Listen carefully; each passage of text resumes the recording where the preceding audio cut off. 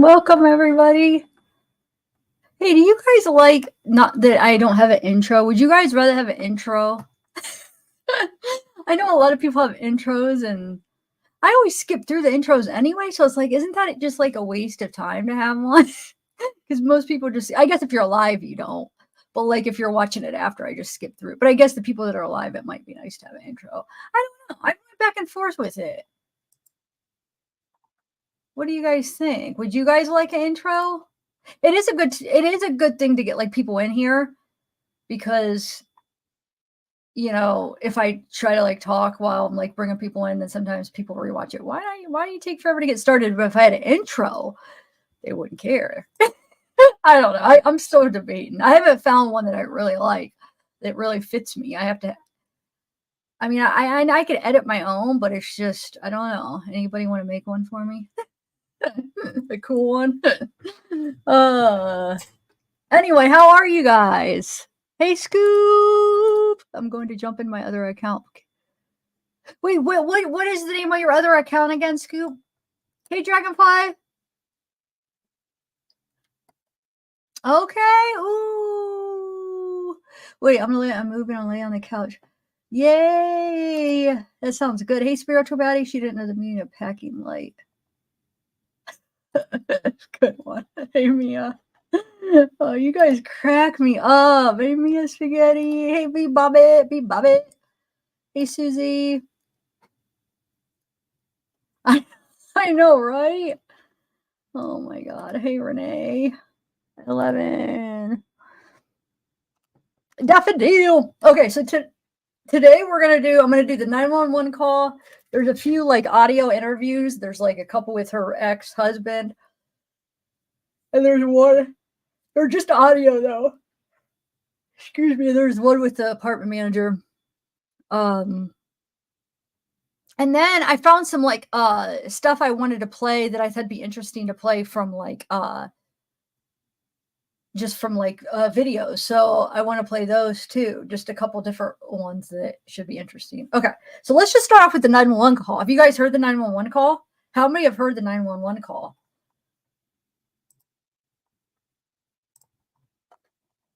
I'm just curious. Put a 1 if you've heard it and a 2 if you haven't.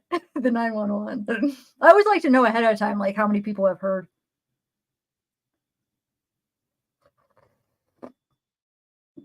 Sorry, that was really loud.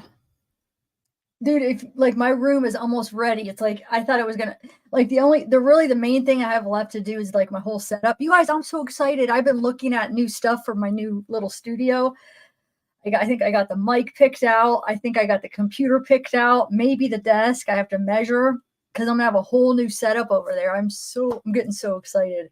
So the only thing I need now is I want to get a couple monitors and be able to like have the screen sharing, dual monitors and stuff. So I don't know, you guys. I'm excited.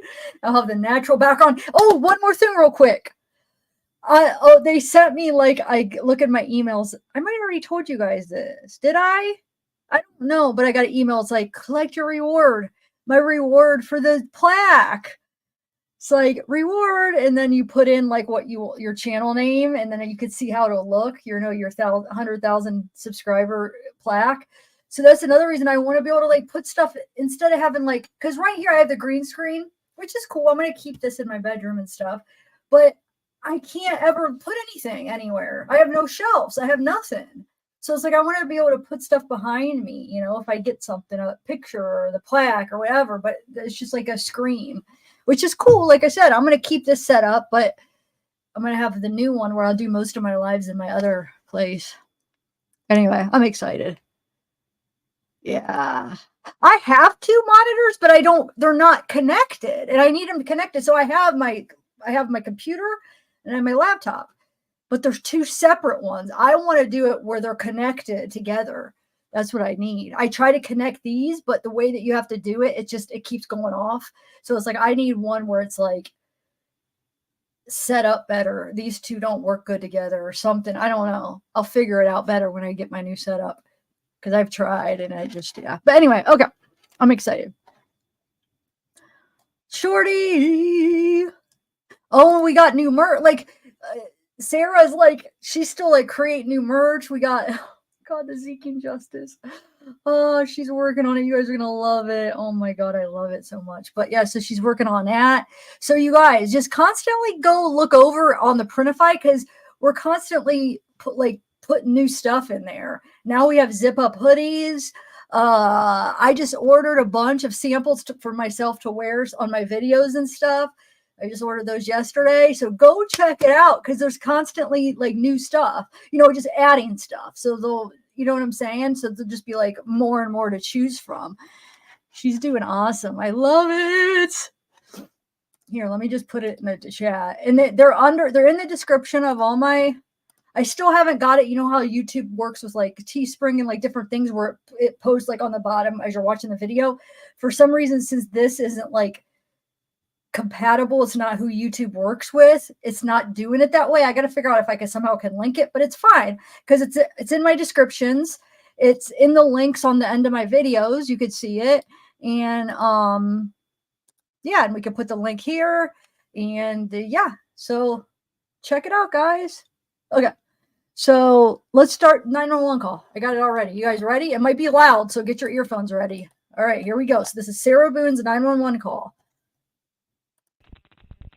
911, what is the location of your emergency? 4748 France Court, apartment 3. 4748, what's the street name? France, F-R-A-N-T-Z. And the apartment number? 3. Is this a police or medical? My boyfriend is dead. Okay, send the line for the fire department. Do not hang up.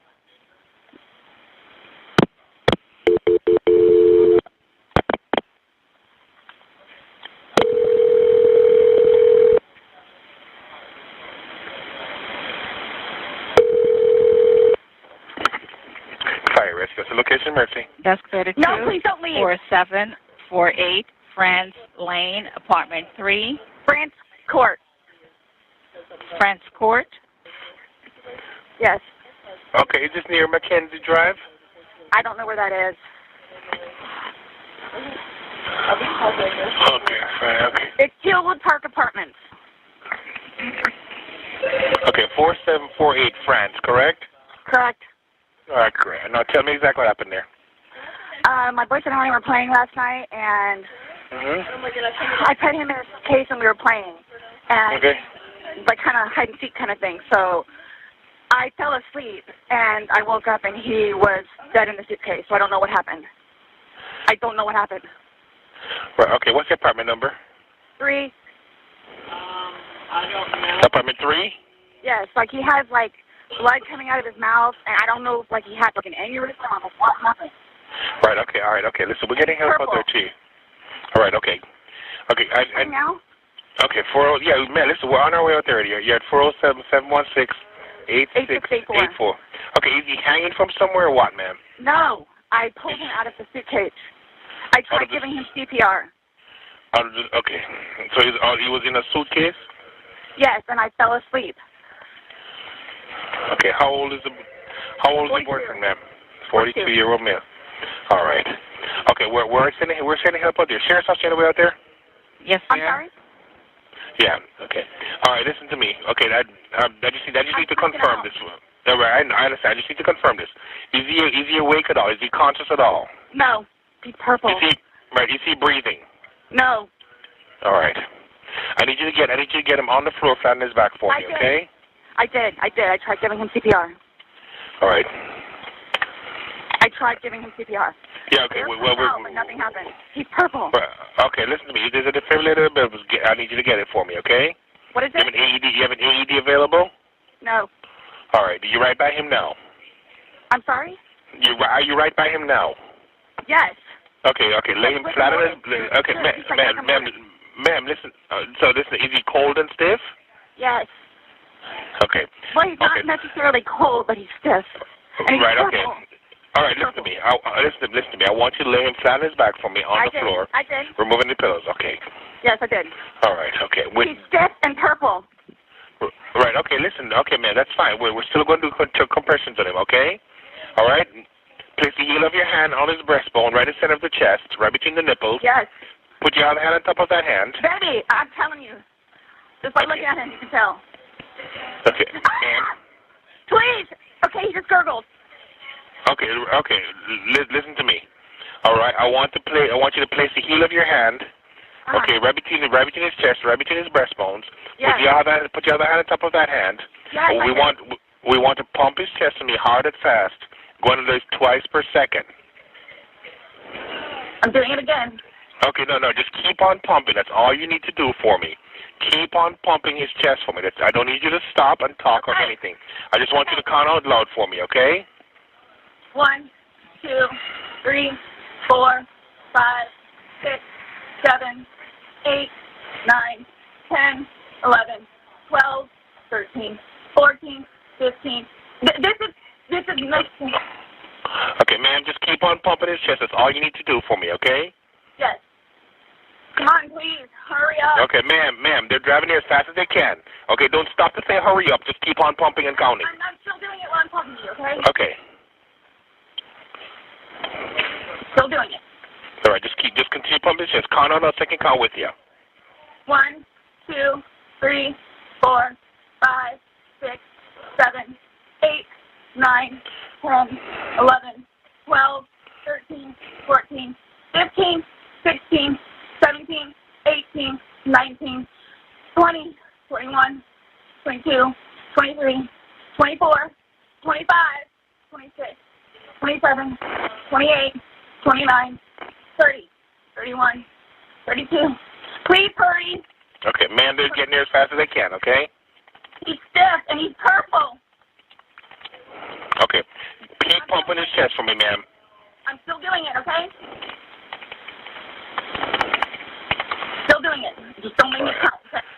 Right, okay, that's fine. You're doing a good job. Just keep on doing it for me. That's all right. They're getting there as fast as they can, along with the sheriff's office also, okay? Please. Okay. Keep on pumping, ma'am. 1, We were playing hide 2, and seek. 3, 4. 1, 2, 3, 4. 1, 2, 3, 4. Keep on pumping for me, ma'am. I'm doing it. I'm doing it. Believe me, I'm doing it, okay? We were playing Okay. hide and seek. Okay. All right, I understand. All right, just keep on pumping for me, okay? Okay. Please hurry. This Right, is okay. horrible. This is horrific. What happened? Like, what happened? Okay, ma'am, just keep on pumping his chest for me, okay? They're in the parking lot. They should be up there shortly, okay? Yes.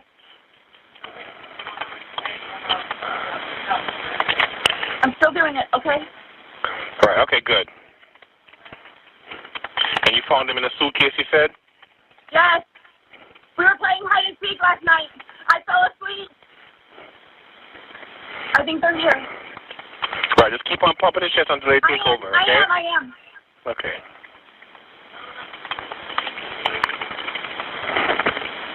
I am. Okay.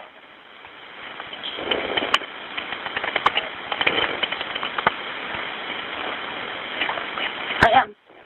Okay. Open. Come in. Can I stop hugging now? Let them take over for you, okay?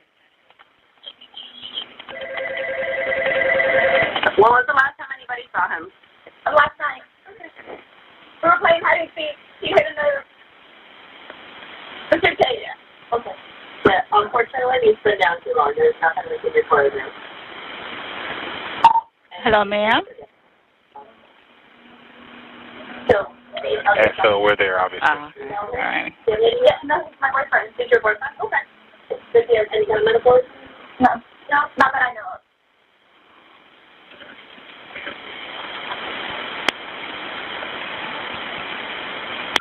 Hello? Hey, ma'am, the fire department's going to take care of you now, okay? Yeah, so we'll see you there. All righty. Hello, ma'am. You still there? Hello? One second. 1 second. I'm finishing a message. Okay. No biggie. Okay. Okay. All right. So what did you guys think? That's what, dude, I hate to like laugh about it, but you could think about what that guy is hearing. And a lot of you guys were saying the same thing in the chat, like just picturing like, so you're the 911 operator and you're like, my boyfriend's dead. I just pulled him out of a suitcase. Like, imagine this picture you have in your head. Like, she says it so nonchalant, like it's not a big deal. Yeah, I just pulled him out of the suitcase. He's not breathing. She's like pulled him out of a suitcase. Wait a minute, you just pulled him out of a suitcase? Like what? And then later on, then like, oh yeah, we're playing hide and seek. It's like, and they're adults here. Like, I'm sorry, that is just so crazy. Like, how does he probably wanted to laugh? I mean, not laugh because it's such a traumatic thing, but like, what? Like, what the heck do you mean you just pulled him out of a suitcase? Why? He sleeps in a suitcase now or something? You know what I'm saying? It's so crazy. Anyway, I'm seeing.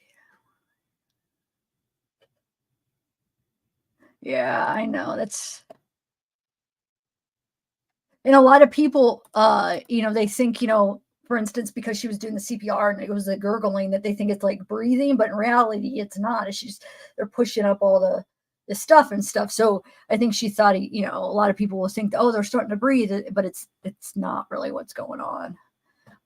But yeah, it is sad. I can't even imagine what he went through. I really can't.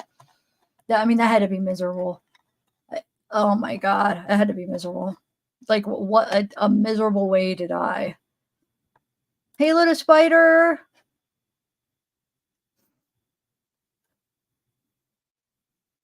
Yeah, but he was probably just like, what? Like, probably didn't even know if he should like, what is going on here out of a suitcase? I wouldn't even know what to think, Now we know the story listening to it. That's the thing. We know what happened. And because we're now listening to it, we already know the story. But imagine somebody having no clue and then he hears that. Like, what? What are you talking about? Anyway, hey, Sally. All right, so let's listen to, there's some audio interviews.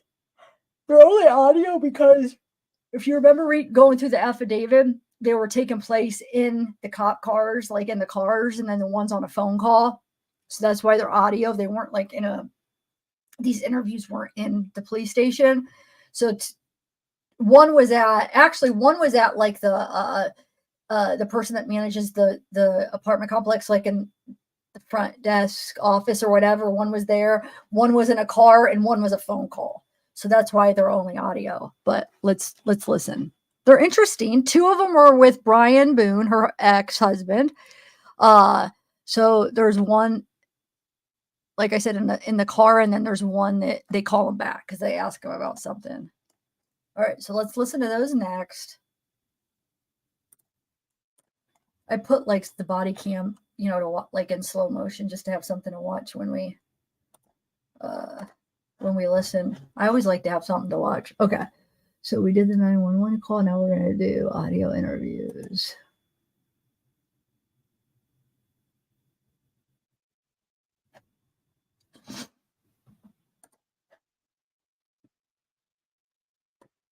May 24th, 2020. The time now is approximately 15:25 hours. This is in reference to Orange County case number 20-017904. I am currently located in my unmarked agency vehicle in front of 4748 France Lane, apartment number 3 in Winter Park, Florida. Also in the car with me is my partner, Scott Lowen, Detective County Sheriff's Office. And your name, sir? Brian Boone, 75. Okay. So, Brian, to my understanding. And real quick, I added the music because sometimes nice little background music is nice anyway to listen to. But no, just so in case if anybody's wondering, were they listening to music in the car? Like, why do they have music? No, I added the little nice music in the background. There's different reasons I do that, but yeah, I added that in case if anybody was wondering. It's really low though, so okay. You were called over here So can you just take me back to this morning and your involvement with Sarah, which is your ex-wife? Yes. Is that correct? Yes. We've been divorced about a year and a half. Okay.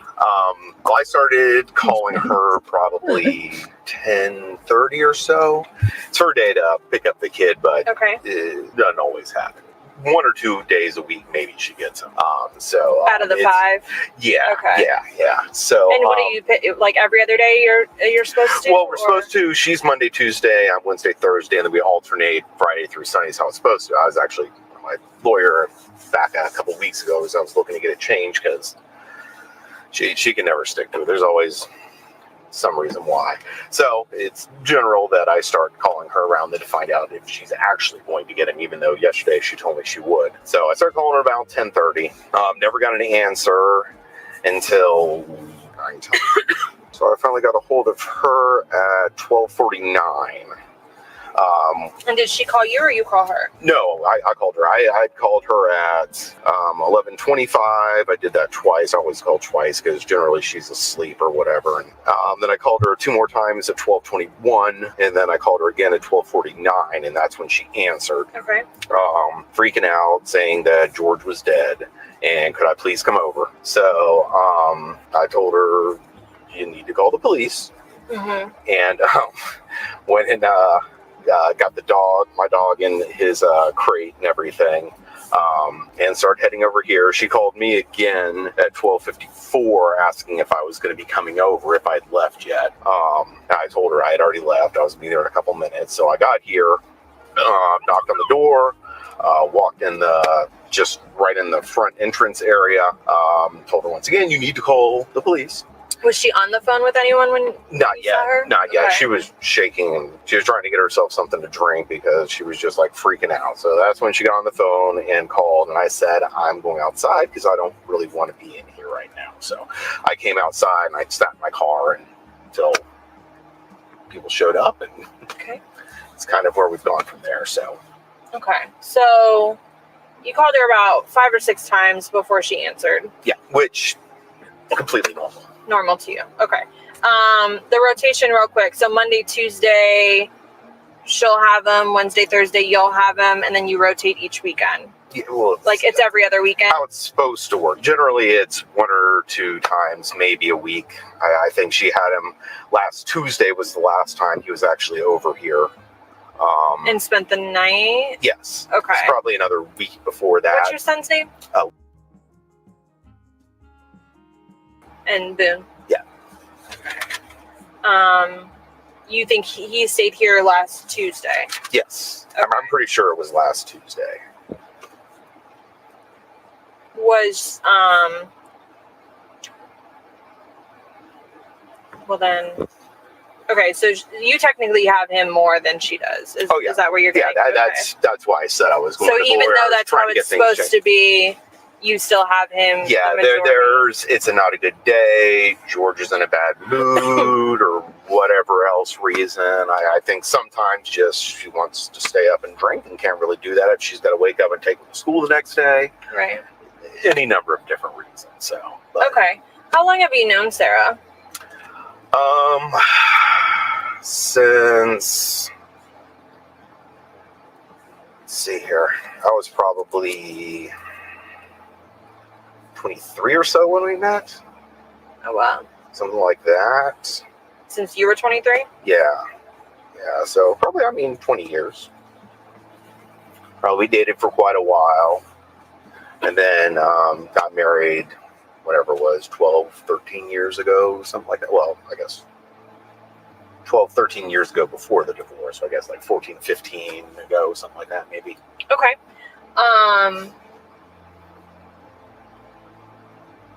What can you tell me about her?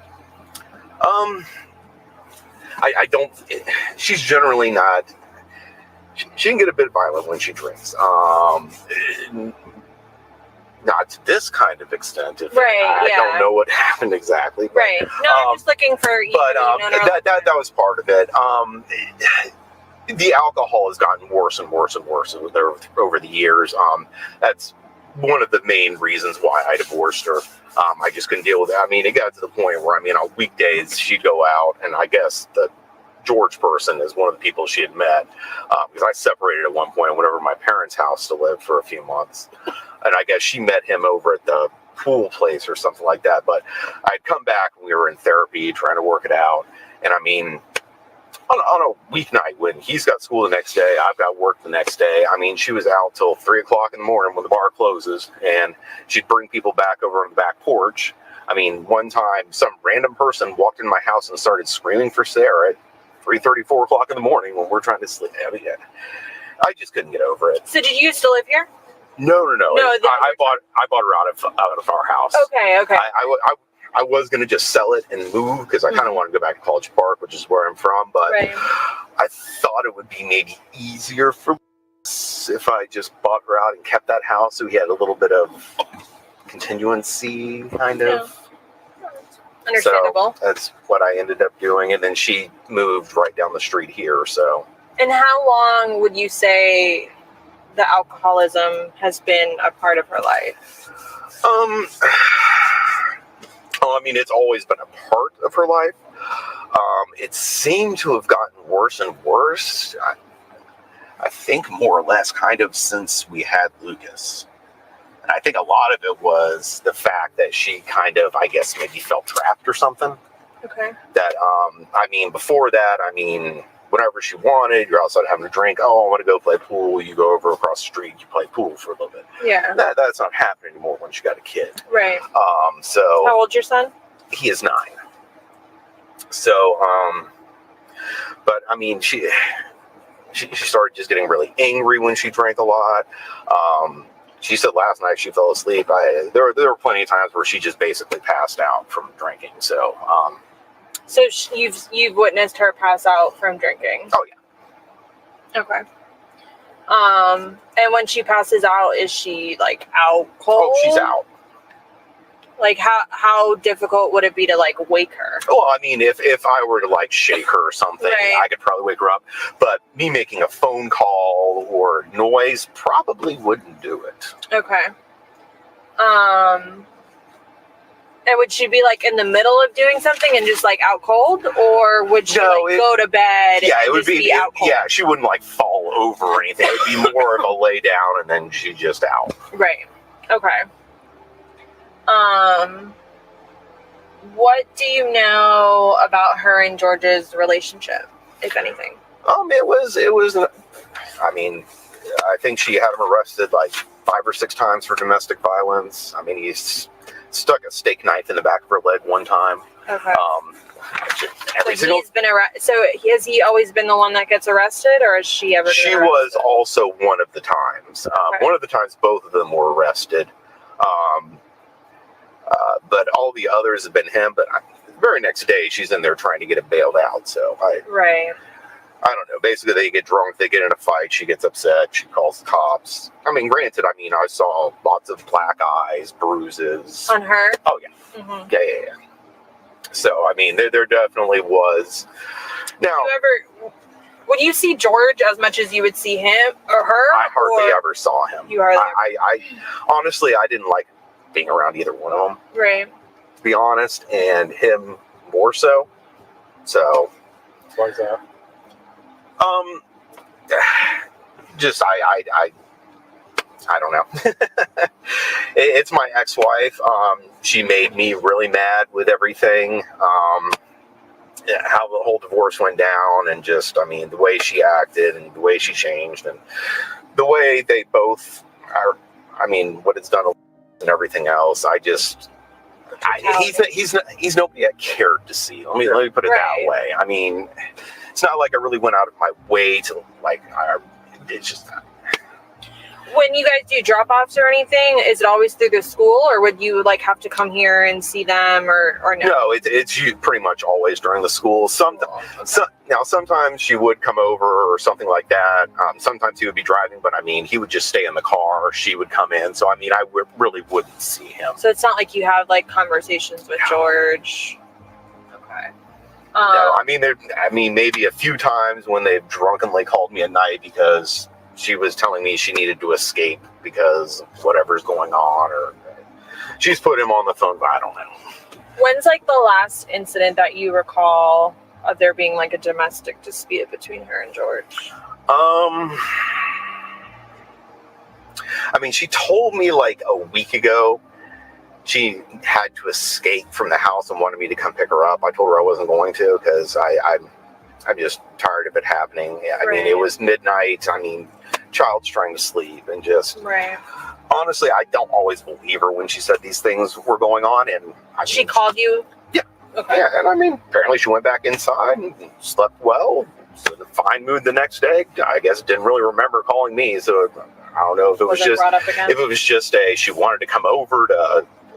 I don't know. She keeps on trying to come over to like hang out or something like that, or she'll come over to spend time with, rather than actually just having him over here like she's supposed to. But she wants to come over there and play with him. And so I'm not sure how real that was.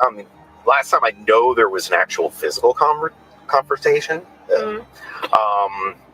It's probably been a little while because this last time George got arrested, I know he was on pre-trial, whatever, something. I don't know. He had a parole officer. He had a domestic violence class. He's like...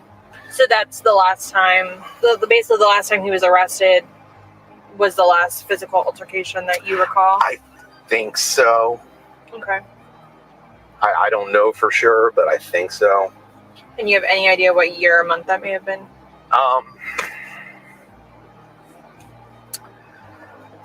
Back a few months, maybe? A few months ago? Yeah, something like that, maybe. I don't think it was incredibly long. Okay. Like around the holidays of last year, before the holidays? I think it was probably before the holidays. I'm trying to remember. Okay. Because oddly enough, there was like a 3-week period where she actually had all the time she was supposed to because he was in jail for a month or something like that. Okay. Because they wouldn't let him out. Yeah. And you said when she drinks that she can get physically aggressive. She can. I mean, she did it to me a lot where she'd hit me and stuff like that. I mean, she's tiny. I mean, what do you mean hit though? Like open hand smack you or like try to punch you? Yeah, she'd punch me. I mean, more arms. She many times would use her claws. I mean, I had scratches on my neck at times, on my arms. I mean, things like that where she'd dig with her claws. Okay. I never got that drunk and I had restraint. I never touched her back. I think George didn't have that restraint, and at times he would hurt her back. So I mean, for all I know, all the times he got arrested, she started it. I don't know. I wasn't there, so. But I know she could get violent at times. Okay. I mean, I ordered mine too. It wasn't anything too, I don't know, too much. I mean, just. Right. Yeah. I mean, you don't feel like she was a huge threat. I'm assuming, right? No. Yeah. Like you could handle yourself. Yes. Does she drink daily? I think pretty much. Okay. Do you know like her drink of choice? That would be vodka. Vodka. Or wine, but vodka is the big one. And does she or George have a job? No. She hasn't worked for over 2 years. Well, I guess you could maybe call what he's got a job. He worked at the Ace Hardware up across the street here. Okay. Which is now going out of business. Okay. He kind of off and on worked there. When he did work, it was 15, 20 hours a week, something like that. I mean, my alimony and stuff basically pays for where they live. So, I mean, they didn't need a ton, but I mean, she was always calling to borrow money, and but it's been like 2 years since she got a job. She keeps on telling me she's looking, and she's always finding the good opportunities and everything. Do you want to take it? Oh, that's his phone. Yeah. It kind of blended with the music. It was his phone. It was like, whoa, I turned that music up loud. Well, just wait. I'm talking with the detectives right now, and I should be heading out here soon. So I'm getting him. Okay. Good job. Is he out? Congrats. Oh, okay. Is he awake? Okay. Good. Okay. Well, I should be up there very soon. Okay. Bye. Sorry. Okay. We were just on the phone with someone. Okay. When you came over here, I know you said that she called you freaking out saying he was dead. Did she give you any more, like, did you ask why or she told me that they were playing last night or something, and he got in the suitcase and she fell asleep. Okay. That's all she told me, so I don't know anything beyond that. Okay. And I really didn't talk to her much because I came inside. I told her you need to call the police, and then I came back out, and I think she went on the back porch to smoke a cigarette, so I didn't. Just so you know, a lot of those redacted is, so it could make sense maybe what they're talking about. A lot of the redactions are the son's name. So when they're like talking about somebody, and if it's redacted, they're talking about their son, just so you could follow it better. I was gonna like put something in place and say like their son or something, so you guys knew what they were who they were talking about. But yeah, how's everybody doing?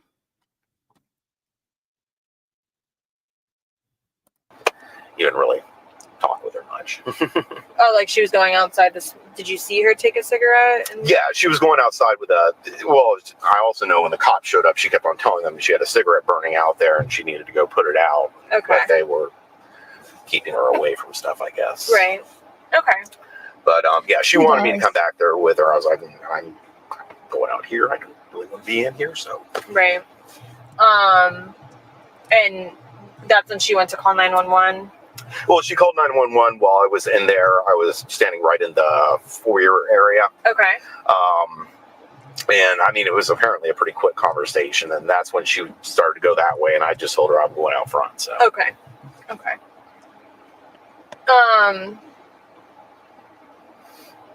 Okay. So they were playing, and she went upstairs and went to bed. I don't know where she went. She just told me she went to sleep. Or she went to sleep. Okay. You don't know where. I don't know where. You didn't ask more questions. I didn't ask more questions. I leave that to you guys. Yeah. No problem. Hey, I'll let you know when I'm done talking to these guys, okay? Hello? That's okay. All right. Never mind. Okay, bye. I'll call you when I'm leaving. I was in the foyer. No, not today. Oh, other than today. Before today? I don't remember if I've been in there. I haven't even really been over here lately. So it's been a long time. It's probably been at least weeks, maybe. Just play baseball or anything yet?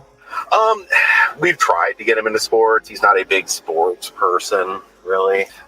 Did you ever play baseball? He didn't play baseball. Well, I mean, I had him like a t-ball set and stuff like that, and we played catch. Is it like a plastic t-ball set, or what kind of equipment? The foam, yeah, the foam. No, this is when he was like 3 years old. It was a little plastic thing I had in the backyard. Did you ever buy him any baseball bats or anything? Real quick. So he talks about the baseball bats. And remember, one of the pieces of evidence was a baseball bat. Remember, we were going through it and they saved a baseball bat for some reason. They took that out of the house. So wonder if they think that she hit him with a baseball bat, maybe even in the suitcase, maybe she hit it. I don't know, but you've noticed why are they asking him if he brought him a baseball bat? It has to have something to do with this case. They don't just ask things for no reason. Yeah, they do rapport building or whatever. That's a purpose, but they wouldn't ask about baseball bats for that. So this is something specific. They're asking for a reason, right? So I wonder if they're trying, because for one thing, they don't know if this guy's innocent right now. They're investigating. This guy was over. This is her ex-husband that's already said he doesn't really care for George, which I know, I don't think he's involved. But at this moment, at the beginning of the investigation, they don't know. He was there that morning. He said, oh, I was in there. So now his stuff, his footprints and everything are going to be in there. Because remember, he said he walked inside. He was there that morning. He is her ex. They are constantly talking. She's always calling him, so they still have a relationship.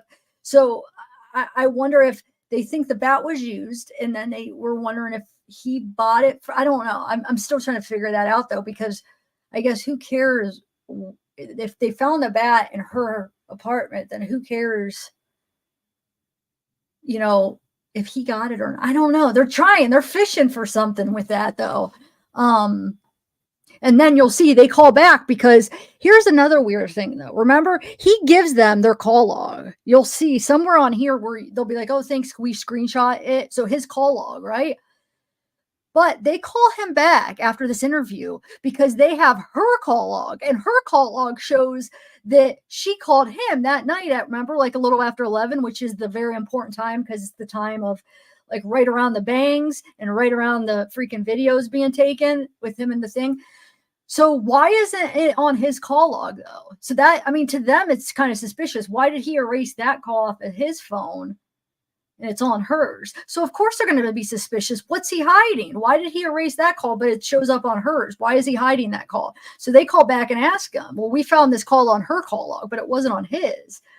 So, I mean, right now they're a little suspicious. I mean, not completely, but they're trying to check it out. And I think in the end, no, I think I don't know why. Maybe he just got scared and he wanted to just erase it. Like, oh, she called me that night. I don't know why it wasn't on his call log, but it is kind of interesting.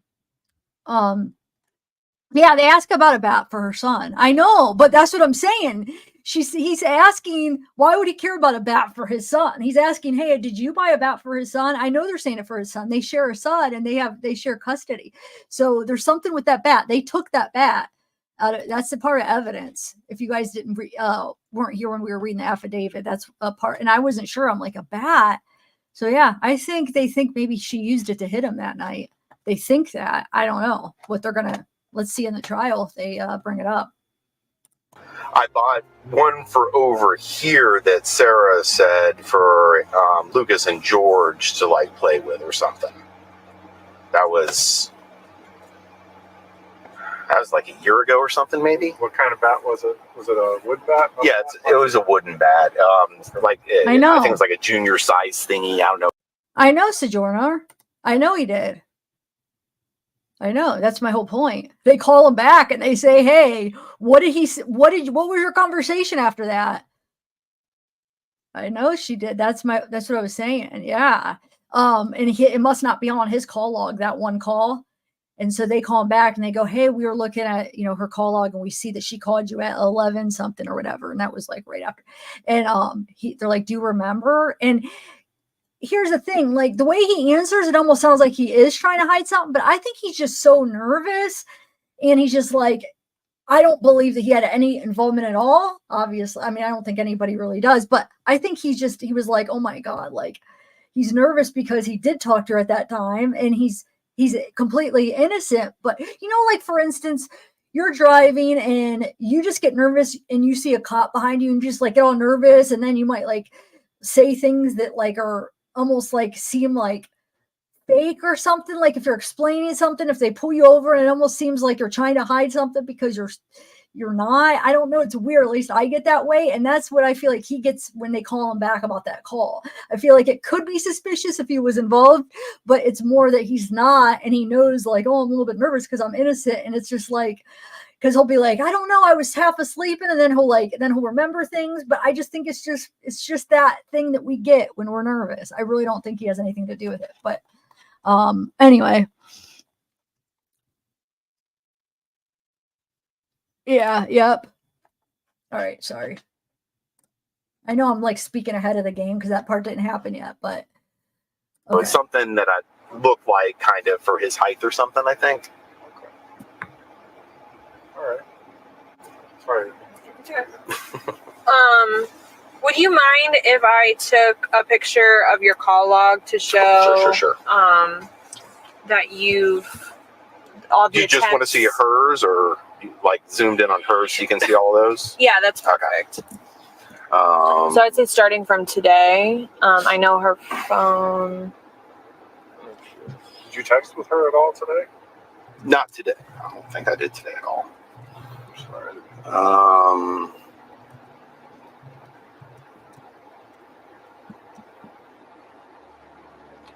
That was last night. She was drunkenly texting me. Last night? Yeah. What time? That was 11 o'clock at night. Oh, never mind. Okay, wait, I must have missed this part. Never mind. So he does say it then. Well, why does she, when she calls back, I must have not missed this part because I was trying to listen to these ahead of time a little bit. But when she calls back, she says, I don't know, she almost says like, well, I'm calling back because of that phone call at 11. So I thought it was because he didn't have it. Okay, so take that whole thing back. So it was on his call. I apologize. But they call back asking more about this phone call. And you could tell he's like all nervous. But of course, I would screw it up. I would be so innocent, but I would end up like being so nervous and stupid that they would think I was guilty. I know I would. That's why I'm almost afraid to get a gun. Like me and my mom are going to take lessons and get a gun. But I'm like, what if like somebody breaks in and like let's say our self-defense and we have to use it. Like with watching too much true crime, I see like law, like even if it's self-defense, like I feel like you could still get screwed and spend your life in jail if you were just like thinking, you know what I'm saying? If you're thinking that, I don't know, it makes me nervous. I know that's like two different things, but I'm going to shut up. Let's say it was Sunday. Does it say? Oh, that's Saturday. Never mind. Saturday. That was Saturday night when I was watching the baseball game. Okay. Yesterday, which is that when she said her account was in the negative, so I transferred her a little bit of money to get her out of the negative. She sent you. Oh, that was the morning. Okay, so she thanked you at 11:56 that morning. Oh, yeah, right. So maybe I was right. What's first the last time. thank you? What time? Okay, so just right. a few times. Yeah, and then that one at 12:01. Okay, so afternoon, Sunday afternoon. Yeah. Okay.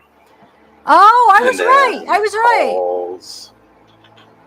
That was 11 in the, okay. I must have heard it. I shouldn't have doubted myself. I think I was right. Yeah, I'm gonna. Okay. Yep, I'll start from the top where it has her information.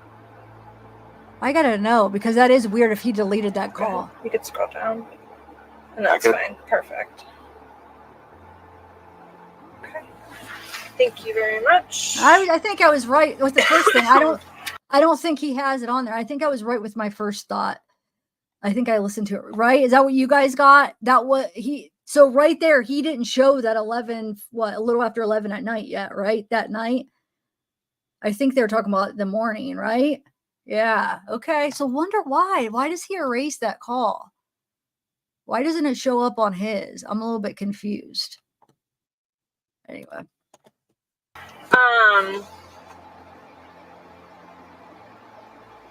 Okay. Has ever told you anything about her, like witnessing anything between her and George? He's heard arguments and things like that. Okay. He's not a big fan of staying over here, honestly. Okay. Just because they get in arguments and stuff like that. I don't think they've ever had a physical fight in front of him. Okay. But I know there's been arguments he's told me about. Okay.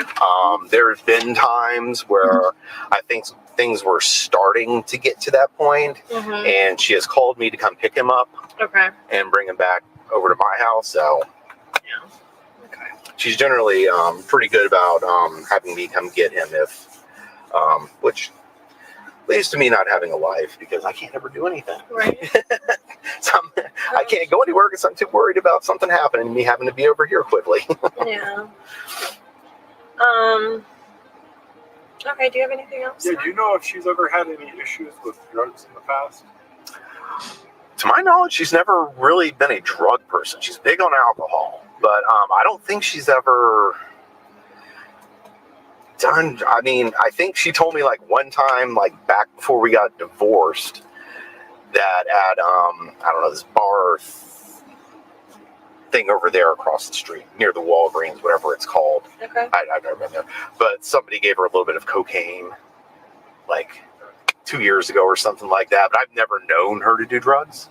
What about George? No clue whatsoever. That She's never complained to you. No. That's not to say these things don't happen, because I try to keep myself out of and away from them in general. But right. Which vehicle is yours? The Prius right up here. In front of us? Yeah. What does that stand for? That is what I got sent. Oh, I know it looks like a vanity thing. No, that's just this last time they, I guess, sent me a new plate, and that's what was on it.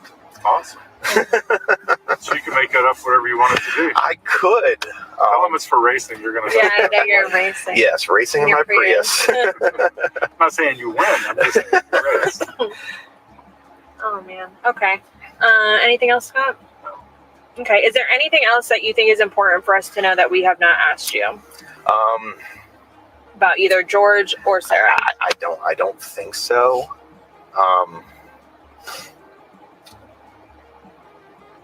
When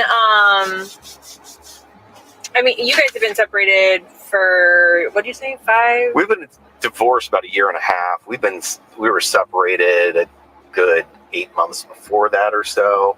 So, And we had been separated one other time before that, before we got back together, and we're trying to do therapy, which didn't work at all. So, How long has she been living in this apartment? ever since we got divorced. So, A year and a half ago? no, longer than that then. Because I took over the house, I moved in there, and she moved here.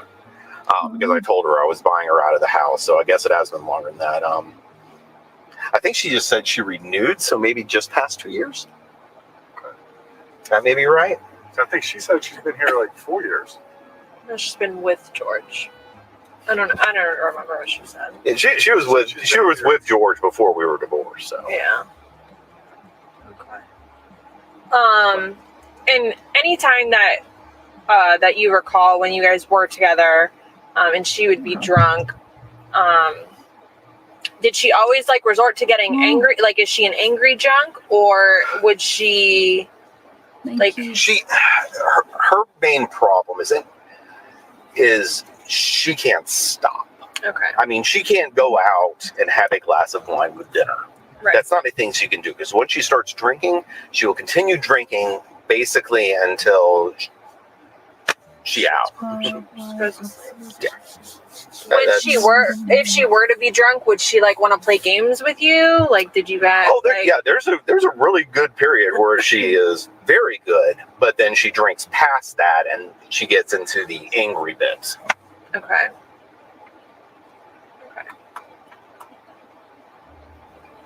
All right.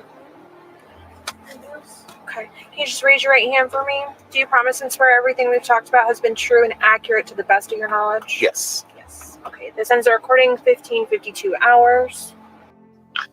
Today's date is March 1st, 2020. The time now is approximately 16:41 hours. This is in reference to Orange County case number 20-017904. I am on the phone with, can you state your name, sir? Brian Boone. And I have a couple follow-up questions that I wanted to ask Brian Boone in reference to this case. Brian, just give me your date of birth for me. 5. Okay. And do you promise and swear everything we're going to talk about is going to be true and accurate to the best of your knowledge? Yes. Okay. So we had a conversation about the incident and your involvement a few days ago, earlier this week, I believe on Tuesday. And after looking through Sarah's call logs, I noticed that she called you on February 23rd, which would be the Sunday night at around 23:46 hours, and that's military time, but in normal time, that's 11:46 hours. Do you recall that phone call? I do, well, somewhat. I was asleep when she called. So she woke me up. I was half asleep when I was talking to her. She did sound very inebriated. Okay. I don't remember what all she said. I'm kind of used to her calling drunk late at night and things like that, so it didn't faze me as anything out of the ordinary. I basically just kind of got her off the phone and told her I'm going back to sleep and I'll talk to you tomorrow. Okay. You said that she sounded inebriated, like she was drunk? Yeah, I mean, she didn't sound like, it's hard. I was half asleep at the time. I don't think I remember remember hearing anything bad in the background or anything that would have caused me concern, but I don't really remember it that well. Okay. But she was under the influence of alcohol based off of your knowledge of just knowing her and knowing when and when she's not under the influence. Yeah. As soon as I heard her start talking, I almost kind of just zoned out away from it because she says all kinds of nonsense when she does this late at night, and just I was trying to get her off the phone so I could go back and say, yes, I'm sorry, I'm on the phone right now. You can get yourself right off. Get yourself right off. Your pajamas are right here, okay? Hold on, buddy. I'm sorry. It's sorry. okay. Go ahead. It's okay. What? Oh, go ahead. Sorry, go ahead. Are you ready? Okay. Yeah. Okay, so do you remember her saying anything specifically about George? I don't think so. I don't really remember. I really don't remember much of the conversation, honestly. Okay, I appreciate it. Okay, and the phone conversation lasted for a little over 2 minutes, if I'm not mistaken? May have been, yeah. Okay. And you said that is kind of normal for her to call you late at night or just kind of whenever she's under the influence and she's kind of just babbling on and you have to try and get her off the phone. Yeah, if you don't it's a thing that happens. Okay. Okay, so you can't remember anything specific about what she may or may not have said, but she did sound inebriated. Does that sound correct? Yeah. And you couldn't hear anything in the background? Not that. As far as like arguing or yelling or anything like that, you couldn't hear any of that? I don't think so. No, he was in a suitcase. Do you know where she was located? Did she ever say? I was assuming she was at home. Okay, but she didn't say. I mean, she didn't have a lot of money. She didn't really go out anywhere, so I assumed she was at home. Okay. But you wouldn't know where in the house she may have been? No. Okay, she didn't give you that information. Okay. Not that I remember. It's possible she said something. I don't really remember, though. Okay. All right, is there anything else that you think is important for me to know about that phone conversation? I don't think so. Do you guys talk often? Like, in a day's time? Like, do you guys talk daily? More than I would like. Normally, anytime I'm calling her, it's to find out if she's actually going to be picking the child up like she's supposed to. Right. Like that next morning with me constantly calling. Right. She'll call to talk to Lucas, or sometimes when she's drunk, or she wants me to come pick her up because she's scared of George, or any number of different things. Okay, you're kind of like her call person, like she. Yeah.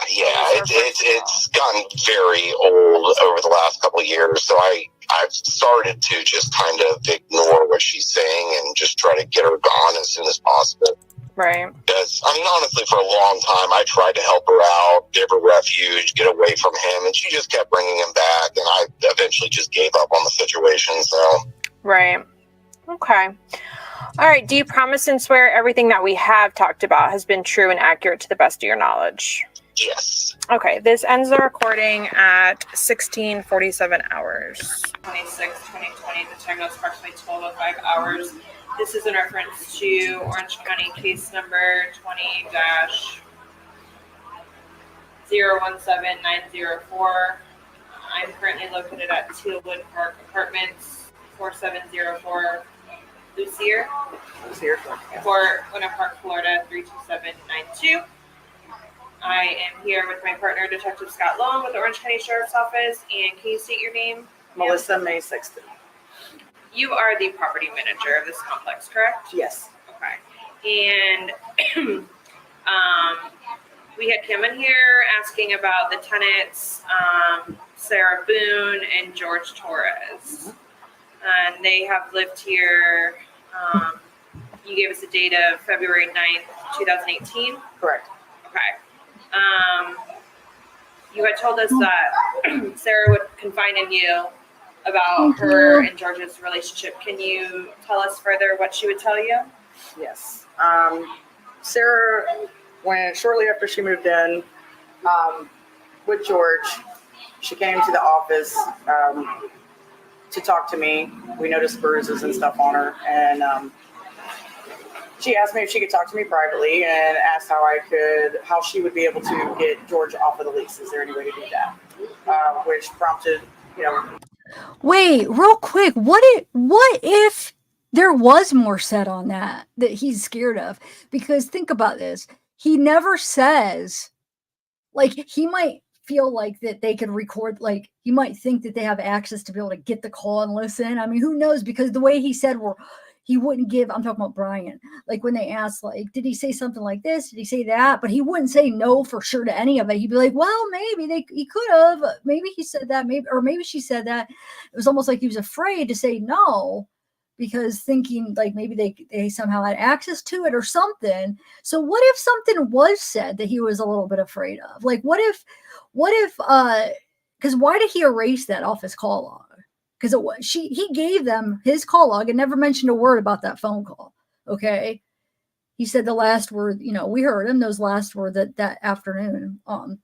And then they go into hers and they find that. So I don't think he's involved, but I wonder if Sarah says something like, George is in a suitcase or something stupid where it wouldn't be really a big deal. But after the fact, he might be afraid to say that because normally, are you really going to think that she's going to like not let him out or whatever, that somebody's going to die? Probably not. But then after looking back, you might think, oh, shoot, then am I an accomplice or something? I don't know. I feel like there might be more to that. Like I said, not that he did it purposely or that he's involved, but that maybe something was said on that phone call that looking back that he's afraid that he could get in trouble for. What do you guys think? It's just weird that he deleted that. He had to have. Because it's not like they talked to him weeks later. That was just a few days after. So it's not like his call log would be like backed up. It should still be on his phone unless if he manually deleted it. So just weird. I don't know. I do. I think there's something he heard and now after the fact, he's like, man, I should have took that serious that she said this or that. Because remember how drunk she was or how like what she was saying when she was recording, it would have been around that time. So she probably said something to him like, oh, he's in a suitcase. I got him locked up in the suitcase or something stupid. And Brian didn't think anything of it like, oh, what? Or something. And then after, yeah. I mean, think about it. Then he's dead. And then they question you. Like maybe he's afraid to be like, well, yeah, she said he was in a suitcase. Because then he'd be like, well, why didn't you do something? In reality, it wouldn't be his fault. Like he knew that, it would end up like that and she wouldn't let him out. But I don't know. Just thought. And thank you, fan lady. And thank you. And yes, the 111-minute call. Crazy. I might have to revisit that one. I've been wanting to. Last year, I was going to go through the debt discovery again, and I just always get sidetracked on other stuff. The Chris Watts, I mean. And thank you, Mary 5 or Mary V. I was doing the. Thank you, Mary V. The wolf. That's such a cool pick. All right. Deeper conversation. She proceeded to let me know and was showing me a lot of bruises and marks. There were handprints, scratches. She even at one point had to go to the hospital. Through multiple conversations that we had had, it steadily progressed. She had a very large gash at one point in her shin. She had to go to the hospital and get that taken care of. I'm not exactly sure what it was from. But I think it had to do when they got into a fight outside and something got broke. I think it was one of their wine glasses or something. But, she came to me at one point asking, what do I do? Like, how can I get rid of him? I've never dealt with this type of situation. I just counseled her as she continued to come to me and explained to her that, she had to make a decision if she was going to stay with him or not be with him. If she, was going to try to work things out, they needed to seek out therapy, help, something. It wasn't too long after that last conversation that I found out the police had come. and George was arrested. I don't remember about how long it was in between time, but there was another incident after that where they both got arrested, all for domestic. The complaints I've had throughout their whole term, roughly about 20 to 30 noise complaints, fighting, arguing, banging on doors, loud music. It was just always something pertaining to their lifestyle. I do know that I have seen both of them intoxicated as early as 9 o'clock in the morning, and I mean staggering, falling down intoxicated, both of them. There was a noise complaint that I had received about some fighting one day that was going on, and Sarah was actually wandering around the property very drunk, barefoot, not properly dressed, I'll say it like that, sitting on the side of her building over by the retention pond. When I was told about that is when I approached Sarah, sat down, talked to her. I even had also separately went and talked to George and told them that once they had sobered up, I needed to have a meeting with them. The following business day, because this was a Friday, I do remember that. I went to see them Monday, roughly about 12 o'clock. They were sober. They apparently had some epiphany, that they were going to straighten themselves up and start acting right. And they did very good for, well, basically until now. I haven't gotten any complaints since May of the past year, But up until that point, the complaints were consistent, monthly, always.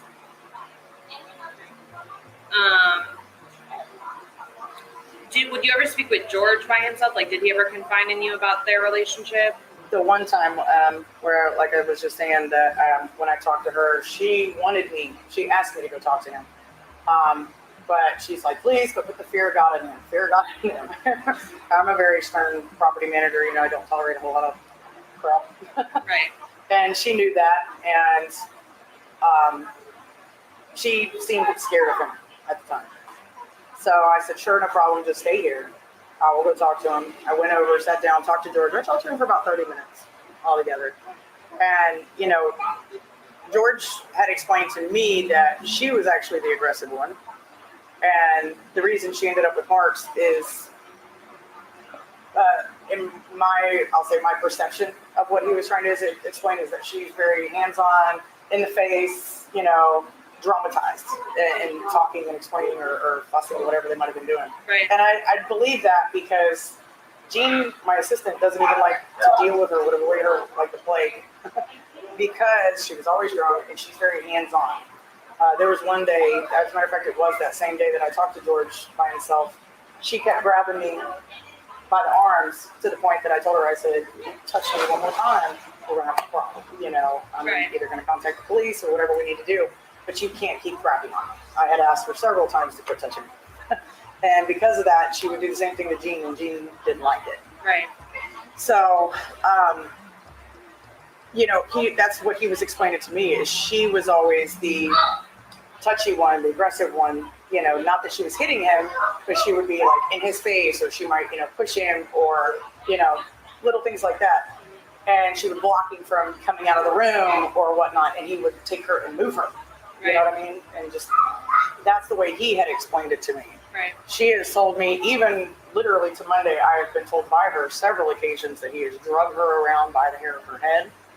I've been, told about by neighbors. I'm sorry I don't have it anymore, but at one point a tenant actually sent us a video clip via text of them two fighting and beating on each other out in the backyard. There was another complaint incident about a ladder being propped up to the wall that George was using to climb over the wall to try to get back into his apartment, sneaking in and out. There was another night, sorry, I forgot to tell you about this too. I got a call for one of my vacants in building 24, 4724, which is not their building. There was a tent set up on my vacant back porch. And it's apparently where George was sleeping for a couple of nights because she had him out of the house. I have another tenant here who may or may not speak to you, I'm not sure. For that reason, I don't want to give you her name just yet without talking to her, but George and her fighting that a different evening had actually wandered into her home. He was so drunk and had no idea where he was. And when she came home, luckily her kids were not there because she's a single mother with 3 kids. George was actually upstairs in her house hollering and looking for Sarah, thinking he was in his apartment. So we've had some incidences with them in that aspect, but nothing has ever been so bad that, you know, I didn't feel that we could resolve the problem. And like I said, we haven't had any issues since May of last year. No complaints, no nothing until this. So we thought, hey, they're doing great. You know, maybe they fixed the problems. I mean, Has she come to you since May of any issues? No, Okay. not one time. But then again, you did. It basically, they were told you're going to be evicted if there are. Yes. So it's kind of like Was tighten that- up or get out. Yeah, it was put up or shut up. I was over it. Yeah. If it continued, I was putting them out. Right. So, Did you ever see any marks on George? not one. Not one. You know, George was a little bit darker skinned. Yeah. I'm not sure. Would you that see I George would- as often as you saw Sarah? It sounds No. like Sarah came to you a lot more Yes. than. Yeah. We would always see Sarah as far as the only time I ever really saw George is the time when we actually got George to sign off the lease. Right. And he came to me and said, you know, I can't get back in the house. She's got all my personal paperwork because would you please have a conversation with her so that I can get my personal paperwork back from her? He goes, but do you have a bolt cutter, set of bolt cutters for my bicycle that's out back? And I said, what's it chained to, you know? And he said, it's actually chained to your AC unit. I said, yeah, no problem. I'll cut the lock. I'll cut the lock for anything attached to my AC unit. It's not supposed to be attached to that. Right. So I went out back and actually cut the lock on both of the bike locks because Sarah would not answer the door for me because she knew George was there. Once George was gone, she had actually, because Sarah had my cell phone number, being that I had already went through and just got out of a very abusive relationship, Sarah knew that because, you know, I confided in her and explained that. She did feel a lot more comfortable in coming to me. So I told her if she ever needed someone, you know, or it was an emergency, she could reach out to me and I would do what I could to help her. You know, I felt bad for her. But after a while, when she just kept taking him back, I just told her, I said, you know, you're just going to have to call the authorities. You're on your own. It's obvious you don't want it to stop. You know, he's not doing anything to get help according to you. Can you just keep dealing with it? I mean, you know, there comes a point where it's just stupidity. You know, but that's the run-ins and incidences that I've had with him. I've never seen a mark on George, and he's never told me that she's hit her at all. Okay. But she has told me in front of him that he has hit her and things that he's done, and he was not denying it. He never denied it. So George and her both expressed to me on many occasions that they knew they needed help. You know, but I'm guessing due to their financial situation, not having any work, probably why they didn't do much. Right. You know. When you saw them together, who looked to be like more dominant? I mean, did one seem to be more dominant over the other? George was very confident. You know, he wasn't arrogant or anything. He, for the most part, stayed to himself. Like I said, there are a couple people here that he knew, you know, from, I will say, another life from Philadelphia. And, you know, George was the one I always seen driving the vehicle. George is the one I always seen playing with the child. You know, never saw Sarah outside playing with her kid, ever. As a matter of fact, most of the time, you would find him riding around the property on his bike unattended. No parents outside, no nothing. Because I had actually had a conversation with Sarah about that. And I said, you know, the kid was a great kid. Don't get me wrong. He never did anything to get in trouble. But it was more my concern for his well-being. You know, when he's all the way riding over here around some of these corners with the dumpsters, these people don't see nobody. And they sure ain't going to see no kid outside. So I had a conversation with her about that.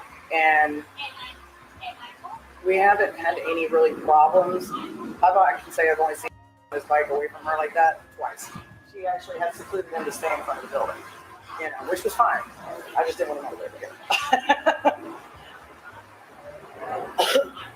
But yeah, you didn't see Sarah at all. The only time I ever saw her, especially after the incident that took place with Emmett and his ex-girlfriend, it was more like a confrontation that took place in the office. She made an accusation on Emmett saying that he was trying to forcefully, like, I don't want to say rape, but he was trying to push himself on her. On Sarah? On Sarah. She made that claim. Some tenant? A different Yeah, tenant? another tenant that knew George from Philly. And they confronted the two of them. I will say Sarah held her ground when the girl confronted her and asked her and said, don't lie to my face. And Sarah said, yeah, he did, So I was surprised because she knew that girl was but and she's larger than me. So, I was like, oh my gosh, okay, well, maybe there's some truth to that. But I missed it again. So when I was trying to listen to this ahead of time, I'm missing something, because did he say that he forced himself? But then the rest of it doesn't make sense. Can I just rewind that a little bit? Because why is that not making sense with like the rest of what she says? Hold on a second. Sarah? On Sarah. She made that claim. Some tenant. Hold on. But it was more my concern for his well-being. When he's all the way riding over here and around some of these corners with the dumpsters, these people don't see nobody. Your son. They sure ain't gonna see no kid on that. First of all, I don't know if you caught it. She said that when their son comes over, George is the one that's playing with him. She said she's never seen Sarah even play with him. It's always George, the one that's like hanging out with her kid and playing with her kid, not her. At least from what this lady saw. So I had a conversation with her about that, and we haven't had any really problems. I can say I've only seen this bike away from her like that twice. She actually had secluded him to stay in front of the building, which was fine. I just didn't want to live here. Thank you. But yeah, you didn't see Sarah. Thanks, Kay. The only time I ever saw her, especially after the incident that took place with Emmett and his ex-girlfriend, it was more like a confrontation that took place in the office. She made an accusation on Emmett saying that he was trying to forcefully, I don't want to say rape, but he was trying to push himself on her. On Sarah? On Sarah. She made that claim. Some tenant? A different Yeah, tenant? another tenant that knew George. Oh, okay. And they confronted the two of them. I will say Sarah held her ground when the girl confronted her and asked her and said, don't lie to my face. And Sarah said, yeah, he did. So I was surprised because she knew that girl was but and she's larger than me. So, I was like, oh my gosh, okay, well, maybe there's some truth to that. But it ended up, just fizzling out. It was no big deal. After that situation took place, you really didn't see Sarah too much. She was pretty intimidated. Those two folks are actually a pretty large family that I have living here on site that actually took up 4 units at that time. So the whole family lived here. It's a little intimidating. So after that, we really didn't see a whole lot. But before that, they would hang. Wait, I thought they were saying George. Then I must have misunderstood it again. I thought they were saying George tried to forcefully. They're talking about a neighbor guy? Are you sure? What neighbor guy? I thought she said that it was that George tried to forcefully on her. That's what it was like. Well, I mean, but they're together, but that still could happen. So I just thought, okay, maybe they're like drunk or whatever. She saw him force. Are they talking about another guy? What guy?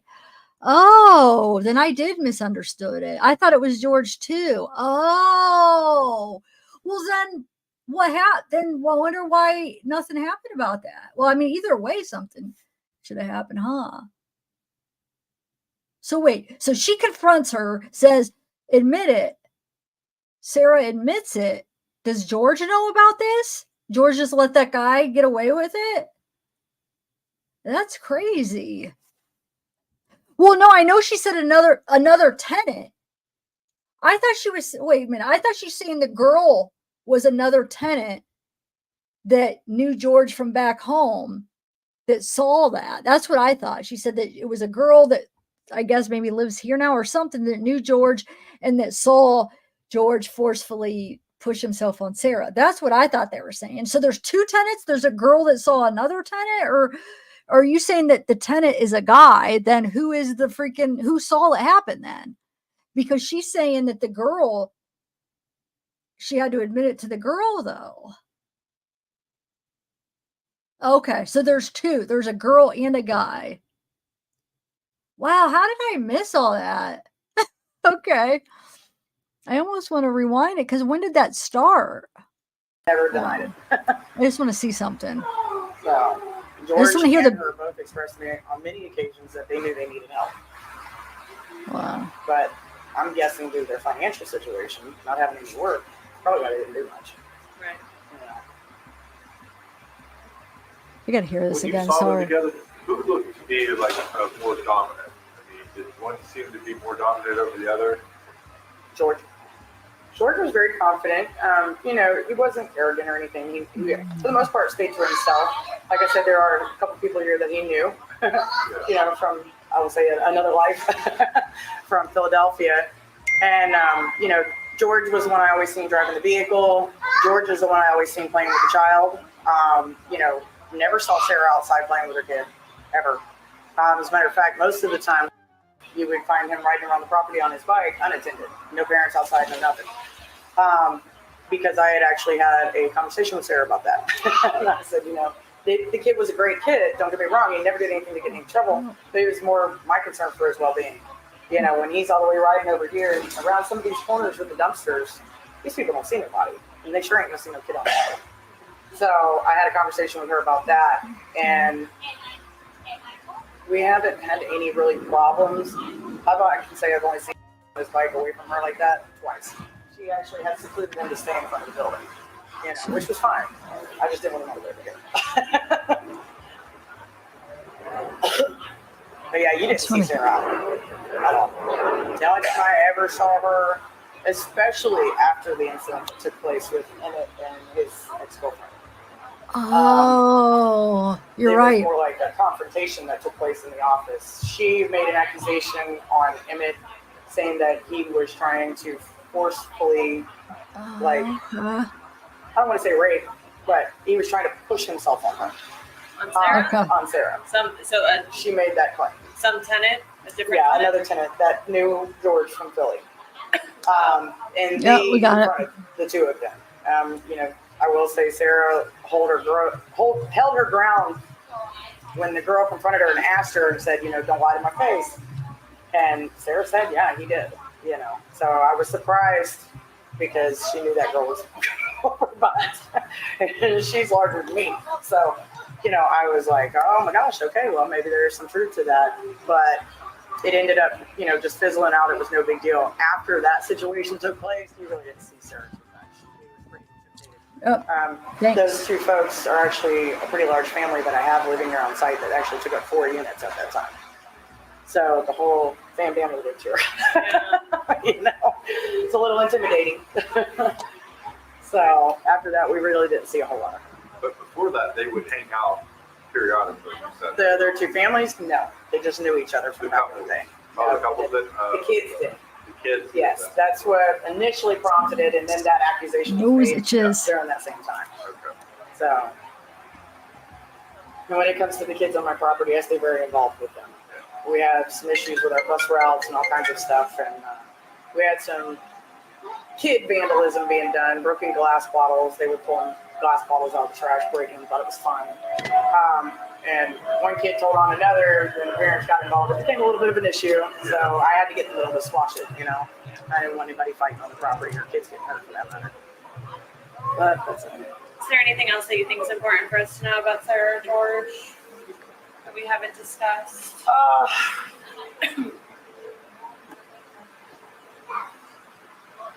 I mean, no, I don't. Nothing really. Her nickname's Drunk the Bear. I mean, Drunk the Bear. We know they drink from sunup to sundown. Would she Is she ever? drunky or A drunker? lot. Would she ever admit that she was an alcoholic to you? Yeah. She would. Yes. I wish I still had my text messages. I sent it to me on text. I know we drink too much and blah, blah, blah. She told me that George one time had enrolled in AA and was getting help. Now, whether that was any truth, I have no idea. A lot of stuff like that I just take with a grain of salt. Right. You know, I think she was more concerned about the image that was being put in my head for them, and I think she was just trying to paint a prettier picture. Right. Because I will say, it was like a week later, she was gone. And when we go, inspecting the property and walking around different projects, we do a lot of pressure washing throughout the year. We did that a couple of times. I ride around the back sides of the buildings, checking everything out. We've got a property drainage system back there. You always knew, because you'd ride back there and you hear, I don't know, 9, 10 o'clock in the morning, they're drunk, falling down, cutting up. My God, I can't imagine you being drunk like that all the time. Jeez. Can you raise your right hand for me? Yes. Promise and swear everything we've talked about has been true and accurate to the best of your knowledge? Yes. Sensor recording 12 to 20 hours. Okay. Yep, my nose started itching again. I'm telling you, it is. It's like a, wait, what do you call something that's like hiding? Wait, it's like a sneaky anxiety, or like, not sneaky. It's like the anxiety that's like, doesn't want to admit that it's, say it. It's like, I do not feel like I have anxiety at all right now. Sometimes I do before lives. Usually when I have guests is when I get really nervous for some reason. But because I feel like so much pressure, like I don't want to let the guest down, but like usually I don't for me, unless if there's some specific reason. So it's like this tricky anxiety that I don't realize I have. What would be a word for that? Like, because I don't know that I have it, and it's hiding, and it hides as this nose itching and face itching lurking. Yeah, undercover. I like that, undercover anxiety. That's it. It's undercover. You're right. That's perfect. Okay. All right, so I have 2 quick little short video clips I want to play real quick. It's one, I think, the interview, it should be. I didn't even actually get to watch it. I would just like skim through it, and I was like, oh, I'm going to watch this on the live. It's a News Nation. It's supposed to be, I think it's supposed to be his mom. So we'll see. Maybe she will call him Jorge. But it's his mom. It's just a real quick, I guess his mom says something or something. And then there's one where the neighbors, people that live there now, gave like a tour inside the house. And then we're going to watch 2 body language analysis. So, and then after that, if we're still up for it, I got 2 of the court hearings, or maybe 3 court hearings, like past court hearings that we could watch with her. But that's kind of unconscious. Yeah. That's the game plan right now. Okay, thank you for joining. Soul Food, thank you for gifting. Abellis, oh Zav, it's just us. We love you. I know. I don't understand. It's like I don't feel like I do, but it's like undercover. It is. It's undercover. That's perfect. Thank you, Abellis. You are very kind. Very kind. Okay, so first let me. Oh, I forgot I have them in a file because I downloaded them. Okay. So we're done with this. Now we'll do the interview first.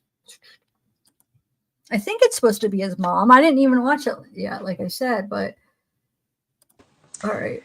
2 years ago in Winter Park, Florida, Jorge Torres was zipped into a suitcase by his girlfriend.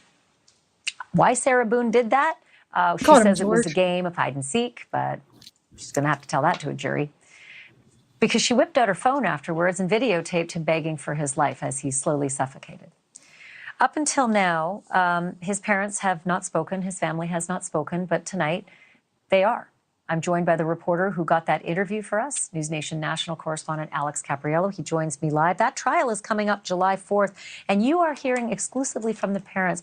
What did they tell you about what they know about the case? Yeah, it really dawned on me, Ashley, that there's been so much attention on Sarah Boone, so much focus on the bizarreness of this trial that perhaps no one has ever really taken time to speak to the Torres family. And it turns out my suspicions were correct.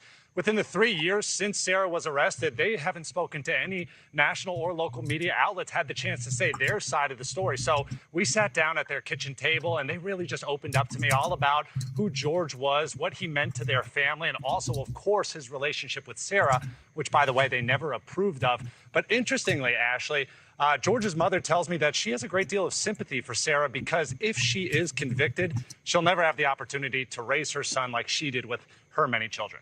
Take a listen. He was a good son.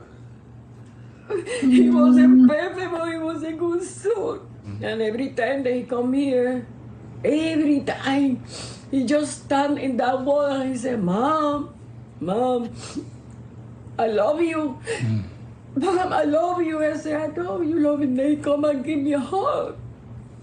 And then he look at his father and he said, Pop, you're my hero. You're my hero. He was a father. He was my son. He was an uncle. He was a cousin. And he was a friend. I was a nephew. She don't kill only my son. I feel sad for her. I don't feel sorry. I feel sad. And I don't hate her. Really, I don't. I don't have that in my heart. I never hate nobody.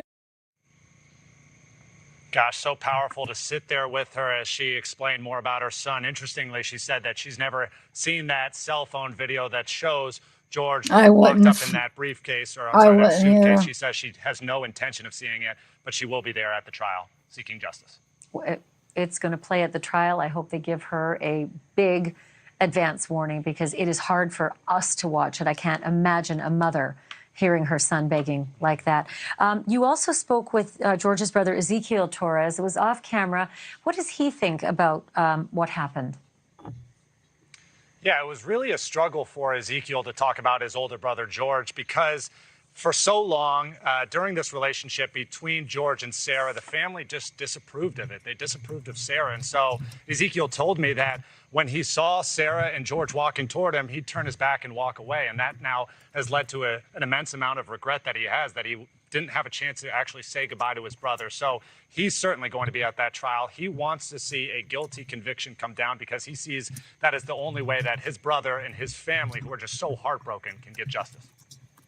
Alex Capriello, a fantastic exclusive interview. Congratulations for landing that, and thank you for bringing it to us. I appreciate it. Alex Capriello reporting live for us. Yeah, they're all calling him George, too. So, yep, we're just going to stick with George for right now. I was hoping the mom would have said it, but she didn't say his name.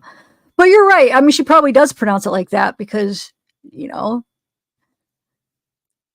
in Spanish, and like she has, you know, the accent. So it probably, yeah, this is probably how they would say it, how she would say it. But he probably had everybody else just call him George.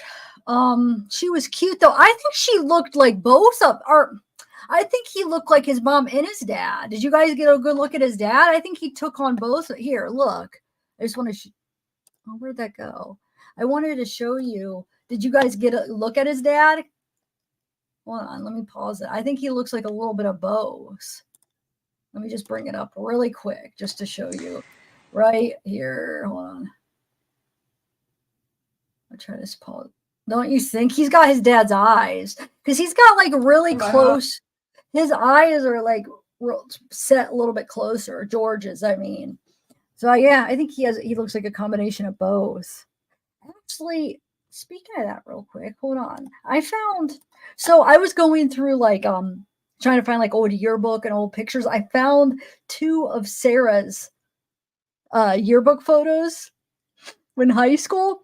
And then with him, I can't figure out, there's two Jorge Torreses, right? And I can't figure out which one he is, if he's one of them. Because it's like they both look like they could be him. They don't look exactly like him, but they look like they maybe could be him younger, and I don't know. And that's why the reason I noticed the close eyes is because that's how when I was looking through these pictures, I was like, I had to eliminate some people because it was like, no, it can't be because their eyes are too far away. So I don't know if I'm going to share those until I figure out which one he is. It's tough. Maybe you guys can help, but let me just share you the Sarah ones that I found because I was able to get her maiden name from a background search because obviously Boone is Brian. She got it from Brian's, but her maiden name, like I said, I had to do a background search. I got her maiden name, so then I was able to find her yearbook, a couple of her yearbook pictures. All right, let me show you. Hold on. Oh, where'd that go? Okay.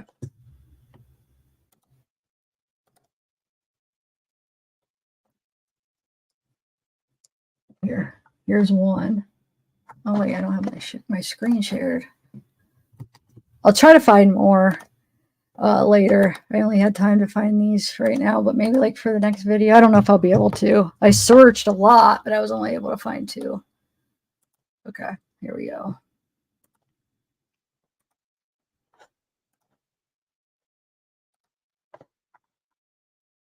Okay, so here she is. Why can't I zoom in? Hold on a second. There we go.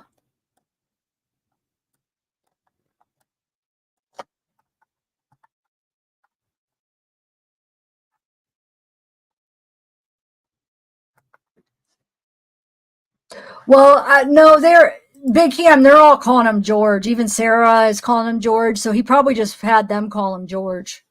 Sarah calls him George. The apartment manager calls him George. All the newscasters. So he probably just, yeah, I'm just going to go by George because that's what they were all calling him. Okay, so we have, yeah, here's one right here. That's her. And then, hold on, there's one more I found. 1 second. Let me zoom out and then. Just because I had a bunch and I got to figure out which one's which because some of them had like a bunch of addresses and I don't want to dox and I don't remember which one's which. Hold on. All right. Oh, here's one. Yeah. Okay. 1 second.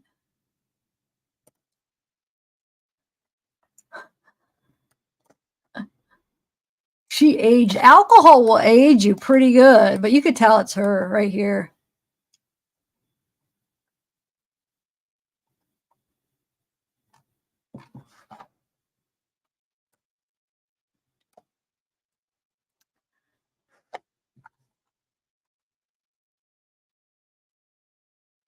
Yeah, she wasn't bad.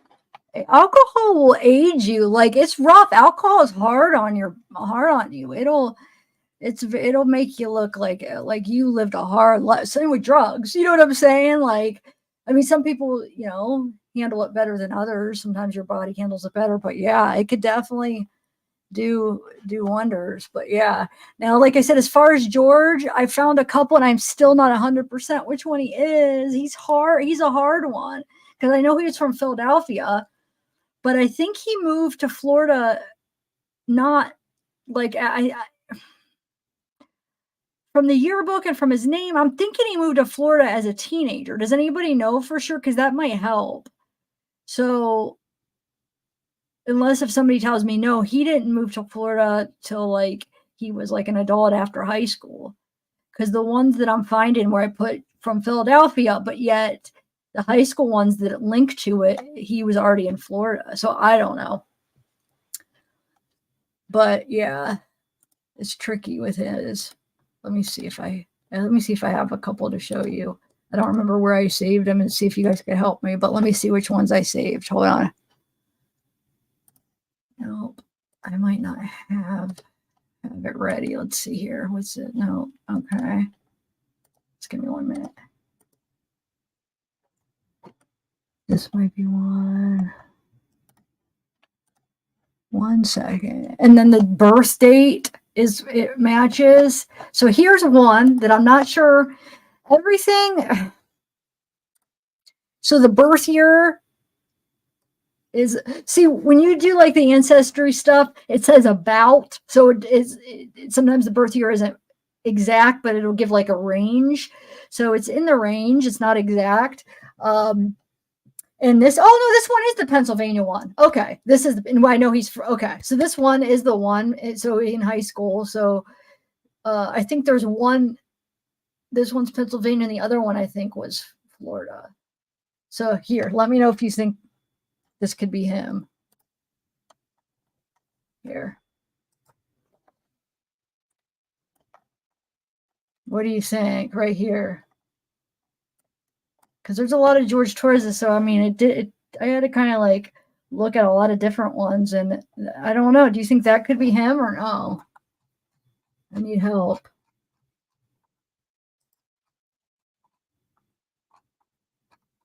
What do you think? Because if I could narrow it down which one's him, then I'll know which high school, and then I'll be able to like get more pictures probably from every year, hopefully. But I just don't know if that's him yet. Do you think it looks like him? This is not a big deal if it's or not. But I like looking at old pictures. Sometimes it's fun to see what they look like. I think it looks like it could be him, but I'm waiting until somebody responds. So Linda said yes. Rescubo says no, sort of. I know none of them, but any of them that I found, there's none that look exactly like none that where I was like, yeah. So that's why I'm having trouble, because I bet you one of the ones that I found is him, but it doesn't look exactly like him, so it's tricky. Oh yeah, hold on. Let's do a recent photo. Hold on 1 second. Let me find one. I don't know. I try to compare ears.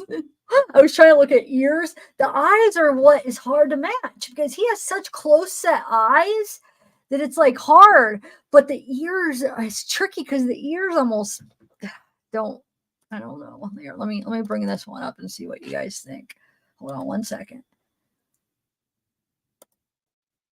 Okay, here. And then the nose, but then this is here. Okay, here's one. What do you here? Hold on. So here's him. I don't know. I mean, it's tricky. I mean, I don't know if I could say 100% no or yeah. I mean, it's definitely resembles them. The guy next to him. That's Jose. Wait, why do you want me to look at the guy next to him?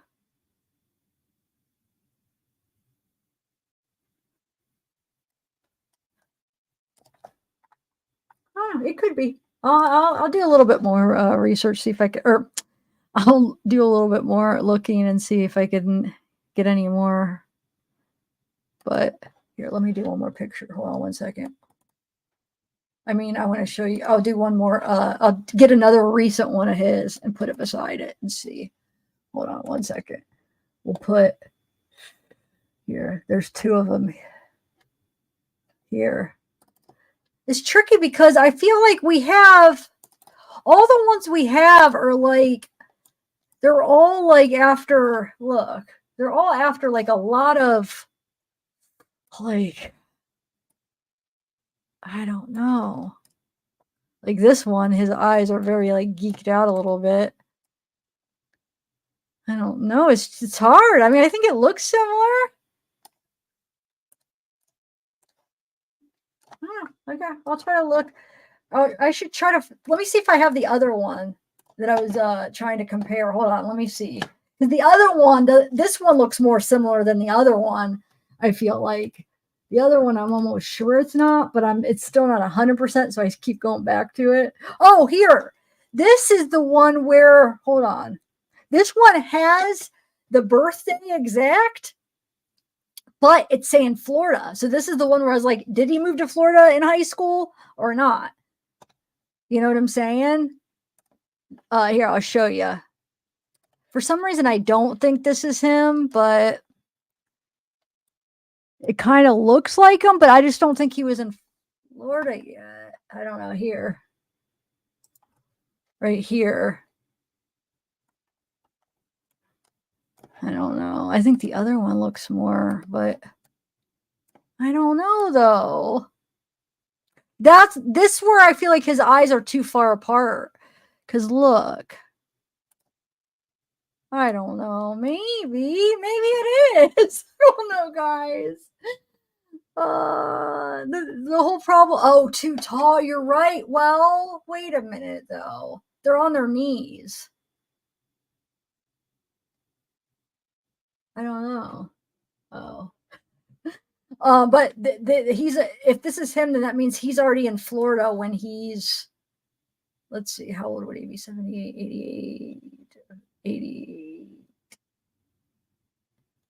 16. So he would be 16 there, I think. And he would already be in Florida. So I don't know when he moved to Florida. George has a square chin. Okay, so is the other one more square? Yeah, this one is more square, huh? This one's in Pennsylvania. So yeah, I don't know. I'll see if I could even find more of Sarah's too, but that's what I found so far. All right, so let's go to okay, so the people moved in. You'll see this is another News Nation. So the people moved in after this happened, and I guess they were getting like weird looks, and they never heard about this case, and then they were told, I guess, like, oh, do you know what happened? And so they live in the exact apartment as this. And then News Nation got an interview with them, and they let them in their apartment so we could see the setup. So I thought that was kind of cool. All right, hold on. Let me bring it up to see the apartment. So we'll be able to see where the stairs and the suitcase was and stuff like that. All right, let me bring it up. Have you guys seen this yet? This video? It's not that long, but let me see. How long is it? I am almost certain. It's 6 minutes. Sorry. Okay. They moved in. They were ecstatic, right? It's their new condo. It's their new place. There's nothing like moving into a new place, fresh start, get to put your stuff wherever you want, rejig stuff. And that was probably how this nice young couple felt when they moved into their place in Winter Park, Florida. And then it was like really weird because the neighbors were giving them strange looks. But whatever, right? Okay, we're new in town. Maybe that was why. Who knows? Till eventually one of the neighbors said, you're really brave moving in there. To which they responded, what do you mean? And that's when they learned the truth about their really hot new place that they just moved into. It was a murder scene. Yeah, it was a murder scene. It was the place where police say Sarah Boone zipped her boyfriend, George, right there into that suitcase in the corner of the room, and then laughed and taunted him and videotaped it as he slowly had the life snuffed out of him, suffocated, died in that suitcase. Tonight, for the first time, I'm going to take you inside that home because those new tenants have been kind enough to invite us in and show us where, in fact, this happened, because it was news to them that that's where they were living, and that's where they are living. Not only that, but we have something else that's exclusive and new for you. That's Alex Capriello on your screen right there, walking into that murder scene. But the first person that Sarah Boone called when she awoke from her drunk stupor, and this is her story, not mine, as police told us, first person she called when she came downstairs from the drunk night and realized that Jorge was, dead in the suitcase, was not 911. It was her ex-husband. And so tonight, for the first time, he's talking to us. And we have some exclusive reporting on what that ex-husband said about the conversation, and said about Sarah, and said about the child that they have together. I want to bring in that intrepid reporter, News Nation correspondent Alex Capriello. He is live from outside of that crime scene tonight. Man, oh man, you get the goods. I just saw you knocking on that door. They invited you in. You have exclusive first-time access to this murder scene. So just start there. Start with the walking me through the scene that you walked into, and tell me what they told you.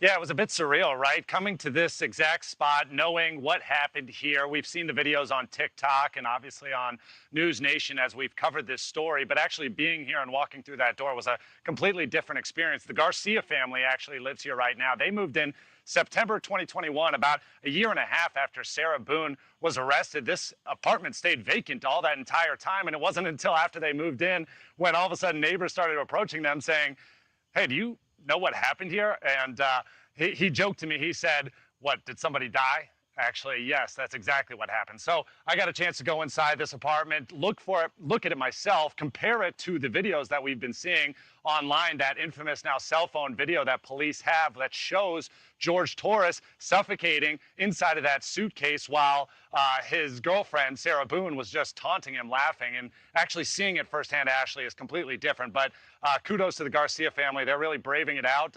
They are following this trial very closely now. They've been watching all the videos on TikTok. They're watching News Nation right now as we speak, and all this coverage, because wait, I want to see the rest. Way closer to this case than they probably ever would have imagined.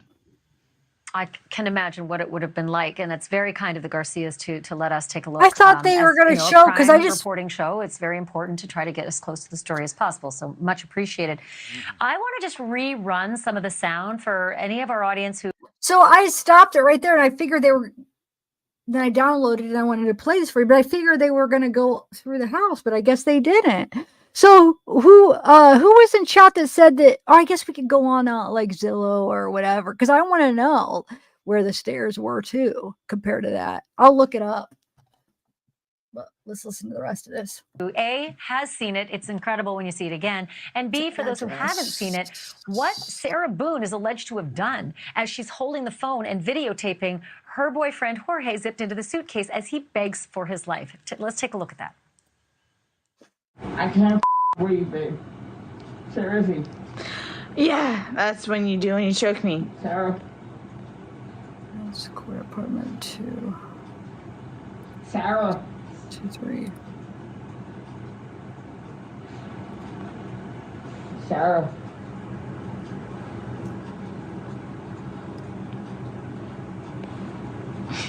Sarah, I can't breathe, babe.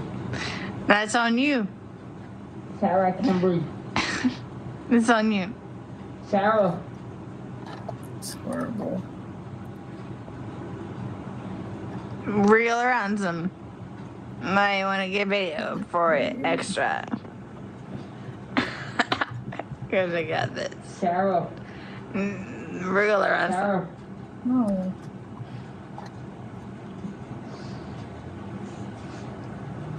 Sarah, I can't breathe, babe. Oh. That's what I feel like when you ching on me. Sarah. Thank you for watching. Go to newsnationnow.com to find News Nation on your television provider. And don't forget to click the red subscribe button below to get more of News Nation's fact-driven, unbiased coverage. Okay, hold on. Sorry, shoot, guys. Sorry. I was looking up the address. Head down. Where are you? Okay, hold on. Let me put in the address on Google Maps just real quick. Or no, we don't need Google. Why was I putting Google Maps? No, we need like Zillow or something. Duh. I'm so used to doing Google Maps. Hold on a second. I want to look it up. So it's just to see. I want to see where the stairs are. Do you guys want to see that or no? Right? I thought they walked all the way through, huh? 47, 48, 47, 48, 47, 48. My memory's so bad. All right.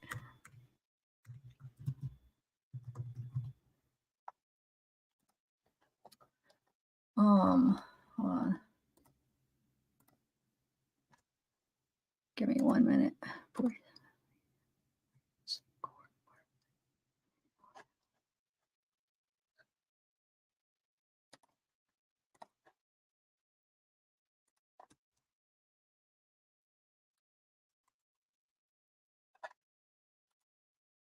Orlando, Florida. Hold on a sec. Orlando. 327.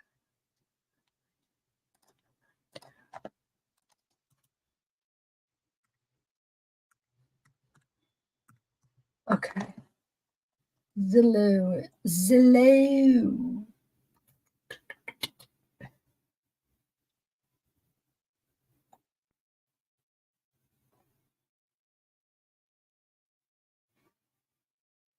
Okay.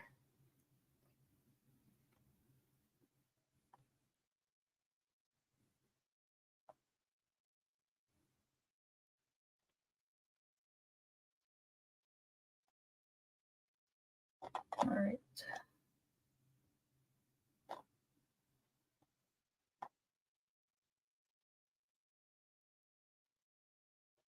Wait, what is Home Tree? Is that a new thing? Have you guys ever been on Home Tree? What is that?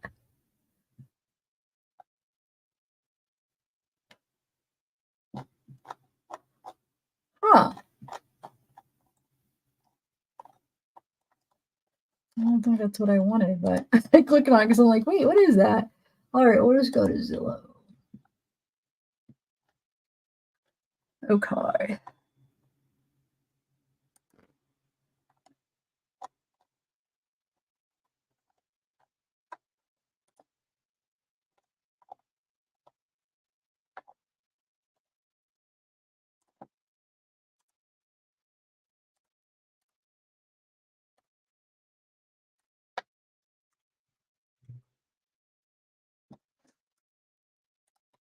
So how are you guys? What are you guys doing this weekend? Anybody have fun plans?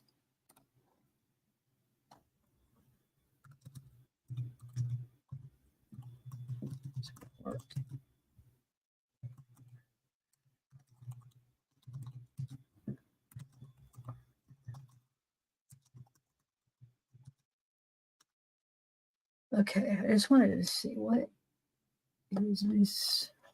Okay, so that's where it's at. 47, 48. It's right there. Okay.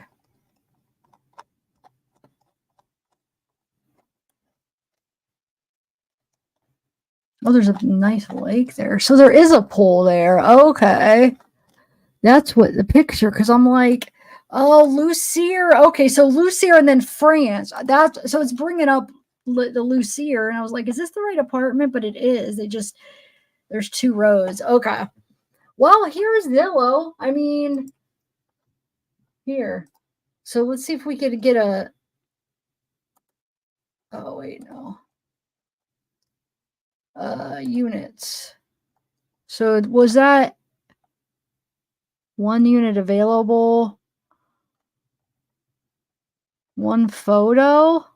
Wait, can you like look inside? Okay, let's see. But I don't know if this would be the same plan. So this one, only 1 freaking photo. So the stairs are right here. Yeah, but I don't even know if this is the same setup. Where the kitchen's over here. If it is, then no, it isn't. There's no way. Right? That can't be the same. Because there's different, like 2 bedrooms, 1 bedrooms. That's too big. I don't feel like that was what they had. If so, then the stairs would be here. She'd be sitting right here, and the suitcase would be right here, right? So she could have taken them down and then rolled it right here, but I don't know.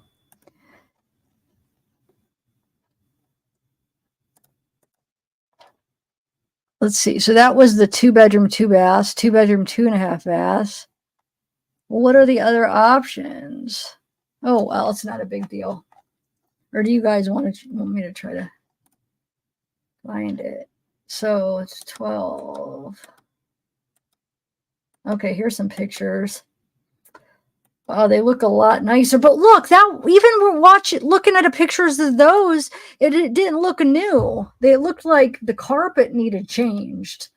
Like that carpet looked really old. Because this is the one on Lucier, and then France is the other row, but I think they're all the same, right? Because the pool is all the way on the other side. So maybe the ones are newer than the others.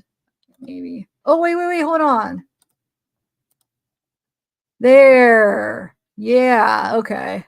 Ah, there we go. That's what I wanted. Okay, we're good now, guys. That's fake rental pics. Yeah, it just gives you like an overview of what it looks like, though. It doesn't have to, you know what I'm saying? It's not the exact apartment, but we just kind of, but see, I don't even know if this is the same style. Because these are first of all, it's the one on the Lucier side. Second of all, I don't know if there's different styles, like different setups. But maybe, wait, this looks more like what I was picturing. So she could be sitting over here. Yeah, I think this might be it. Okay. I think this is similar to their setup. So she's sitting over here, closer maybe right here. The suitcase is here. I know it's a little bit different. They have carpet, but I think that the setup looks kind of similar, right? The kitchen's right here. It looked just like that house that we were looking at from this angle. Remember, she was in the kitchen, the one we just watched, and then she went out here. So I think this is it. I think it is. So hold on, let me go back again. So the suitcase was right here. It was over here, and then it moved over. And then there's the balcony. Okay. And then there's a bedroom, but where's the stairs? Is there? Or is it just, is there stairs? And if not, then they said the staircase, though. So how does that work? Is there even stairs in this?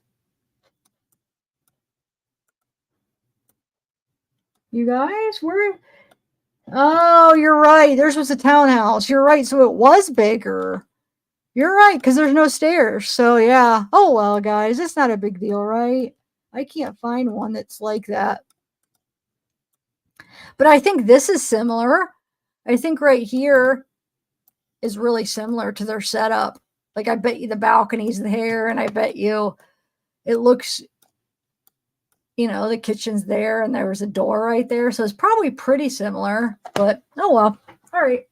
You want me to try to find the condos? I don't know why. That's like the thing that pops up. Or wait, view dollhouse, view floor plan. Okay. Yeah, that was just okay. Yeah, I guess we can't look at the townhouse. Because it brought, for some reason, it wanted to bring up. Here, let me try to do it.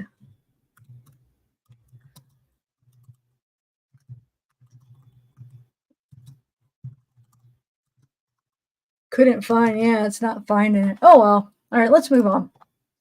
Let's move on. If I find something for next one, I'll just do it. Okay, so next we're going to do the body language. So I have two. I have one that's from like a court TV. It's the one girl that we watched do it on, what case was it? She does more of like a just minor, not as in depth. And then of course, behavior panel.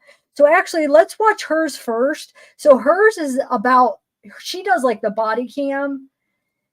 Behavior panel does the interrogation, and oh my god, I felt like the biggest idiot. So I haven't watched it all, the behavior panel. I was watching it as I was getting ready for the live, just listening. So at least I watched a little bit of it. And they were saying how horrible the interrogators were, and I'm like, oh my god. Remember I was saying, oh, they're good. When they pointed it out, they made me realize how bad they actually were. Like they said, it was like they have the interrogation, like they haven't seen that bad of interrogation in so long. They said they were horrible, the behavior panel. And I trust the behavior panel. I mean, they are like, they know what they're talking about as far as that. I mean, they're good at what they do. And the four of them, with all the experience that they have, like, so it's like, well, I feel dumb. I was like saying they were good. But yeah, they said they're horrible. Okay, so let's watch the first one we're going to do is the court TV.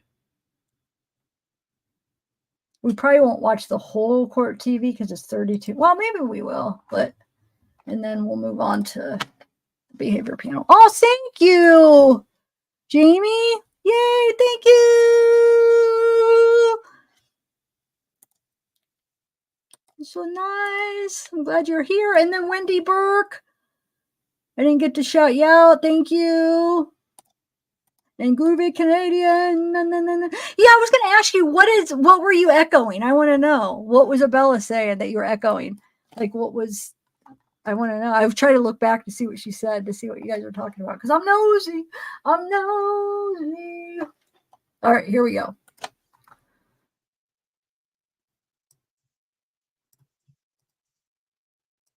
We have it on tape. So we know what her words are telling us, but what does her body language say? Well, we have just the right people to help us figure that out. Let's bring in our expert joining in Orlando, Florida. Jury consultant, body language expert, and founder of the Human Behavior Academy, providing on-demand courses on how to spot a liar in 7 seconds or less. Susan Constantine. Susan, great to see you. And in Alexandria, Virginia, body language expert and New York Times best-selling author of You Can't Lie to Me. Janine Driver is with us as well, and you can check her out on TikTok at Body Language Institute. That's the girl I'm on. Always. All right. What I want to look at first is the body camera video from the officers who responded to Boone's 911 call. She did call 911. Now, in this clip, the officer asked Boone to explain what happened and how Jorge Torres ended up dead in the suitcase. Important stuff. And it is Boone's first official telling of the story. So let's watch this together now, and then you can tell me what you see. We have a puzzle that we started in there. Okay. We've been doing art, trying to take the stuff off the wall to make new art put up there, like having a good time with one another. But we're drinking. We had a bottle of wine last night. Okay. So then it's like we decided to play hide and seek, right? Okay. So he gets in the suitcase. Okay. Who is this guy? That's my ex-husband, my former husband. He lives here with you guys? No. I called him over here. Okay. I didn't know what to do. Okay. I didn't know what to do. Okay. So then he came over here. Here, let's talk in private, okay? I called you guys. I tried giving you CPR. The problem is I fell asleep. When did you do CPR? This morning. When I found it. Before you called? Yes. 1 o'clock right now. I tried. I was awake, but I actually got out of the bed at like 12:30ish, whatever. So I came downstairs, and I was like, "Oh, he's in the suitcase still." And that's when I found him, and I took him out, and I tried doing CPR, and then I called him, and then I called you guys. Did he get here before the fire department got here? Who? Your husband or your ex-husband? Yes. Okay. Where does he live at? Right down the street. Okay. So you were playing and you zipped him up in. I did, but then I fell asleep. Okay. You're okay. I wasn't here. I'm just trying to figure out what happened. I fell asleep, so I don't know if he suffocated or like had an aneurysm or a heart attack or what. What kind of medical conditions does he have? None that I know of. Nothing that you know of. None Did that you I take know any of. medicine? No. All we had was a bottle of wine. Literally, just a bottle of wine. Okay. Doing puzzle artwork. Then we decided to play hide and seek. That's all that happened. All right, Susan and Janine, one thing we know, as sure as the sun is going to rise, defendants will always try to minimize what they've done in a situation like this. But anyway, that's why we go to you guys. So, Susan, let me start with you. What'd you see there? There was a lot to unpack here. And first of all, you could take this frame by frame by frame because there's so much information in everything that she's talking about. The first thing I want you to notice is that her lack of empathy. She doesn't show any sort of emotion, right? She's talking about that she's playing with these puzzles or inside. She's giving gestures that are illustrating that that's what she was doing. But you'll see a moment where all of a sudden there was a shift, a little pause, a little hesitation. And that's what she's talking about, that they were playing these hide and seek games. So what I saw in that very short little piece, there was something that occurred from when they were playing with these puzzles or putting these puzzles together to where they began playing hide and seek. The other thing is that what she talks about is that she sets already the stage talking about that they had a bottle of wine. The reason why she's doing that is she's setting the stage of why she forgot, so to speak, or she fell asleep, or the reason why she fell asleep. The other things I'd like you to notice too is their change in her demeanor. Anytime you see a change of their demeanor, there's a different change in their state of mind. She goes from being more frantic, you see her in these frantic moments. She becomes extremely angry. That's what's really unusual about a case like this, because usually when someone has died and someone that's close to them, you're going to see a sense of sadness. You're going to see a sense of remorse, a sense of grief. You don't see that here. She actually gets angry and showing aggression towards the police officer. That's associated with guilt. Now, I'm not saying that she didn't fall asleep. I think that she did at some point, but I think it was after she was already taunting him, went upstairs, fell asleep, knowing that he was in there, and then she came down, and then she goes, oh my God, which is where they tend to kind of go, oh, I lost my head in that. But there is so much here to unpack, Michael, that it would take hours to unpack every little segment here because there's a lot. Janine, what'd you see? Fair enough. Yeah, Janine, I want to go to you because I just want to say quickly, I had that note here that I didn't see much remorse. But then I also had the note to say she was possibly grieving, so there is that denial phase. I thought that might have something to do with it, but love to hear what you got to say. Well, I saw surprise here. So the eyebrows are up and curved, and then we saw the whites of the eyes. And what I like to say is when white eyes are here, fear is here. So this fear that is showing up, I don't, in my expert opinion, based on what I was seeing with lots of this footage, I don't think that this was a premeditated murder. I think that she was like kicking it back a little, had too much, and did punish him. The neighbor called in and told the police that they heard a loud thumping falling down the stairs. And of course, there were different injuries with him.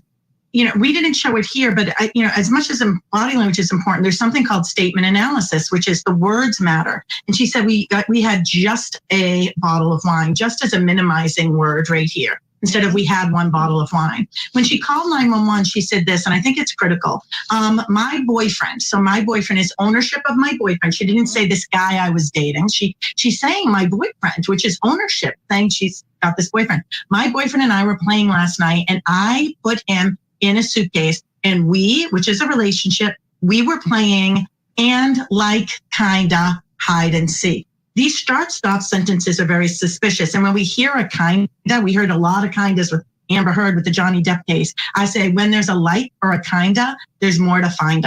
So I think there's more to find here. And I think Susan pointed out a lot of the body language is incongruent. Listen, I've been with people who have lost loved ones and they're like, bring them back. I mean, there's no one way. We all experience grief, of course, but you'll often see like, bring them back. Please tell me they're not dead, please. And instead, she's setting up the case right now with her body language.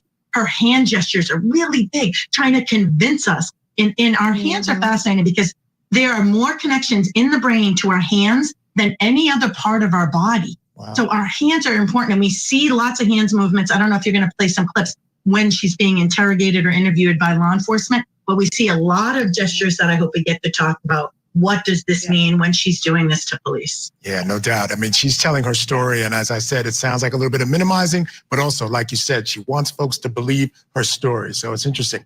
All right, Susan and Janine, stand by, because we do have a lot more to squeeze in. We do have to squeeze in a break right now, though, but we'll continue breaking down Sarah Boone's body language when we return.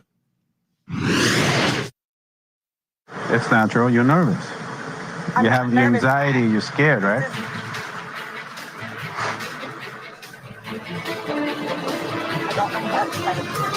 It's okay. You don't have to. I don't know how to. I'm just waiting for forever, so.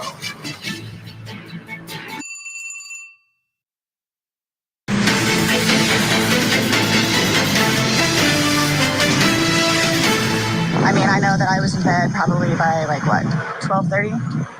Okay. Well, I went upstairs at least, and I fell asleep. Okay. Forgetting that he was in the suitcase. You guys were playing the hide and go. Yes. And at some point, you put him in the suitcase? No, he got in the suitcase. So he thought it would be funny to be put in the suitcase. So I was like, okay, well, I'm going to joke with you, and I'll zip you up and make him, squirm a little bit, whatever it is. But then I fell asleep. I fell asleep. Where was the suitcase? Right where it is. Right down there? Yes. You zipped him in there? Yes. Thought it would be funny, a little joke. It was. We both were laughing about it. Okay. And then I fell asleep. Where did you fall asleep at? Upstairs. In your bedroom? Yes. Okay. Totally forgetting that he was in the suitcase still. Okay. All right. There you heard Sarah Boone admit that she was the one who zipped up her boyfriend in that suitcase. Now, he would later die inside that suitcase. Boone, of course, claims it was a game gone wrong and that he was in it. He was in on that game, but investigators, they don't buy her story. They believe this was no game and have charged Boone with his murder. All right, our body language experts are still with us to break this all down, Susan Constantine and Janine Driver. All right, the next piece of body camera video that we're going to look at is the one that I think will be quite telling. Here, Sarah Boone is talking to detectives about when they'll inform her boyfriend's family of his death. And you'll see she becomes quite animated and upset during this discussion, claiming that his family is going to think that she killed him. Let's watch. So, do you guys tell his family, today or after tomorrow? We have to. It's the law. We have to go make contact with your family. Yeah. They have to be notified. Once our investigation is pretty much complete here, once we leave here, we will be going to... But again, you'll know. We're not going to just go and do it without you knowing. You'll know. We'll talk to you prior to doing anything like that. But I understand what you guys and how you do it, and, so, but, what do you just tell him? What do you tell his parents? What's the reason he passed away? We tell them what we know at that point. Yeah. We tell them the truth. And that we're going to be waiting for the autopsy results, and I will be at the autopsy in the morning, and hopefully the doctor will be able to give me some of what they think and see. Yeah. We'll give them their number. They can contact them and get it from them. But yeah, they're gonna know what we're here, what we're investigating, and that they're gonna think I killed him. Why would they think that? They always have said that. They've always have said that. What have they I said? told you, it's because I'm the blue-eyed white dragon. That's what they call me. Because they don't want him with me. So he's basically just not really been around his family because he chooses me over them. Even after I've encouraged him numerous times to go over there and see his family. All right, Janine Driver, I want you to let me know what you saw. Well, first of all, when she says they're going to think I killed him, this is indicative of someone who did not premeditate it, because if she premeditated it, we would hear something more along the lines of minimizing language. They're going to think I'm the one that hurt him. They'll minimize it. The fact she says kill, it says a lot here about whether it was premeditated, which I think it most likely probably was not. Talk about my own squishy language right there. This is a big body language pose, though, that I was not surprised seeing here. Her elbows come out. And I say when elbows are out, there is shock about or this panic about. We saw this with Chris Watts. You may remember Chris Watts. He murdered his pregnant wife, Shanann, and his 2 young daughters, Celeste and Bella. When the police camera was videotaping him, watching videotape footage of a neighbor whose neighbor's camera faced Chris Watts' driveway, and they show Chris Watts putting something into his truck early in the hours of the morning when he was sleeping, which evidently later we find out was Shanann. And he's watching this footage. He's looking at his phone, and all of a sudden, when he sees the truck back up, and you can see a gas can go in this body, you see elbows out. But we also see this like in a basketball game. You go to retrieve the basketball or get a rebound, and by mistake, you push it in the opposing team's net. Elbows out, shock is about. We see that with Tom Brady when he wins the Super Bowl over and over again, right? So we see those elbows out. So we have that shock. And last but not least, before you pass it to Susan, is this high-level pacifying. The higher the pacifier, the more stress and anxiety. This is a term Joe Navarro, retired FBI agent, came up with, and it's such a great term. Babies pacify by comfort themselves with the pacifier. Adults pacify by touching one piece of our body to another. Who's on the phone? Who's on the phone? Who's on the phone? Who's on the phone? Who's on the phone? Who stresses you out the most? This person. This high pacifying where she's ventilating. Look at her hair. Her fingers go through like a comb. It's ventilation, and then this little neck massage. Her fight and flight is kicking up. You even see swaying in the beginning. She wants to run, but she can't. So it's coming out in these massive pacifiers. Another face touch here. I'll save some stuff here for Susan. Yeah, actually, I'm gonna give another clip to Susan now, because in this next clip, Susan, Boone talks about how scared she is, and she tells the detective that this was not intentional. Let's watch.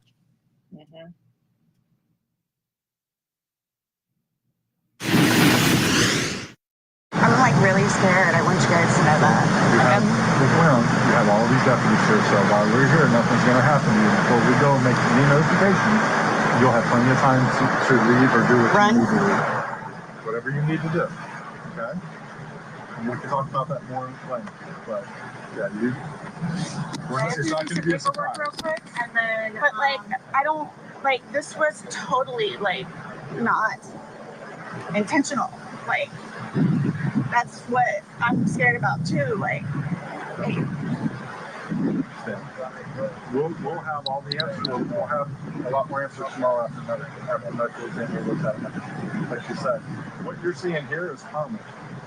This is us coming out to the scene. Yeah, his age, no real medical history that we know of. For him to have passed away, we come out. I know. Yeah.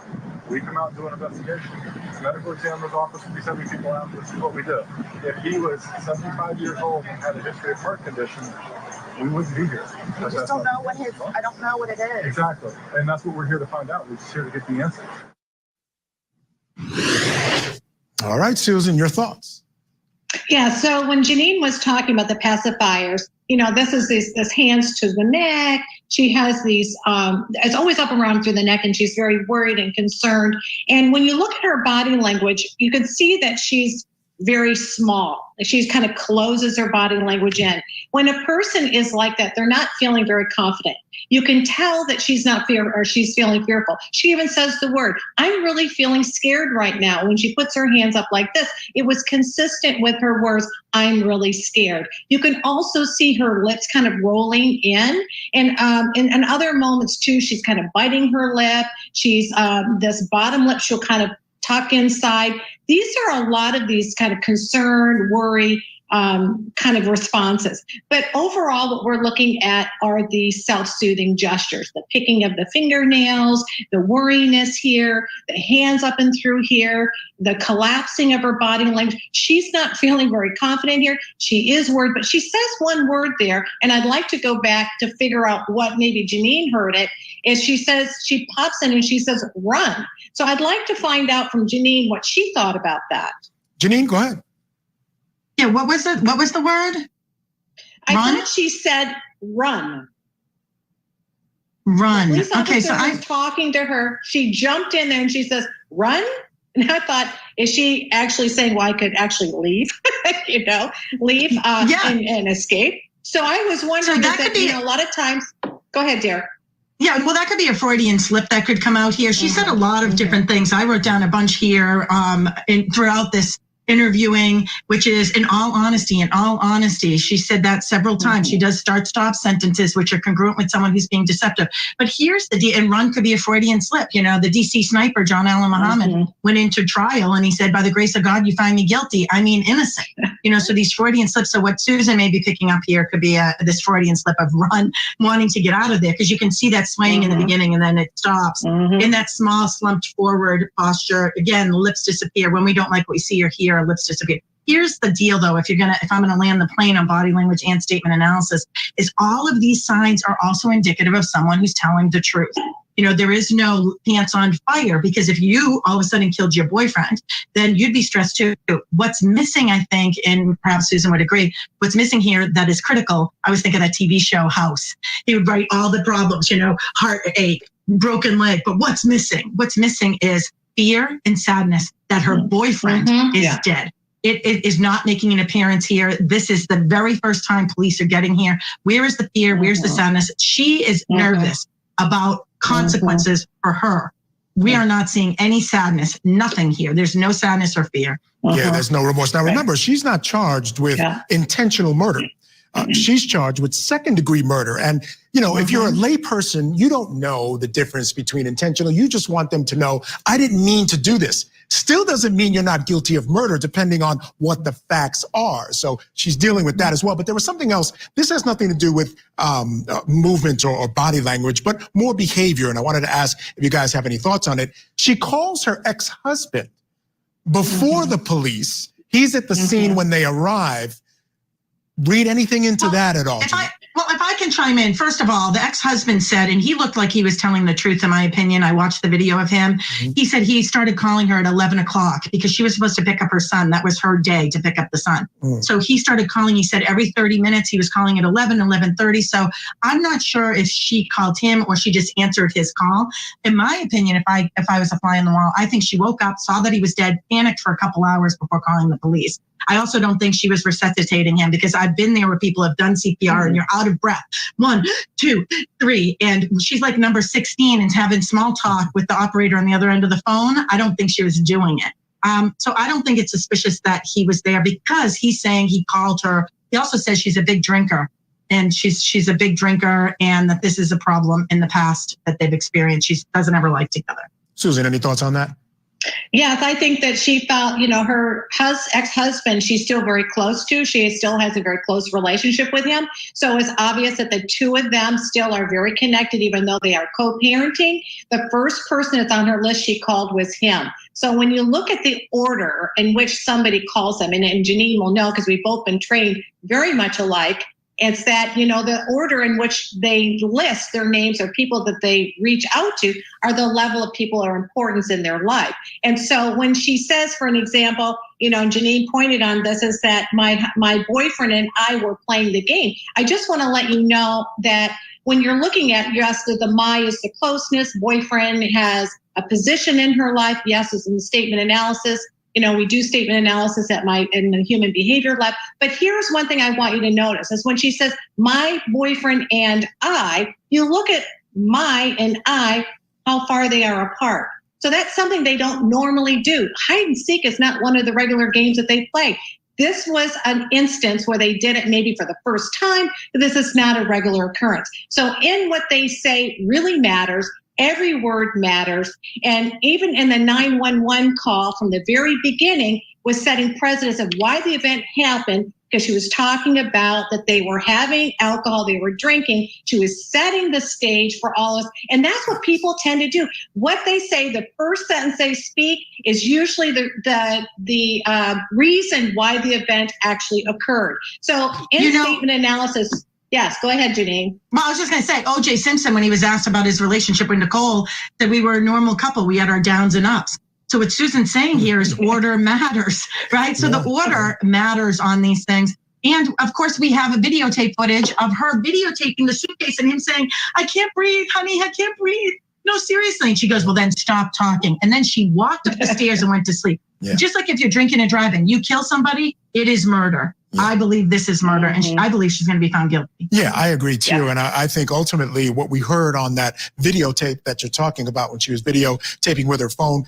doesn't match up quite with the story she's telling. And I think that's a problem. All right, Susan Constantine and Janine Driver, you're going to be sticking with me while we take this quick, short break. Coming up next, much, much more on Sarah Boone. Keep it right here on Court TV. I'm gonna, whoa. Hold on, let me fast. Hold on 1 second. Skip through that. I wish I would have caught it the first commercial because sometimes that music gets copyrighted. Mother and dog to death. Whoa. Okay. I say that I knew George better than himself. And I tried in every way, shape, and form. As everyone. I helped him. I took care of him.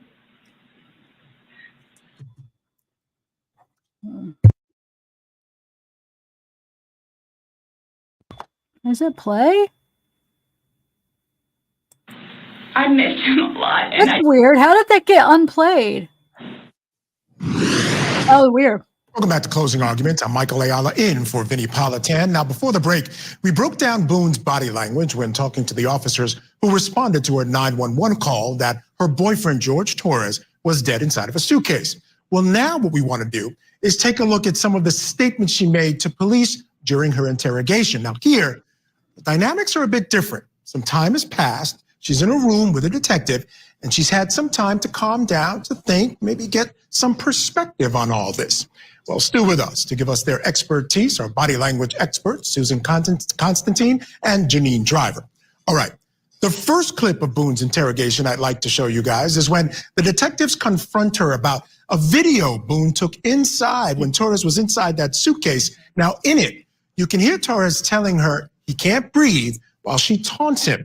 Now, she claims she doesn't remember taking any videos or photos on her phone, but what does her body language say? Let's take a look, and then we'll discuss. You said you played hide and seek like probably 3 times in your relationship. Mm-hmm. When you have played, have you ever zipped him up in a suitcase prior? No. Okay. So it was just kind of like that prop was there, and it was there, yes. And it was in play because... Why do you say it like that, though? You would never do that. You would never zip them up in a suitcase? Well, I mean, we were playing. Do you remember making any videos or maybe having any anything, any photos, videos that you remember doing on your phone on Sunday? No. No.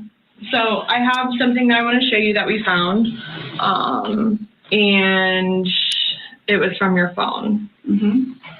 Do I have to watch this?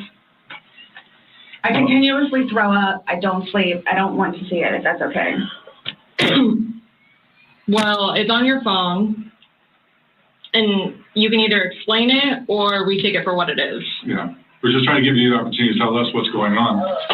That's it. It's that long?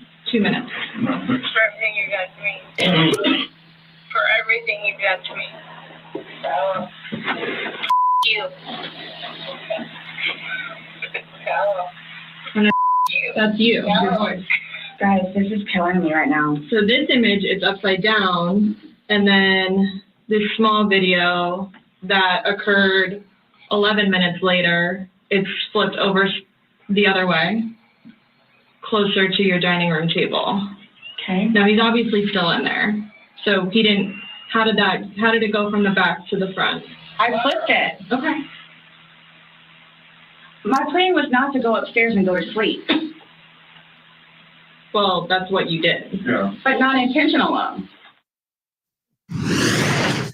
All right, Susan Constantine, what do you see with her body language when she's confronted with some pretty damning evidence? I mean, big time, okay? So she doesn't really know what's on that videotape. She doesn't have a clue. She knows, I know subconsciously, and she remembers because you have these feeder memories. You know that that's stored somewhere in your subconscious. You know that there's this video. She doesn't know, they know. So that's why you see her body language. She's kind of passive aggressive. She's got some issues with covert narcissism. And you see her collapsed body language, her hands cupped very neatly inside of her, in between her legs. This is low confidence. She's concerned, worried. But then when she is suspicious, right? She's suspicious of what the investigator is asking her. You can see her eye movements going towards him like, what do you know that I don't want you to know? And then when she realizes that they've got video footage, she shifts her body language. She almost blocks, like, I don't even want to know. Casey Anthony did the very same thing when she realized, when she was in those, when they found out that there was information that the police officers found out, and her body language completely shut down, moved over. But then she gets very aggressive. You see her arms kind of winging out like this. When she feels attacked, she's an attack dog, and she's going to stand up for herself, and she doesn't care. She's going to do it no matter what. But when I look at her body language overall, she knows what's coming. She wants to know if the investigators know what she knows. And you could see this passive aggressiveness in her, and that she tries to detach because she knows what's on that videotape, and she's fearful and she's blocking. She doesn't want, like, oh, storm's coming, let me go into protection mode, Yeah. So anyway, there's a lot to unpack there. Janine, what'd you see? I think you hit the nail on the head, Susan. This push back, when we see people with our hand gestures, this is go away, it's pushing away. And she's even saying, you guys are killing me here. I don't want to see this. And, hand gestures are so interesting. It's the best tool that we have as human beings through evolution. A study was done with little kids, and little kids in elementary school are asked to use hand gestures while solving a math problem. By simply using more hand gestures by solving a math problem, guess what happens? They create more strategies to think quickly on their feet. It increases your ability to have cognitive thinking. So with these hand gestures, the more that we see them, and as a matter of fact, as this video footage goes on, you see a lot more hand gestures. This is actually tapping into the part of her brain. Remember I said earlier, the brain is more connected to our hands than any other part of our body. The more hand gestures we have, the more her cognitive thinking will begin to increase, and she'll come up with one solution after another. We saw this with Casey Anthony. We see this with many murderers that are, in my opinion, let me reframe that. She was found guilty of lying to police, but Jodi Arias was found guilty of murder. And we see these hand gestures come up quite a bit with both Casey Anthony, with Jodi Arias, with, the Chris Watts of the world, and of course here with this case here. Yeah, and you see it a lot with TV anchors as well. I use my hands all the time, and now I know why. It helps me think. It helps me think better. I know it subconsciously, but you're absolutely right. That's why you're so fast on your feet, Michael. You're doing a great job. I need my hands. They help me think. What I thought when I saw it, as soon as she got confronted with the video, she may not have known what was on the video, but I think she knew what she did. And she was wondering, or it seemed like she knew what was coming was something that wasn't going to be good for her. Well, she That's forgot essentially it. what I saw. Yeah. Well, listen, Michael, she says she forgot this video or forgot doing that. And then she says, I flipped him over. Well, why did the suitcase go from this side to this side? I flipped him over, duh. It's like, she needs to let her brain know what story she's sticking with and stick with it. That's right. Yeah, and that's part of the problem. And that's the point too, is what Janine's talking about, and all of us are seeing, is that everything that she says can be examined.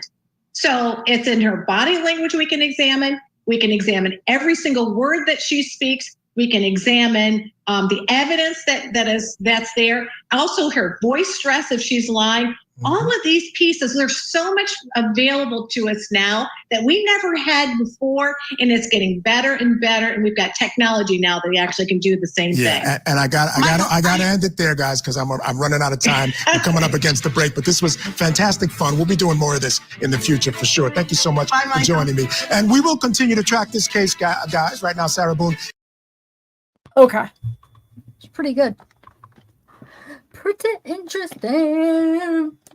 So somebody, two people sent me don't tell me it's gonna make that weird noise again. It looks like two people sent me a floor plan. Hold on a second. Okay, hold on. These ones have screenshots. I'll just use these real quick. All right, let's see what you got, Teresa. All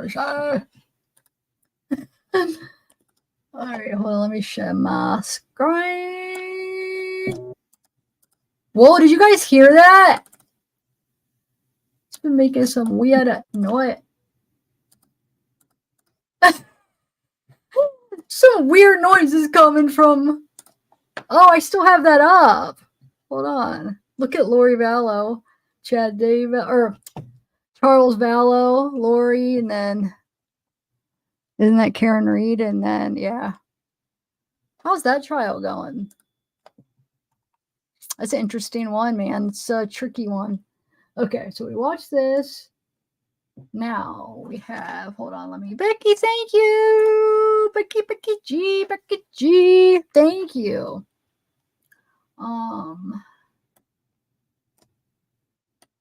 So let me remove this. Thank you. All right, let's see the floor plans now real quick. So Tracy sent me this. So this is Tealwood Apartments. Park Apartments. Oh yeah. So we have, that's it. That makes sense. Oh, so that door wasn't I thought they were going outside, but that's just the foyer. Okay, that makes sense. So it is pretty similar. It has the patio in the back, like, so if she was sitting right here looking. So the bottom's pretty similar, kind of, but minus the bedrooms. But this part's similar to the apartments, huh? So she's sitting somewhere here. Camera's there. The suitcase is here. And then it gets flipped over to here. The stairs are right here. So yeah. So she could have kicked him down, wheeled it over here. She's something else, dude. So, and then those apartments, they said, what, share a wall? So they would definitely hear that. Share this wall.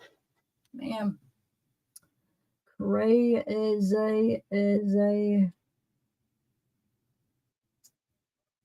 Yeah. Crazy. All right. Thank you.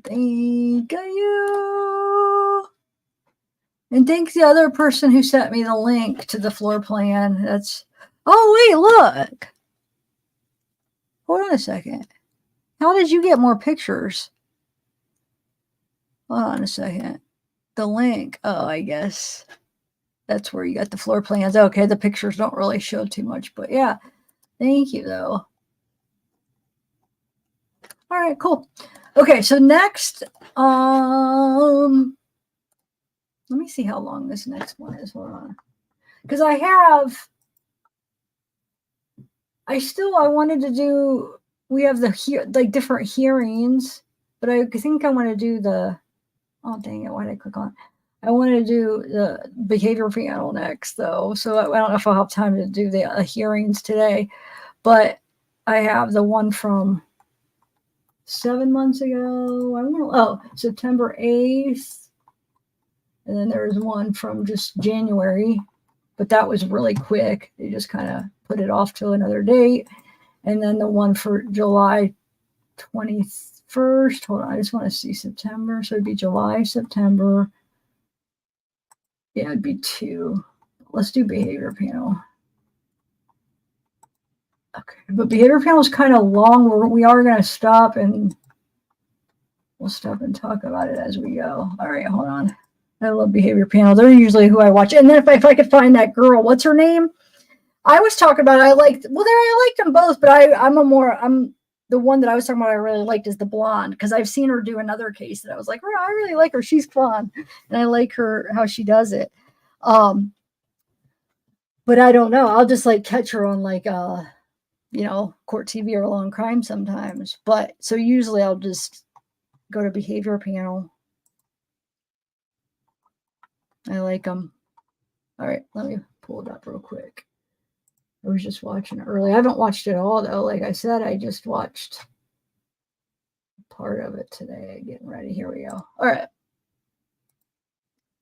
Well, I watched it up until I watched 42 minutes of it. That's where I left off. So I watched almost half of it today. All right. So have you guys watched it yet? Yeah, a lot of people. There's a lot of people that don't. I noticed a lot. The people that like lives for a live and they're in here actively during a live, or people that like the long lives. But then there's just people that just like the rewatch people. Some of them do like lives, but some people just like want like a quick pre-record, so they're looking at me like they hate it, which I get it. It's just that's why I try to make sure I do pre-records too, like shorter ones, for people who don't like the long lives. But I'm glad you guys like them. Because you know me, once I start a live, it's hard for me to cut it short. It really is. All right. Oh, Katie girl. Well, I'm glad you're here. I'm glad you chatted. Hi, Lana. Wyatt, how are you doing? Yeah, there was, you guys. Remember we read what was in it on the affidavit? There was like a pair of shorts, a cap, which I think he was probably wearing, a necktie, right? There was a few things in there. And yeah, there's a few clothing items in there. Yeah. So they must have already been in there. And then he said, but not like a ton, but there was a few articles or things. Go check it out. I did the affidavit. I read it in two parts. The part one is where I read the majority of it. And then part two, it was a lot of repeat stuff, but maybe while we're watching this, I'll try to find that part, but yay, it's just me. Okay. So shout out to Behavior Panel, because they were really cool guys too. All right. Let's do it. About the videos we're going to watch. We'll keep this pretty short. She was arrested in 2020 for this murder. I think she was charged with second-degree murder. This is the Orange County Sheriff's Department, and there's same two investigators are talking to her. This is a day later than when they went to talk to her on site. So, to your recollection, no videos on Sunday? Not that I'm aware of. Okay. I mean, I guess I maybe took a picture of them, the two of Tess and the dogs, and George and them dancing, but I mean, it's just Tess. Mm-hmm. Okay. So I have something that I want to show you that we found, and do it on your phone. Mm-hmm. Can you see it? If you need to move it around, go ahead.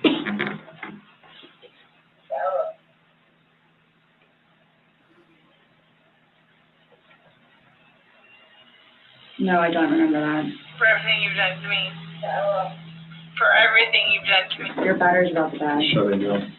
Oh, okay. Let me.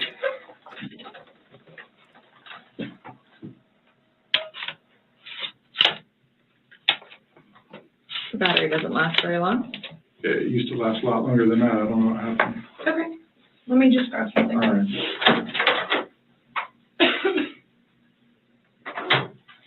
No, I was just simply asking because you had a look on your face when she asked you if you've ever done that before. You look kind of shocked and. No. Okay, but why did you say it like that? Like. I don't think you all understand who I am. Where Well, tell me. I mean, I've always been a straight A student. I am an outstanding mother to my son. Okay. I excel at everything. I would not do that. You wouldn't lock somebody in a suitcase? Well, I didn't like completely lock it. I mean, I opened it with one finger. I left enough in there for him to get out. Okay. And I wasn't planning on going upstairs and going to sleep. Okay.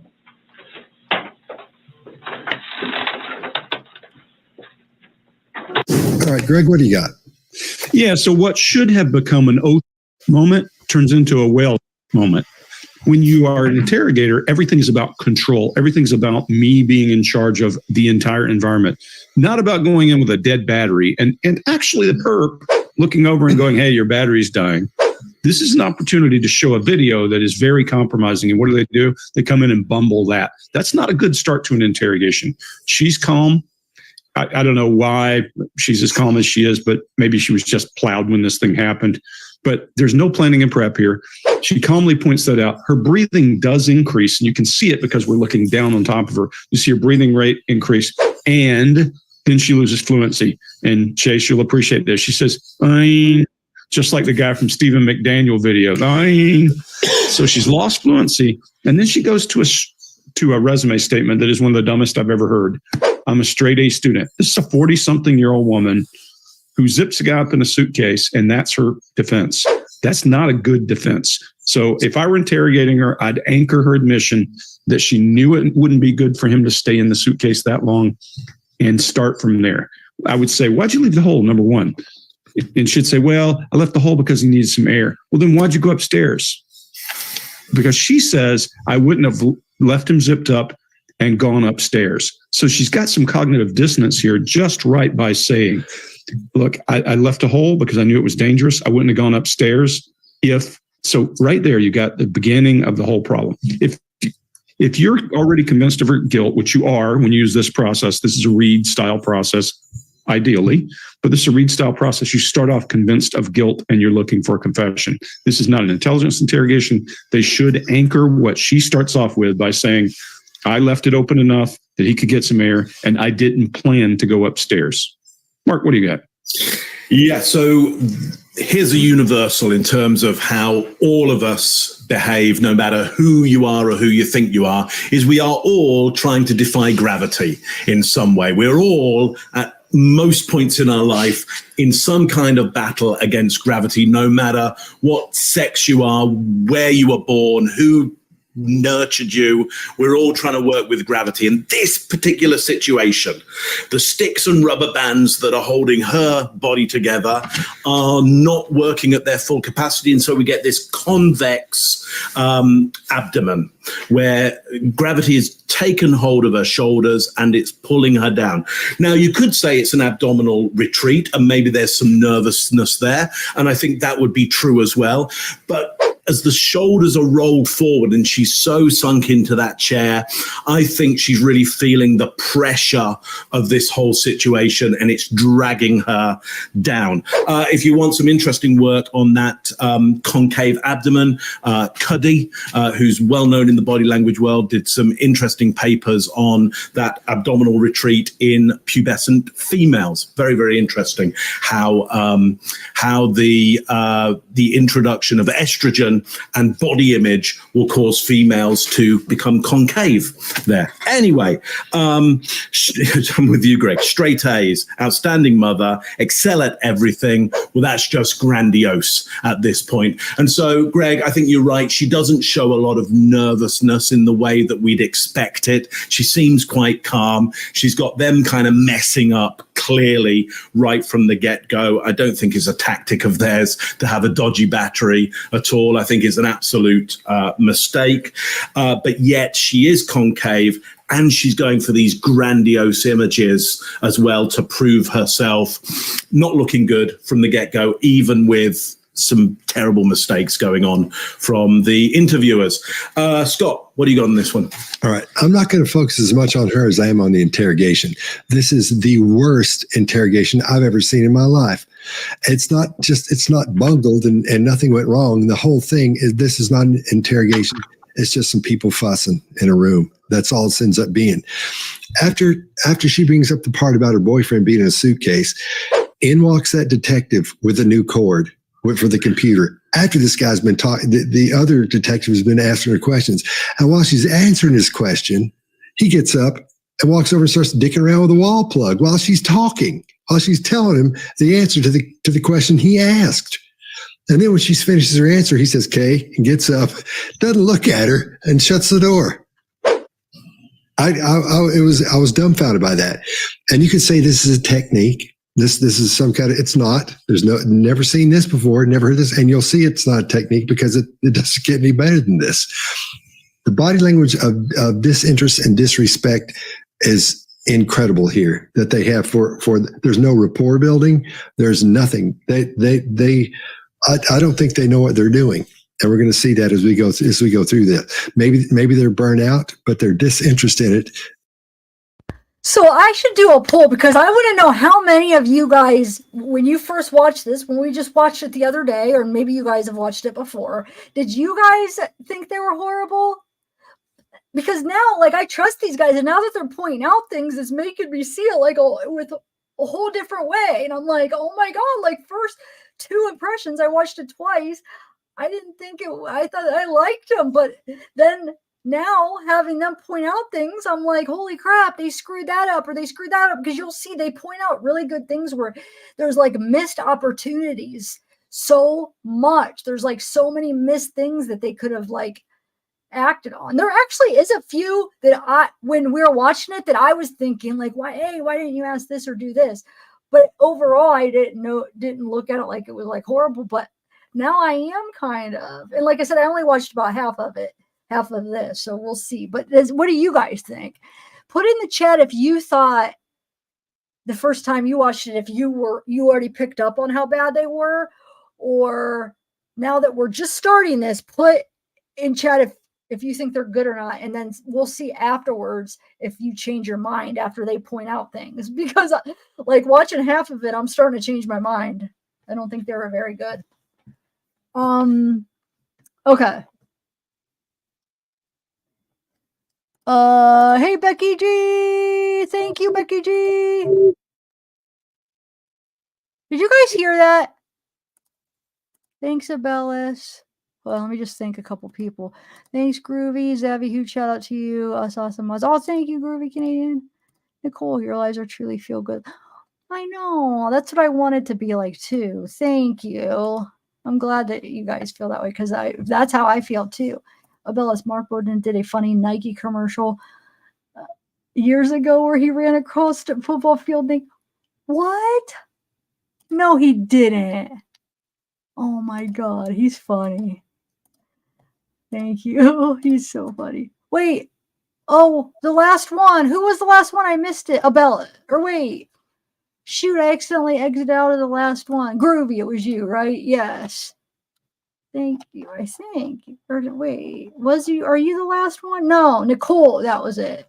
Or wait, no, I keep going down. I'm like, there's one that I missed. Who did I miss? If I missed you, I'm sorry. Oh, it was this one. Thank you, Abellis. All right, I'm going to continue here. Okay, here we go. It just floored me. Wow. Chase, what do you got? Absolutely agree. While this isn't a great interrogation, the setup of this interrogation room is primo. It's great. There's no table between them. There's no one sitting between the suspect and the door. This is the setup that we should have seen, in lots of other videos. Those 2 rules of thumb should be in every interrogation room. We see it in this one. I just wish the interrogators were there too. I too am a longtime victim of Panasonic Toughbook battery life. I can attest they are awful. But there's a lot of stuff there. You also notice that the door is not blocked. There's a clear line to the door. That's a good, important point that I've always heard in training, and I've seen it. I've seen the results in real life. If the interrogators had the ability to spot behavior, they would know that one of her biggest objections to confession would be feeling like she isn't known or appreciated. And what do? She's not known. They don't even look at her. They don't build rapport with her. They don't do anything to make exactly what she needs. And not everyone needs to feel known and appreciated. Some people need different things, and we'll get into that in the next couple. That's all I got. Yeah, let me add one thing. I taught interrogation, and I've seen few that were this bad, because at least my students listened to what the person is saying and didn't say, well, hold on, don't tell me that. I want to ask you something else. That's the first step in interrogation. Listen. So, to your recollection, no videos on Sunday? Not that I'm aware of. Okay. I mean, I get fun. I maybe took a picture of them, the two of Tess and the dogs, and George, and them dancing. But I mean, it's just Tess. Mm-hmm. Okay. So I have something that I want to show you that we found, and it was from your phone. Mm-hmm. Can you see it? If you need to move it around, go ahead.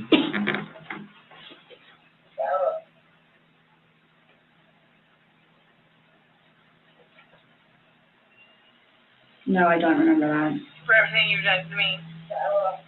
For everything you've done to me. Your battery's about to die. Shutting down. Oh, okay. Let me.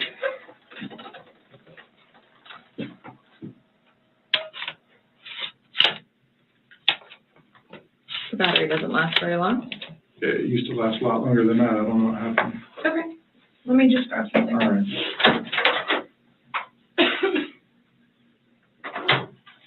No, I was just simply asking because you had a look on your face when she asked you if you've ever done that before. You looked kind of shocked. And no.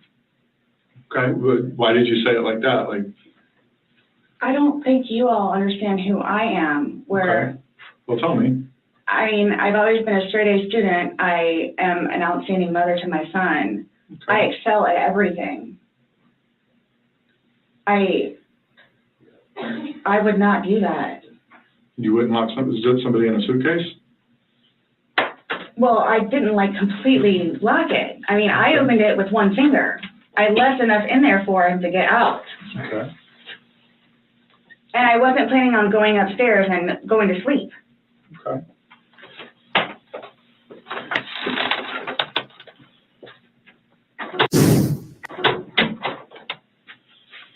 No, it was just the way you said it. You guys are scaring me. Why? We just want you to watch this. It came from your phone. Don't you want to know what's on it? Yes, please.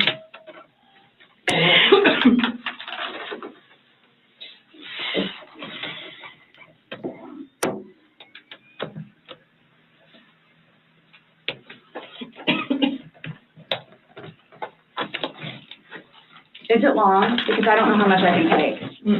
No. I don't know how much I can take. I don't know how to find your...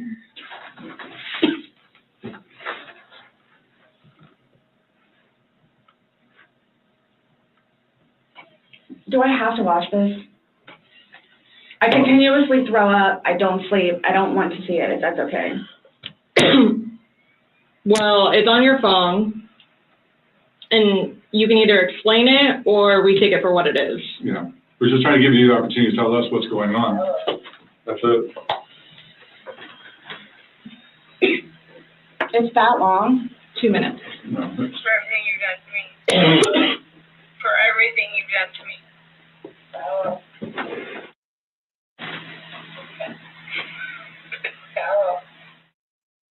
It's you, your voice.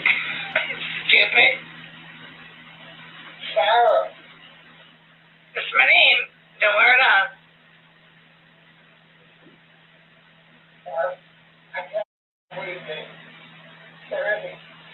Yeah, that's when you do when you shook me.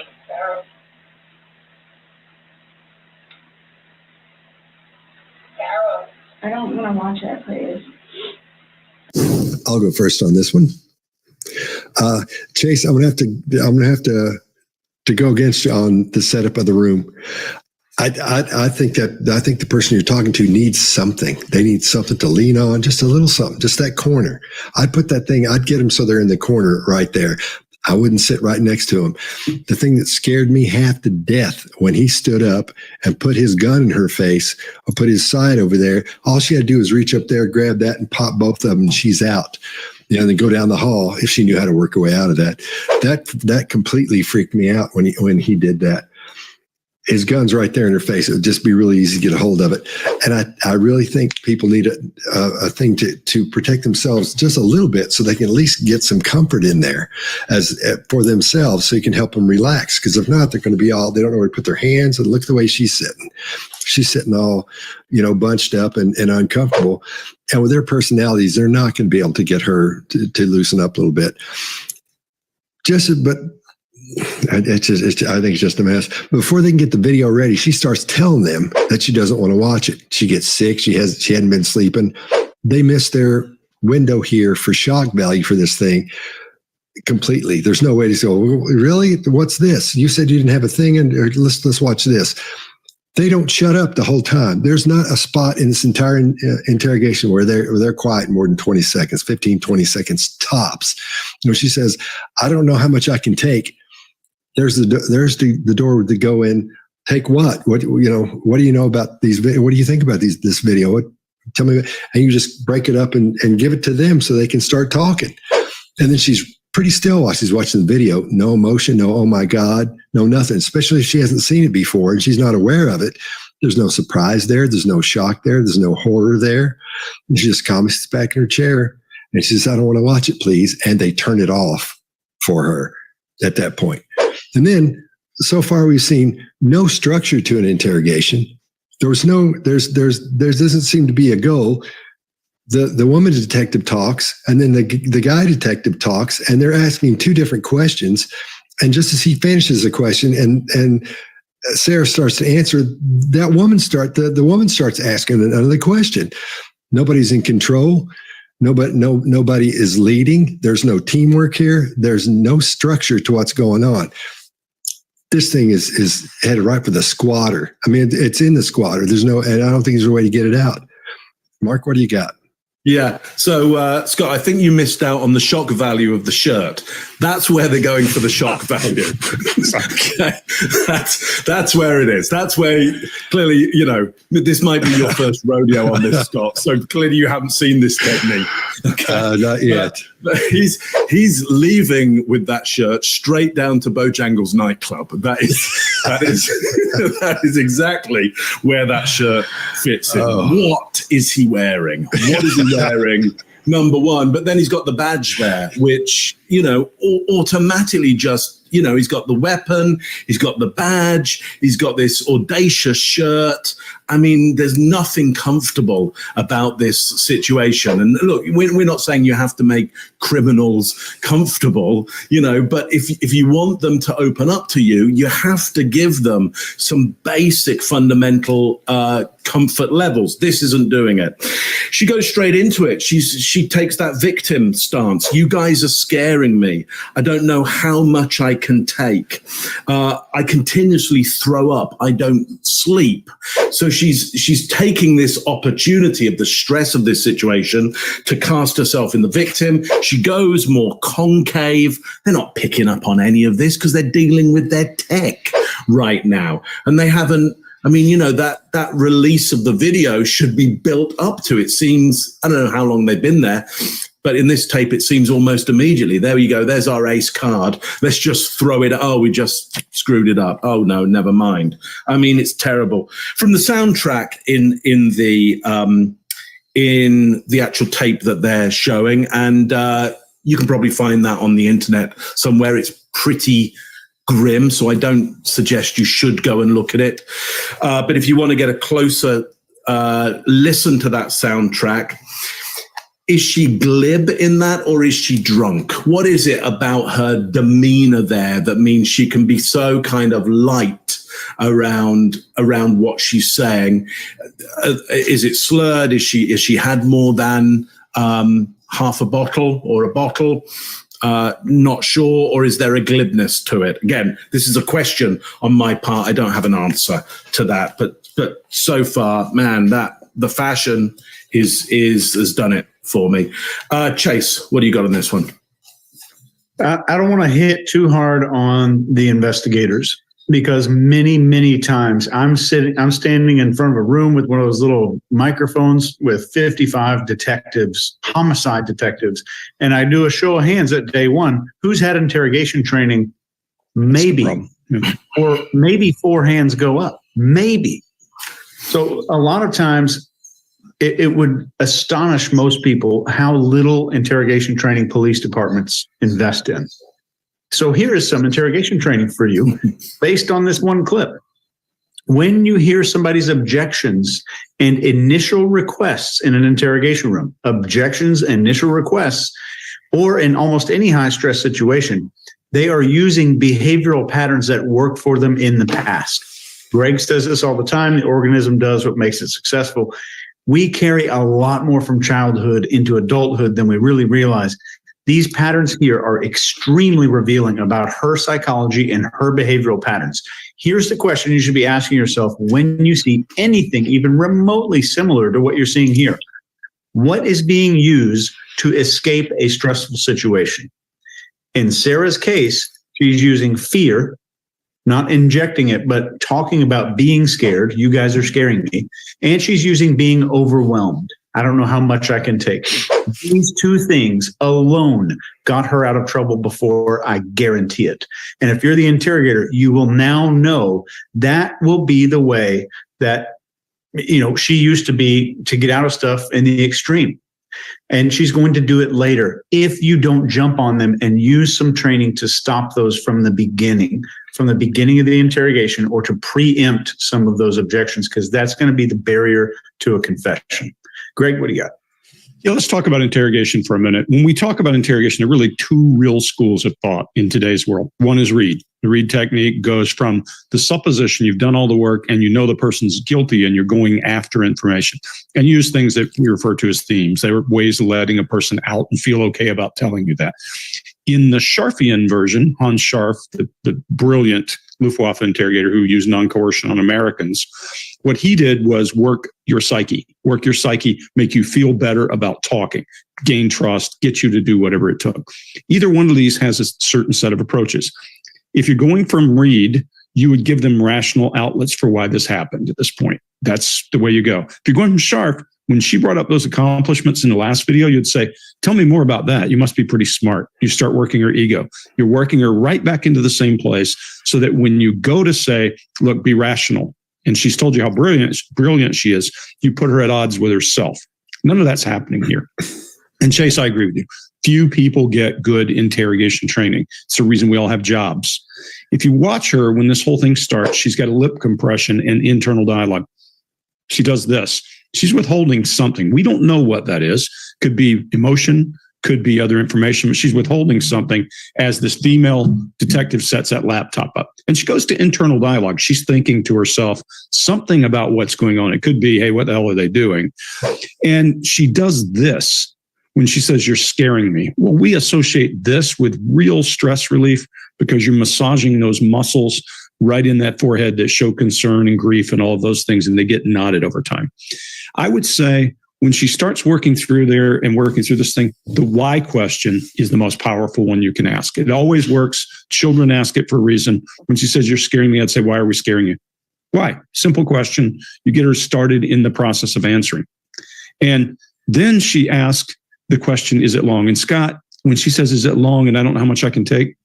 Hold on. I thought you didn't know this video. You tell me how long it is and you tell me why you can't take it. That's what I want to know. That's all. I'd stop right there. That's a source lead. I always tell you guys, when a person brings something up, they're willing to talk about it. If you bring it up, they may not be, but that is a missed opportunity. They don't pay attention to her. They're not listening to her, and they're looking to each other. They came in with a plan. And this is the number one problem with interrogators. If I go in a room full of people who think they're good interrogators, most of them will say, I've always won arguments. That's not an interrogator. That's an arguer. That's our knucklehead from the Waukesha parade who is always won by barraging people with BS or some other way. Good interrogation is not that. I may look stupid just to win in a good interrogation. It's all about getting what I need, either confession or information, and going after it. So the source leads are powerful. Okay, then this prop thing, know when to say when. Turn that damn thing off and turn and listen to what the source is saying, what the perpetrator's saying. She's moved from internal voice to emotional eye accessing at this point. Her torso, Mark, to your point, is caving in. She's shrinking into that chair. If you turn right now and talk to her and you use the right approaches, the right themes, you're going to get this person to start bleeding information because she's on the verge of going emotional and going into a shell. That's what you're looking for, and that's the beginning of it. You don't have to watch this if you tell us what happened, is the answer you should say. I agree. Just tell us what happened. We're just trying to get the bottom of it, and this is what we can see. And she's almost moving into that, what I'd call a clamshell exoskeleton, where her feet are crossed under a chair and her voice is dropping and her body is caving in. Guys, and that chin is covering her throat. That's the beginning of pre-confession body language, and we know exactly how to get it to happen. What you don't do is go headlong at her and attack her. What you do is go, okay, tell us exactly what happened. Soften it, get there. And regardless of what space you have, I mean, we all have opinions about space. It all has to be built around mission. What usually is a doctrinal change from this is you carry no weapon whatsoever in any interrogation room. I'll go back to my SEER days when we had a guy named Rocky Gonzalez who struck a guy and he came out flying out of the room. We went and found out what happened. He said, I hit the guy and he turned into Bruce Lee. You never know who's in the room with you. You never know who's in the room with you. So we don't wear any kind of gear that they can get their hands on or any kind of weapons. Bad doctrine. And this is a bad start to an interrogation, regardless of what caused it. Just my opinion. Yeah. Now, if you don't know who we are, we're the behavior panel. Now, I'm Scott Rouse. I created the only online true crime course with Greg Hartley. Mark, let's we do that again. Just do your don't do the script from Star Wars. I saw somebody who was saying that this was like a blooper. Sometimes they keep them in, and I love that they keep them in. They are serious. Somebody said that they were joking. They're like not professional. They actually are very professional. I'm glad that they kind of have a light sense of humor and could laugh at things and stuff and don't take everything so serious. Their titles and their experience speaks from themselves. Like they're no joke. They all have like they're what they came from, their background. I can't even talk. They all have like a great I can't even think of what I'm trying to say here. They're no joke, basically. This is just a blooper they keep in sometimes. And it's funny because us creators, we know how it is. Like when you're making like pre-recordeds, sometimes you have to do things twice. You mess up, you laugh, with me, it's like, I don't know, you have to like repeat things, and try it again because it's a video, and if you're able to edit it and stuff. So I guess being a creator, it's just funny watching it. But yeah, they're great. If you guys have never watched them, they're really good. You could probably find like any case that you like. They probably have a video on some kind of analysis on it. But well, let me thank a couple people. Thanks, Jay Brown. Thank you. And Groovy Canadian Chick. Thank you. And Casey Marie. Thank you. Yeah, they are really good. Thank you, guys. Okay, I'm going to press play now. So you can write that stuff, but you can't say it. All right. If you don't know who we are, we're the behavior panel. I'm Scott Rouse. I'm a body language expert and analyst. I created now my just leave it. Yeah. I'm trying to. Let's go to the next one.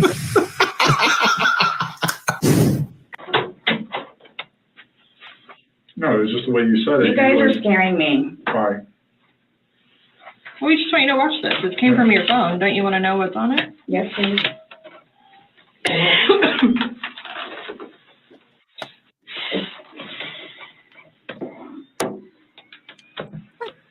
All right. Right, Felicia. Oh my God. Is it long? Because I don't know how much I can take. No. She's trying to run the show here, It's like, no, don't.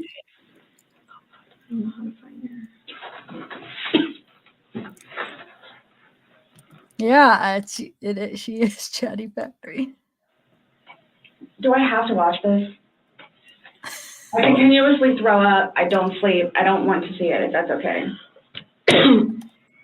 Well, it's on your phone, and you can either explain it or we take it for what it is. Yeah. We're just trying to give you the opportunity to tell us what's going on. That's it. It's that long? 2 minutes. No. For everything you've done to me. For everything you've done to me.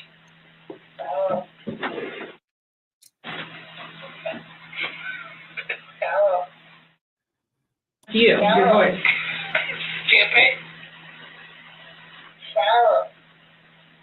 That's my name. Don't wear it up.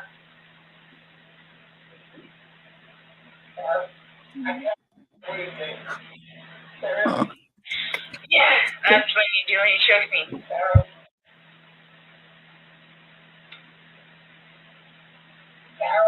I don't want to watch it, please.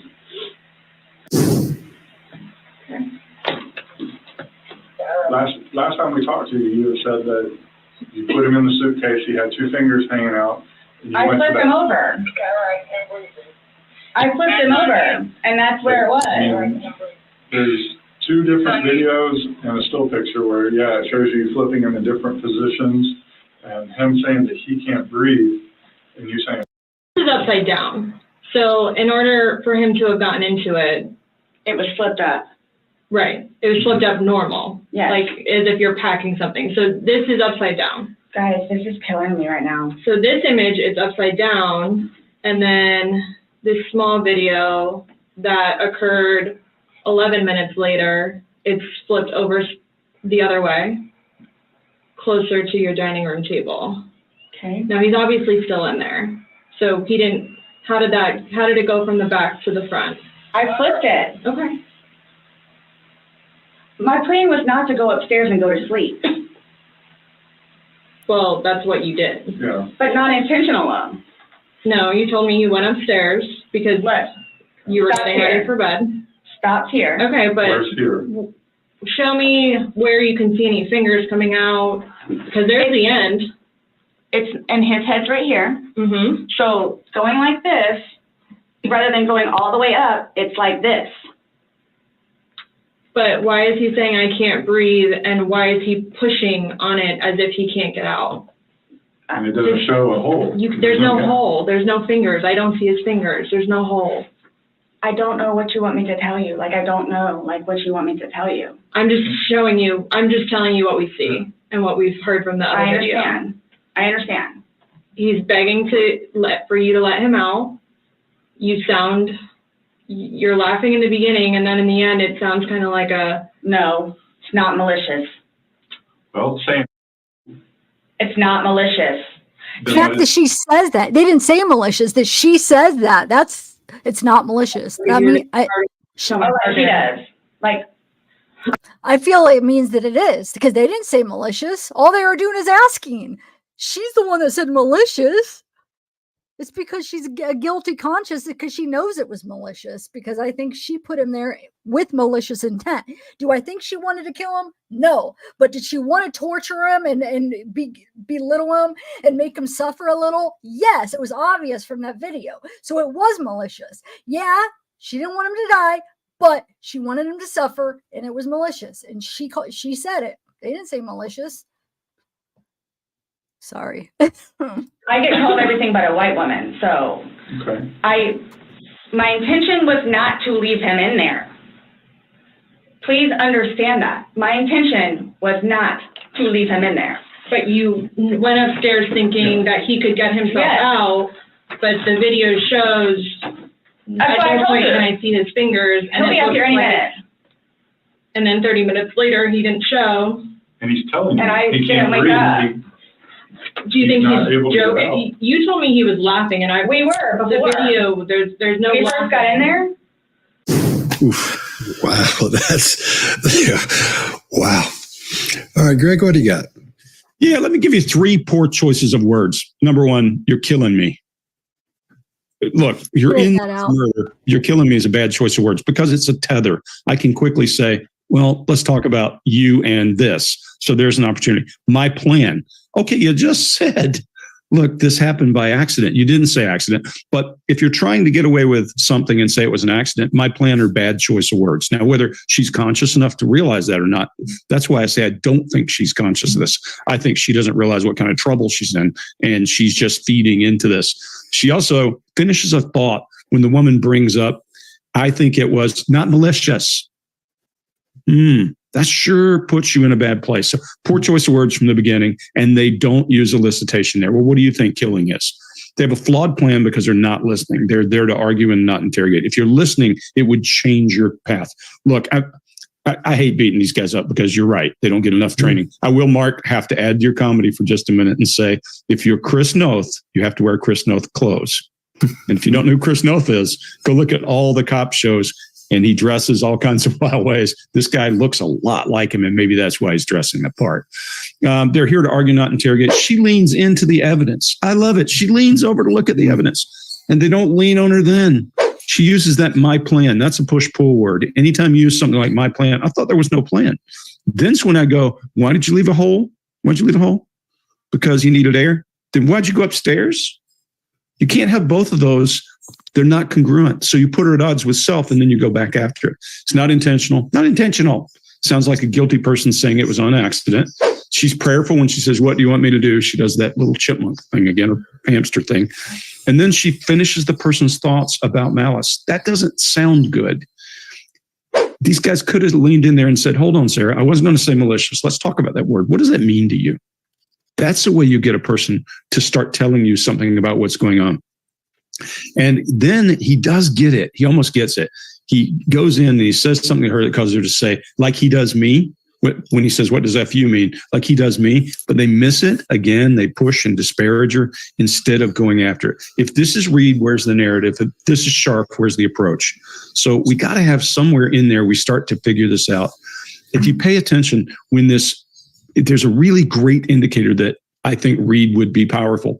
When this female detective starts to rationalize what happened, watch the body language of her open up. It's powerful. It tells you that she's susceptible. But then she goes right back to the argument and says, but the video shows, and you see the body language shift. Really hard for me to watch. Scott, what do you got? I think even with training, I think these two are burnt out or just don't want to be there. And we're going to see some examples later on that would prove my theory there. I don't think any kind of structure would help them. I think they need to get rid of them and start all over again. He's sitting back in his chair running his own game. He's doing something else. They're asking two different questions almost at the same time. And when she says, I don't know what you want me to tell you, he should have said, one of them should have said, look, I'm going to tell me why you did this. And just everybody hush. And then go on to, well, tell me why. There's no questioning. There's nobody in charge. There's nobody's leading. It's just bouncing around the room.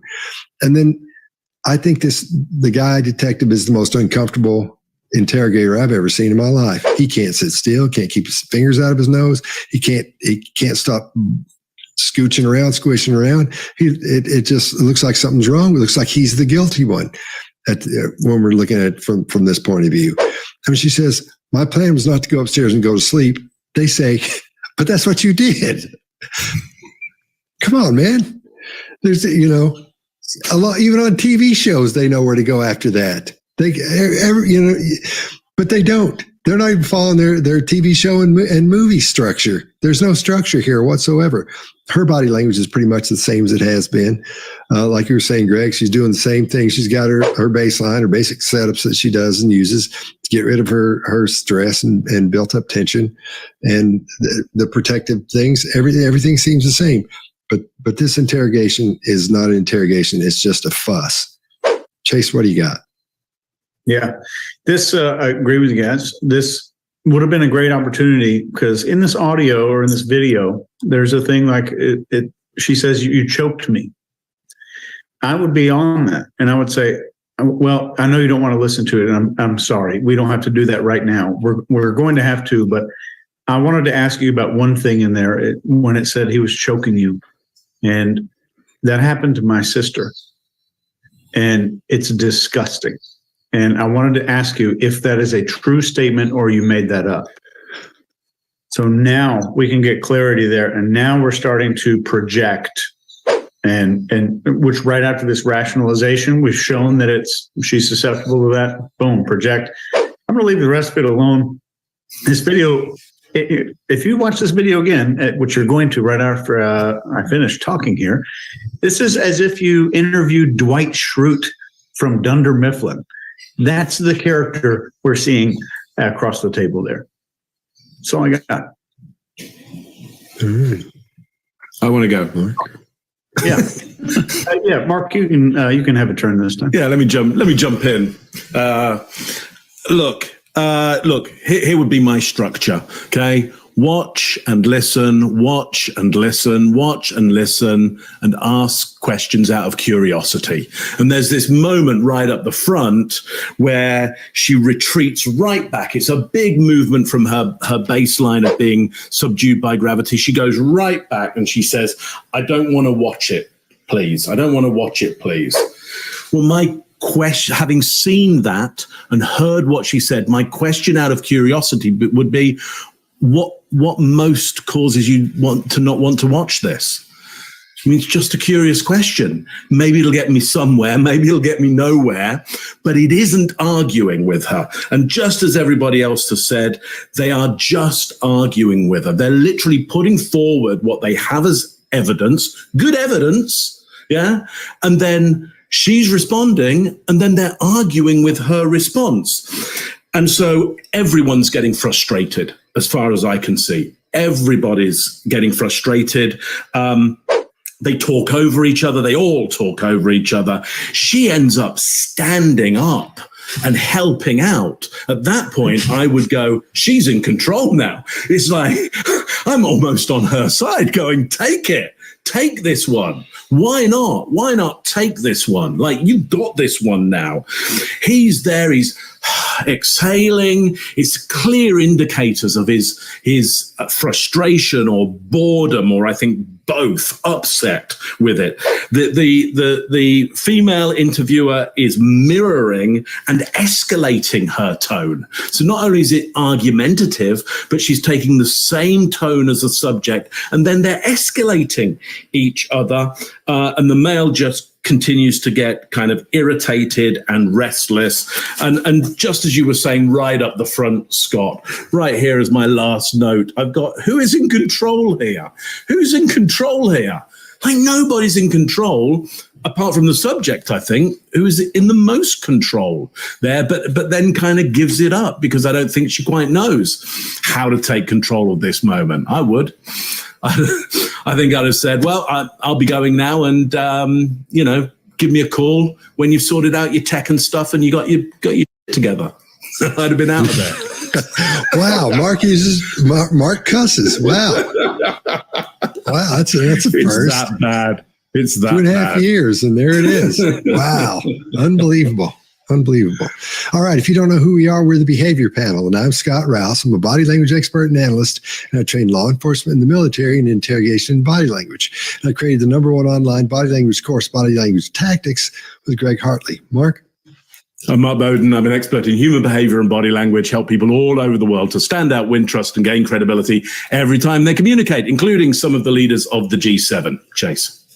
Hey, I'm Chase Hughes. I did 20 years in the U.S. military, wrote the #1 best-selling book on behavior profiling, persuasion, and influence, and I change people's lives teaching those things today. Greg Hartley. I'm a former Army interrogator, interrogation instructor, resistance to interrogation instructor. I've written 10 books on body language and behavior, and put together that #1 body language course at bodylanguagetactics.com with Scott Rouse.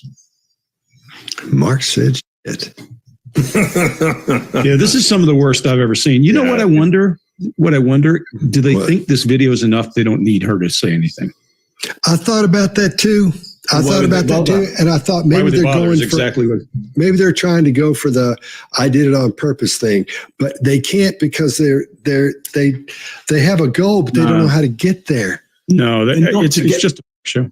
There's not enough conspiracy between them. There's not enough. They're not breathing together. They're not a partnership. They're all over the shop.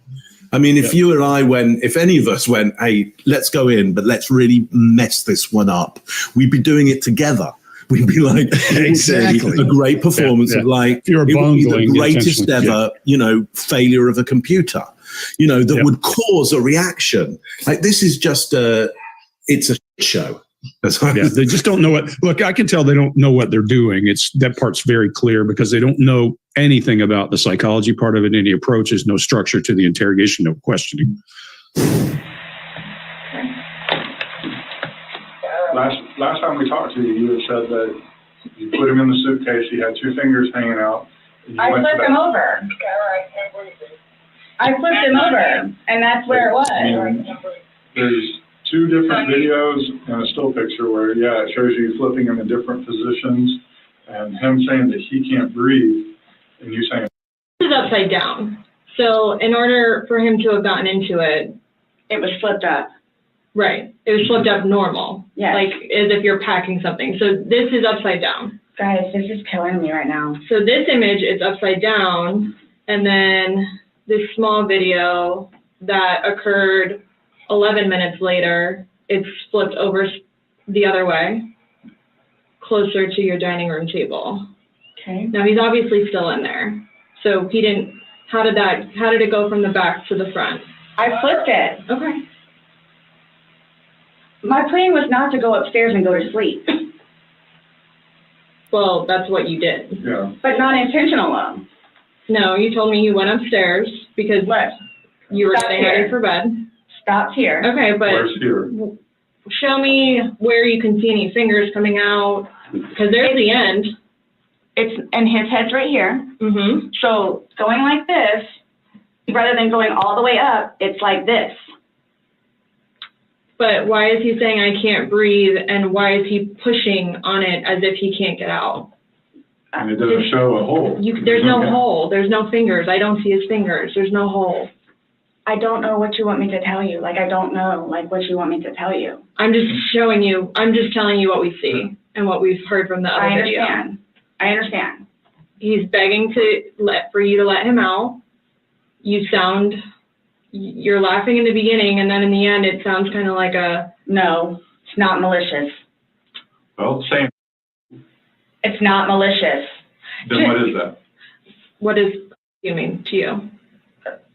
Well, like if I were to tell my like he does. Like, I get called everything but a white woman. So okay. My intention was not to leave him in there.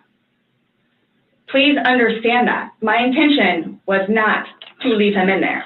But you went upstairs thinking that he could get himself out, but the video shows That's what I told you. And I see his fingers. He'll be up here any minute. And then 30 minutes later, he didn't show. And he's telling you and I he didn't can't wake breathe. Do you think he's joking? joking? You told me he was laughing, and we were before. The video, there's no we laughing. first got in there. Both of us were. So how long was he in there for? Like, this video is at 11:12 when it starts, so was he in there for like a long time prior to recording this? No. So it goes from funny to no longer funny, but you're the only one laughing. But I didn't think that he was like panicky. Like So pushing up on a suitcase saying, Sarah, Sarah, Sarah, I can't breathe. George has done that in the past before too, where it's just like he thinks that he's woe is me kind of thing, where it's like he's never been locked in a suitcase where he couldn't get out. So it's kind of, I thought it was and the the boy oxygen crying wolf kind of thing. Okay. And again, my plan. But nowhere in there is he laughing, is he joking? He is begging. And you're the only one laughing. Okay. And you're the only one saying derogatory comments, like you're mad. No. Please don't, I don't mean to sound negative, and I don't know if I can say this, but like, it's like you guys are kind of trying to like feed me. Like, no, I'm just trying to show you a video that you no longer want to watch because you probably don't want to know the outcome of how and what you said. Well, I know what. You know what's on that video now? No. You remember making that video? No. Why don't you remember making the video? Probably because we had been drinking. But you weren't drunk. No. Just because I went upstairs and just because you're drunk doesn't mean that you. Times that you were not drunk. You said that you had your wits about you. You said he had his wits about you. Mm-hmm. You said that you don't like not having your wits. In my experience, if somebody cannot remember doing something to the extent of making 2 videos and taken a photo, they are intoxicated. Okay. I understand where you all are coming from. Well, we're just trying to make sense of it. We're trying to figure out what you're saying. Chase, what do you got? This precisely right here is where knowing behavior comes in handy. The interviewers are trying to do their best, I think, but I think they're making what I call the academic folly. They're treating everyone as if they all respond to the exact same thing. And the reason this is so different from other interrogations you've seen is that in many of the other videos, the interrogators needed confessions and admissions to both place the suspect at the scene to begin with, and then to get them to admit some form of involvement. We have those two things known, so maybe they had some level of training and they thought that they could kind of skip forward in the process. I'm not sure what was going on. But every point of resistance you are seeing here, every single point could have been prevented by knowing just a tiny bit about behavior profile I put together in the previous video based on a 29-second clip of her talking to a police officer. All of that could have been prevented by just knowing that 29 seconds of time. Greg? Yeah, let me tell you this. I don't think you even need to be that smart to get this one, Chase. I think what has to happen is you just need to listen to what she's saying. And she's feeding you exactly the story. She's spoon feeding them the elements of getting her to talk. Because what she says out loud was, they just don't use it. He's abusive. He's all the time up for fun things. He fakes neediness. It sounds like he got in there voluntarily. Then he panicked or fakes panic. And easily, I would say, did you feel powerful because he'd always been rough with you? Yeah, I did. And then you thought he would be able to escape because you left him a little gap. Yep. And I would give her the point where she said, I went upstairs, and then I went to bed, and I didn't think about it. And I would then close the loop and come back and say, if that's the case, why were you so concerned about going upstairs in the beginning? You said it wasn't part of your plan. You can't have it both ways. You didn't leave him an air gap and then go upstairs and that not be part of your plan. You've got an issue here. Now, I could force her into a corner where she has to come out swinging and give me something. I don't think she is smart enough to do that. And I think you could put her at odds with herself. When she's assaulted with that, you're the only one piece, I thought she's going to go back and say, I need a lawyer, because she started to back off pretty hard right there. She threw up both hands and said, that's not how it went. I think you guys are trying to feed me. My God, if you've ever been in a place where a person's giving you the information you need to break her, but they don't. The guy steps on her and says, no, he's got a plan and he's going to stick to that plan. In the Army, we have goes and no-goes at stations, meaning you pass this station. You guys are a no-go. This is a no-go all day, every day. Mark, what do you got? Yeah. So look, everybody's confounded. Everybody's irritated. Everybody's confused until the subject says, I see where you're coming from. She's a better interviewer than they are. She's like, I see where you're coming from. I get it. I get it. So she's started to build the bridge towards them. But what do? Well, he says, well, we're just trying to, and then continues, and they both pile on top of that. She accepts. She agrees. I see where you're coming from. I get it. I get it. Well, we're just trying to, and then they pile on instead of what they could do at this point to become maybe a go, which would be to say, thank you. Thanks for that. I'm sorry we've had to argue about this. Let's start again, start afresh, clean slate, take us through it. What happened from the start? It'd be a great time to just reset. Now she's trying to make agreement. I think she's trying to make agreement because it's chaos there and she's under stress and she needs to know somebody's in control. Somebody's calling this one. So she's going to start calling it and creating the concord and the agreement. Scott, what do you got on this one? The fact that this detective has his phone out and is texting or returning emails is bananas. I've never seen that before, never heard of that before. And the further this interrogation goes, the more it becomes like that meme where those two women are sitting at a table and there's a cat on the other side and they're yelling at the cat. That's what this is starting to remind me of. It's just, there's no reason for this. This is, I keep saying the same thing, but nobody's in charge. Nobody's in control here. She's answering the questions they're asking her. She's answering them. She's told them about 40 times, this wasn't an accident. She's saying, yeah, I did it, but it wasn't an accident.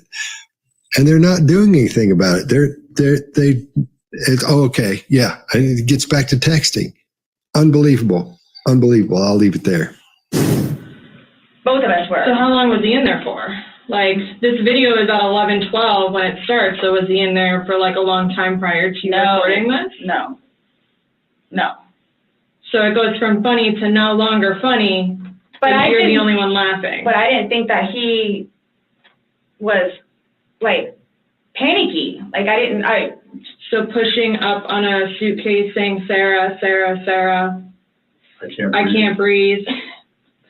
George has done that in the past before too, where it's just like he thinks that he's woe is me kind of thing, where it's like he's never been locked in a suitcase. That's where he couldn't get out. So it's kind of, I thought it was and the boy the oxygen crying wolf kind of thing. Okay. And again, my plan. But nowhere in there is he laughing. Is he joking? He is begging. And you're the only one laughing. Okay. And you're the only one saying derogatory comments. Like you're mad. No. Please don't. I don't mean to sound negative, and I don't know if I can say this, but like it's like you guys are kind of trying to like feed me. Like, no, I'm just trying to show you a video that you no longer want to watch because you probably don't want to know the outcome of how and what you said. Well, I know what. You know what's on that video now? No. You remember making that video? No. Why don't you remember making the video? Probably because we had been drinking. But you weren't drunk. No. Just because I went upstairs and just because you're drunk doesn't mean that you. Times that you were not drunk. You said that you had your wits about you. You said he had his wits about you. Mm-hmm. You said that you don't like not having your wits. In my experience, if somebody cannot remember doing something to the extent of making 2 videos and a video and taking a photo, they are intoxicated. Okay. I understand where you all are coming from. Well, we're just trying to make sense of it. We're trying to figure out what We're trying to figure out. I understand where you all are coming from. Well, we're just trying to make sense of it. We're trying to figure out what We're trying to figure out this video. You explain it to us. We're listening. I just did. Like, we were playing, and then, like, I thought it was. My plan was not to go upstairs and go to sleep. My plan was not to. He'll be up here any minute. But you willingly went upstairs and went to sleep. No one forced you to go upstairs and get My ready plan for wasn't bed. also to leave him in the suitcase. So why didn't you take him out? Because I went upstairs, and then I fell asleep. But why didn't you consciously think, he's asking to come out, he can't I didn't do it breathe. intentionally. What do you think is going to happen if you leave somebody in a confined space like that? Well, I thought by not giving it up all the way, it would be okay. My plan was not to leave him in the And suitcase. what was your plan? Waiting for him to come upstairs. And then when he didn't? I fell asleep. You said you were up there 30 minutes. After 30 minutes, somebody not coming up. Knowing that that the last time you saw him was in the suitcase, 30 minutes later, you're like, maybe I should go check on him? Maybe I shouldn't? No. Well, that didn't cross your mind because that's like an assumption. Like, that's what you all are thinking. Just. We're asking. It's the whole. You tell us. It's the drinking. That's what it is. It's the drinking. I thought it was like, I thought he was okay. Like, I didn't, He's telling you he's not. He's telling you, Sarah, I can't breathe. He's saying your name and you're like, that's my name, don't wear it out. Guys, that's how we are with each other. Like, nobody understands our relationship. The whole suitcase thing never happened before. Would you leave someone else in a suitcase? All right, Mark, what do you got? Yeah. So look, her strategy, I think, is that to put forward that it isn't premeditated in any way. And either that's because she understands something of the law and something of what she could get convicted on and what the sentence would be, or she just knows that that's a better idea to say that she's involved, obviously, but it's an accident and there is no forethought around it. Premeditated murder is obviously as pretty much as strong as you can get. So, but the male is always showing disagreement, pursed lips, clear pursed lips as well to show disagreement, closed and protective. This is not great body language. I mean, it could be a tactic, but I think by this point we know it's not. It's his demeanor. It's his demeanor within this. He's closed. Now, what's this turning into? Well, they're never entering into her idea. You don't have to agree with the world that she's in, but you've got to accept that that's her world. And if you know she's lying, just accept that world for a bit to get in there with her. They're trying to undo that world from outside. They're trying to show evidence and go, well, whatever you're saying doesn't fit with this outside idea. What I would suggest they should be doing is getting inside the world and dismantling it from within, from a sense of agreement, from a sense of accord, and just unpicking it from inside rather than outside. So they're being judgmental. They make judgment calls. They're being moral with her. They're kind of going, well, why would you do that? Well, that's not the right thing to do. Well, that's just judgment and morals. And also they're attacking the norms of relationship. She puts a norm forward that says, hey, it's kind of a thing you do is to stick somebody in a suitcase and kind of play around with that. Well, look, it may not be a norm for me or a norm for you, but you've got to get an acceptance of that norm to be able to unpick it from the outside. They're arguing the idea. It's going nowhere good. Scott, what do you got on this one? All right. He says, you explain it to us. We're listening. And then he looks down at his phone and doesn't pay attention to her anymore. And then she's still in protective mode. Like you're saying, she's got her arms really close to her body, all that. It's staying with her baseline of the behaviors we've seen up to this point. And again, the guy detective looks like he's the one being questioned. He's sitting back in his chair. He's got his arms crossed. He's moving around. He looks nervous. He's touching his face, everything else. He's adapting with his hands, everything. He looks like he's the one in trouble. Then out of nowhere, she says, because when I went upstairs and then I fell asleep, his open-handed gesture comes out when hers does, out of nowhere. And he says nothing. And he's just distracting at this point. He's just, I don't know what this guy's doing at this point. Then she says, I didn't do it intentionally. Boom, there it is again. We're done. All you got to do is move forward from that point and say, okay, well, shoot, let's talk about that. Nobody does that. Nobody does that. Then he says, so what do you think is going to happen if you leave someone in a confined space like that? He's not even listening. At that point, he's not listening. He's not even looking at her. And I don't think he knows what's going on. And I agree with you, Chase. A lot of detectives haven't had training, but this isn't good because somebody may go to prison that doesn't need to go to prison because these people will get it wrong. They'll push them into it and won't realize they're seeing a false confession. And this worries me. This worries me. They need to call somebody and get some help down there in Florida quick. Greg, what do you got?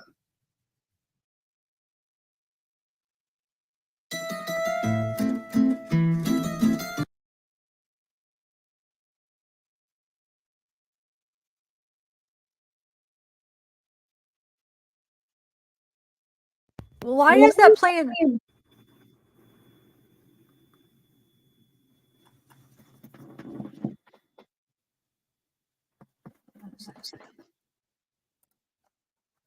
I must have another thing playing. Hold on.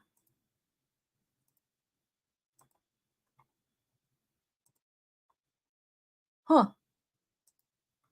Why is that playing music though? There must be something that they had to block out of him talking, but it's him talking. But I'm afraid that if it's something like their music that they pay for a subscription for copyright, then I could still get copywritten. So I don't know.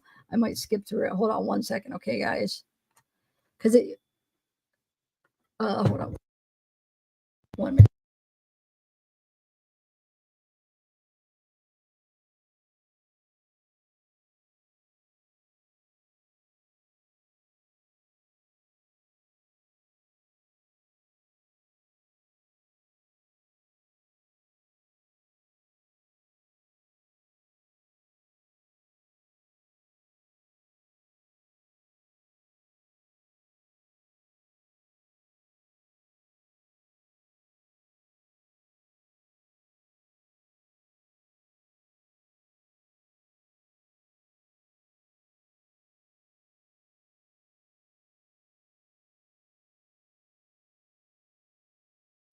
It's weird.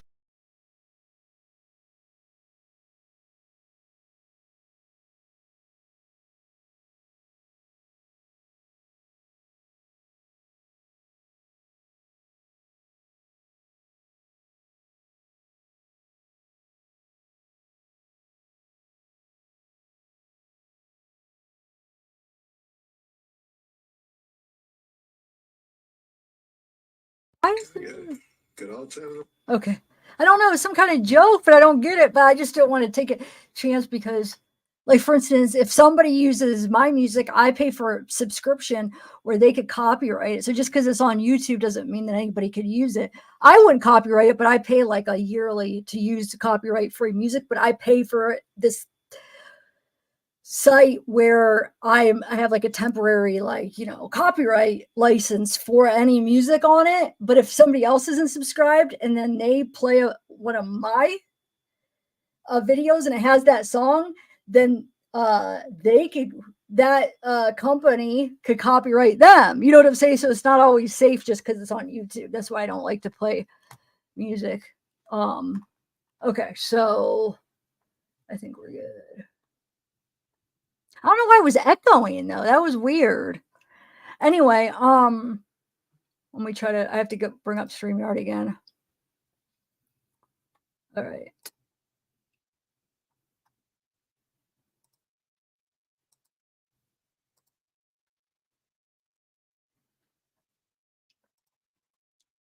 All right, let's do this. Oh, did you guys hear that? Oh shit, hold on. Okay. All right. You have to mute it or it has the feedback. All right, here we go. I'm sharing my screen now. You know what I'm going to do? I'm just going to share that page. Yeah. All right. Just in case if it wants to freaking act weird, it works better. Hold on, Sarah. What's that called? Is the worst interrogation ever? Question mark. That's the title of it. I didn't even realize that was the title of it. Okay, here we go. Let's continue. Good. No echoing. All right. All right. Go ahead. Okay. Okay. So state courts have ruled that this is murder too, a killing that was the result of ill will, hatred, spite, or evil intent, an act of a person that a person of ordinary judgment would know is reasonably certain to kill or cause seriously bodily injury, or an act showing indifference to human life. It sure feels like they're trying to force her to say, I knew it would kill him and I made a mistake or whatever, because intent is there then. And that's all they have to do. Maybe that's what they're after, is an element they're trying to close the loop on. But look, the one thing I firmly disagree is when he says, we're listening. No, you're not listening. He gets right one thing. He does one thing. He mirrors her. And it actually makes sense. She goes, what am I to do? And he's like, that kind of thing. He throws his hands out again. They miss a great lead. There's the word plan. I would lean in and say, Sarah, what was your plan? Was this a way to show him how powerless you feel when he was in that suitcase and something went wrong? Give her the opportunity. Give her the out. Give her a rationalization. Instead, it goes back to one more of this argument and circular logic. She now says her plan was to go upstairs and wait for him. Wait a minute. If we go all the way back to what I told you in the very beginning, and we say, I didn't go upstairs intentionally, I left an air gap because I knew it was not safe. Now you're telling me you went upstairs and that was in your plan and you're going to wait for him. Now you just admitted to me that you put him in bodily harm and you caused element 3 of that law. Now you got him. But now they allow her to have a chance. She set up the alcohol day one. That's a rescuer. She's been saying I only had one bottle of alcohol between the two of us, and now she's changing that. She does helplessness, and she looks at each of them with good intent. She signals with regulators, and she says, I thought he was okay. There's a lot of control there, and they go back at her instead of eliciting and challenge her again. If you just would pay a little bit of attention, you would get somewhere. Instead, this detective, instead of saying, what do you think would happen, forgets everything the woman's saying and jumps right on her and says, would you leave someone else in the suitcase? Altercation again. I think what they're trying to do is push them to that third element But if you look at every one of these videos we've shown, each of those is a standalone. There's no sequitur between these pieces. If you look at this one, it's an argument. The first one's an argument. The second one's an argument. It's just, there's no power to it. That's all I got. Who did I forget? Chase, what do you got? Yeah, I'll be quick here. This assault on her character is what's causing this resistance. And you already know that because of the behavior profile. So how would you have used that behavior profile? I'm curious to know what you would have done at home. Let us know in the comments. We'll take a look. So what could have been done here is to demonize or shift the blame to the victim. This sounds horrible. It sounds atrocious, but it's extremely effective in getting guilty people to confess. In many cases, just like this one, thousands of confessions were obtained by guilty people by blaming the victim for the crime initially. And this is called projection in many, many cases. And this is a common tactic that has proven to be extremely effective. If they built a narrative focused on how she tried hard to take care of him, he's been abusive and mean and violent, etc., then the interrogator shifts to socializing, wherein they would start making it, these are her two things, right? So then they're going to start making it normal. They'd say something like, anybody would have done that. It's totally understandable. People are going to understand this. And that's why I came in here to help you. This would be especially effective just based on her profile that we developed in 29 seconds. So this is a formula for this behavioral type where projection leads the way in the interrogation. So in some interrogations, you want to minimize, then socialize, and then rationalize. This one, you want to project the blame, socialize the actions that the person took, minimize the seriousness, rationalize the motive for taking action, and that would have probably cleaned the table. Even Scott was saying that she's pre-confession. She's kind of just ready the whole time. Get that out there. It looked like that would have been a short discussion, like an sub 45-minute interrogation. That's all I got. What did I say, Greg? When we were talking, I said 45 minutes tops, and you said, yeah.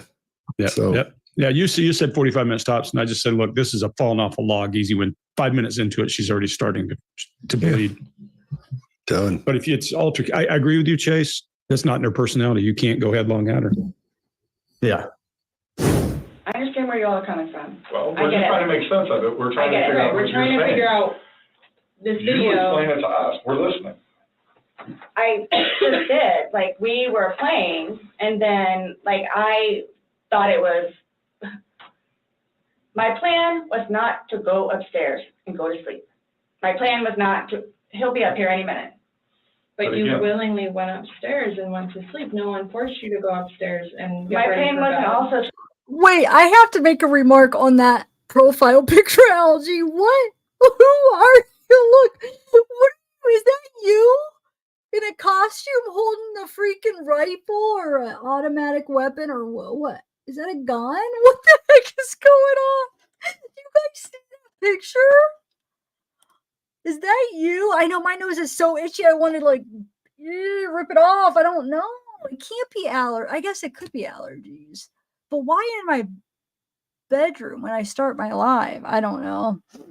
Do you guys seeing that though? Look at that profile picture of Algie. I'm dying. Is that Pikachu? Oh my god, is that you? Wait, hold on. You gotta answer. Is that you? Yes, that's what I always say. It sucks that there's this thing where people assume if like somebody says, I want a lawyer, oh, they must be guilty. No, dude. Advice.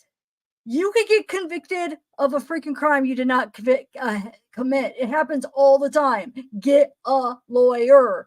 Like, you know what I'm saying? I guess people would think I'm guilty because the first thing I would do is, because a lot of people are like, well, if you're innocent, just talk. But you don't understand the way they can twist you and make you say things and then use it against you because the way they ask. And then you could be totally innocent and they could twist it all up and you're nervous. So like, I would be wanting to be like, no, I want a lawyer. And then it'd be like, oh my God, she has something to hide because she's asking for a lawyer. She must have did it. No, that's just smart, dude. That is smart. Like, your life is important. You don't want to throw it all away for being stupid. Like, that is a right. Get yourself a lawyer. It does not make you guilty. Like, you're actually smart if you get one before you even say one word to these people, the interrogators. Just get a freaking lawyer. Say, I'm not talking until I have a lawyer. You know what I'm saying? I would. They're tricky. I mean, they could lie to you. They could pressure you. They have different techniques. And I'm saying it's good. It's good for criminals, but like innocent people can get screwed too, though. So, all right. To leave him in the suitcase. So why didn't you take him out?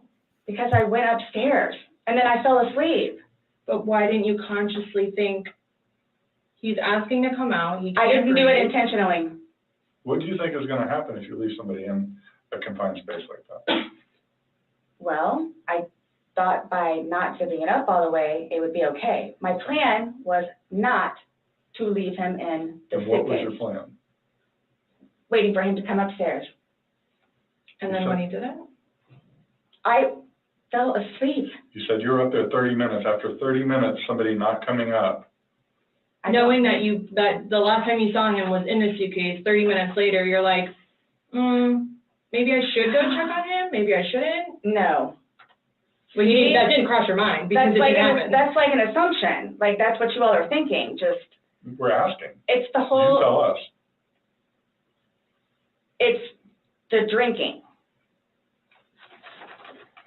That's what it is. It's the drinking. I thought he was okay. Like, I didn't, He's telling you he's not. He's telling you, Sarah, I can't breathe. He's saying your name and you're like, that's my name, don't wear it out. Guys, that's how we are with each other. Like, nobody understands our relationship. The whole suitcase thing never happened before. Would you leave someone else in a suitcase?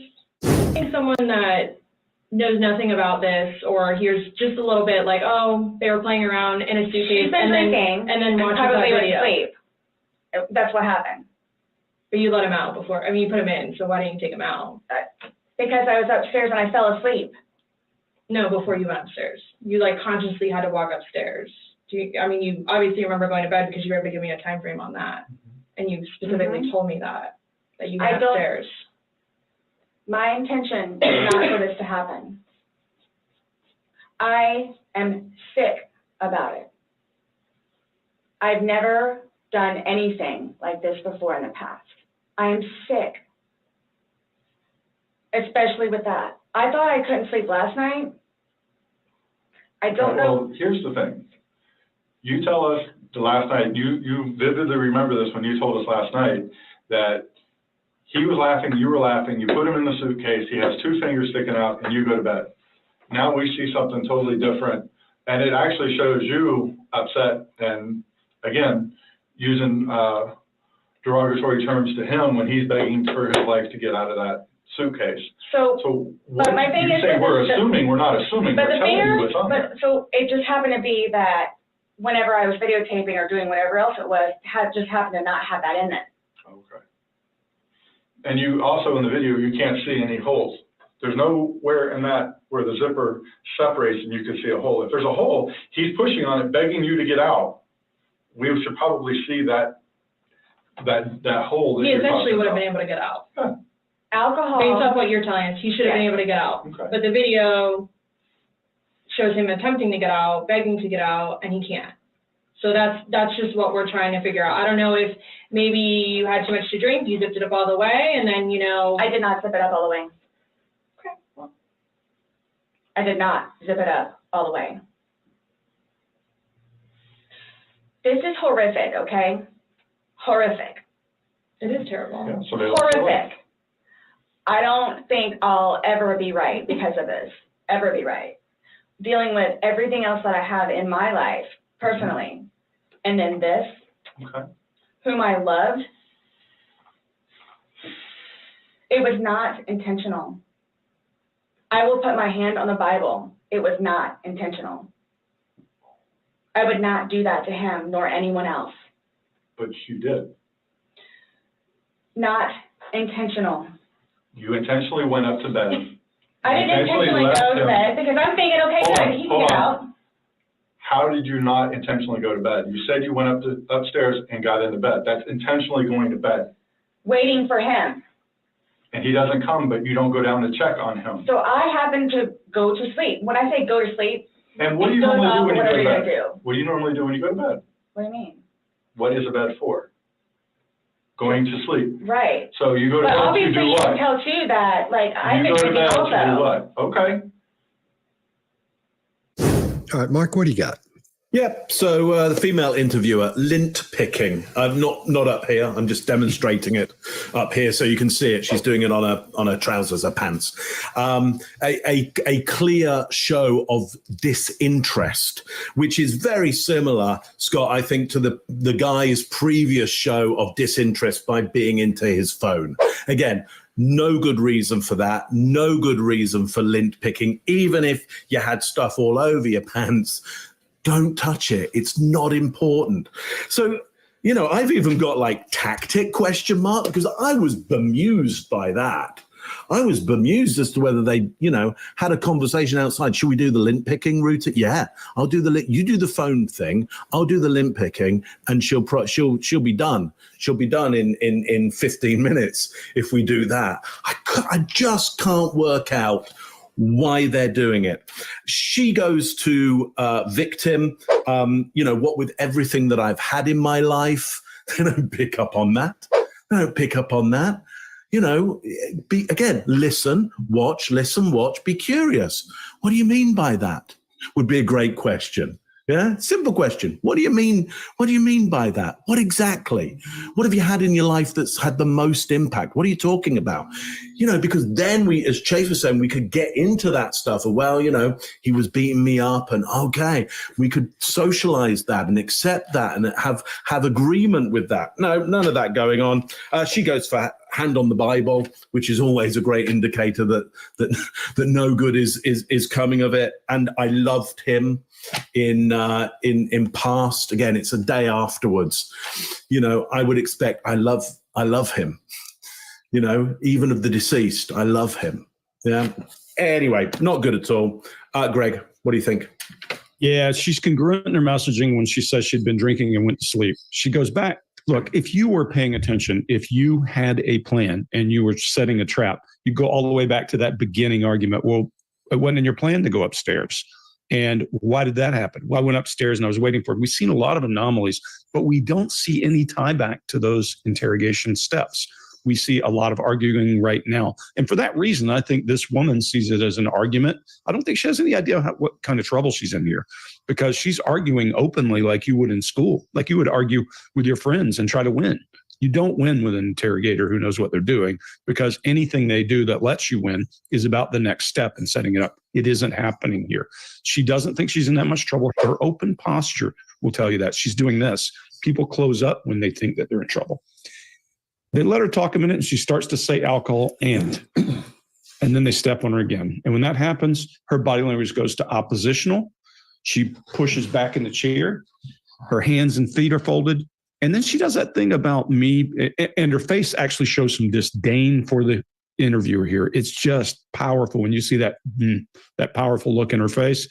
And then she starts to try to tell you about her life. She's like, please feel sorry for me and help me to confess and tell you how this goes. But we don't do that. We just go right back at it again. And there we go. At the end, she's telling you what she believes and you're attacking her logic. If you want to believe that, go and listen to what she does. She's in a downward telling tone, and the detective is in an upward lilting voice as she's asking for approval. Really not a good place to be this late in an interrogation. Chase, what do you got? Yep, just kind of copy paste whatever I said on the last video.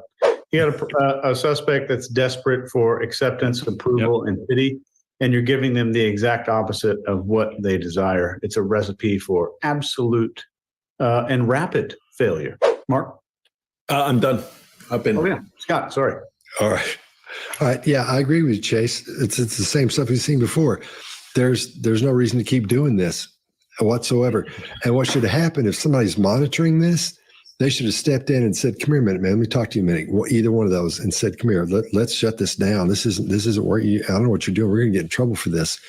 this isn't where it's just three people in a room fussing. That's all it is. I'll end mine there. I think someone that knows nothing about this or hears just a little bit like, oh, they were playing around in a suitcase She's been drinking and then watches that probably video. went to sleep. That's what happened. But you let him out before. I mean, you put him in, so why didn't you take him out? Because I was upstairs and I fell asleep. No, before you went upstairs. You like consciously had to walk upstairs. You obviously remember going to bed because you were able to give me a time frame on that. And you specifically told me that you went upstairs. My intention is not for this to happen. I am sick about it. I've never done anything like this before in the past. I am sick, especially with that. I thought I couldn't sleep last night. I don't know. Well, here's the thing. You tell us the last night, you vividly remember this when you told us last night that he was laughing, you were laughing, you put him in the suitcase, he has two fingers sticking out, and you go to bed. Now we see something totally different, and it actually shows you upset and, again, using derogatory terms to him when he's begging for his life to get out of that suitcase. So but my thing is, we're assuming, we're not assuming, but we're telling you what's on there. So it just happened to be that whenever I was videotaping or doing whatever else it was, just happened to not have that in it. Okay. And you also, in the video, you can't see any holes. There's nowhere in that where the zipper separates and you can see a hole. If there's a hole, he's pushing on it, begging you to get out. We should probably see that hole. He eventually would have been able to get out. Yeah. Alcohol. Based off what you're telling us, he should have been able to get out. Okay. But the video shows him attempting to get out, begging to get out, and he can't. So that's just what we're trying to figure out. I don't know if maybe you had too much to drink, you zipped it up all the way, and then, I did not zip it up all the way. Okay. Well, I did not zip it up all the way. This is horrific, okay? Horrific. It is terrible. Yeah, so horrific. I don't think I'll ever be right because of this. Ever be right. Dealing with everything else that I have in my life, personally. And then this, whom I loved, it was not intentional. I will put my hand on the Bible. It was not intentional. And I believe it. I believe it wasn't intentional, but it was malicious. She did it to torture him and make him suffer a little bit for paybacks, like she says. So, yeah, it wasn't intentional to kill him, but it was intentional to torture him and make him suffer, you know? But I do believe it wasn't. So I believe that she could put her hand on the Bible and swear and be okay, because I don't believe she meant to kill him. You know what I'm saying? I don't believe that. But hey, man, he's begging. You're drunk. And I mean, what do you call that? Like, by your actions. I mean, sometimes murder happens and it's not, the intention isn't to kill the person, but you still acted with, what do they call that? Malice or whatever, where you did, you know what I'm saying? Your actions should have been like foreseeable, like you should have been able to see, but you couldn't. It was clouded because you were drunk, but that's not an excuse. It's not a freaking excuse. So yeah. I wonder what she's going to get, like what her punishments. That's going to be definitely an important decision, because do you guys think she should get life or not? I would not do that to him nor anyone else. But you did. Thanks, Becky. Not intentional. You intentionally went up to bed. I didn't intentionally go to bed because I'm thinking, okay, good, he can get out. How did you not intentionally go to bed? You said you went upstairs and got into bed. That's intentionally going to bed. Waiting for him. And he doesn't come, but you don't go down to check on him. So I happen to go to sleep. When I say go to sleep, and what do you normally do when you go to bed? Do. What do you normally do when you go to bed? What do you mean? What is a bed for? Going to sleep. Right. So you go to bed to do what? Obviously, you can tell too that, like, I think you go to bed also. to do what? Okay. Is that what you all are trying to do? To portray me as? We're not trying to do anything. I'm simply asking you to explain to me what happened.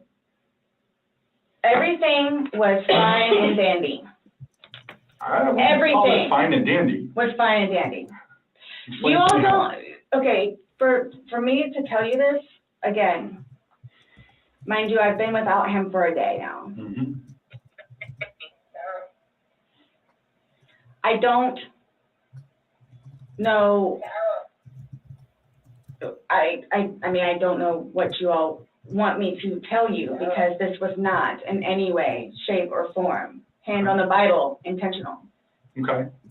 So you just left I him there didn't to kill teach him. You left him there to teach him a lesson? I didn't mean to leave him there. That's what I'm trying to tell you. You got up and walked away. How is that not intentionally leaving him there? Because I'm looking at the hole, knowing that it's there. He'll get out no problem. Because you don't. And then he doesn't, but you don't go check on him. You say you're up for 30 minutes and he doesn't come up. You don't go down and check on him? I'm in the bed. You even moved, And dozed off. you admit to moving the suitcase, like, over. So You roll it. you roll it over, like, it's not like. I didn't want him to be like that. Don't. You didn't want him to be upside down? How do you even get upside down? Right. You guys are killing me right now. I just want you to hear. That's how he talks to me most of the time.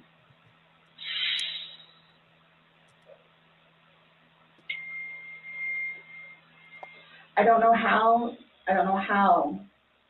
you want me to say it. I'm just trying to figure out what you would expect to happen to somebody when you leave them in a suitcase. I didn't mean to leave him in there.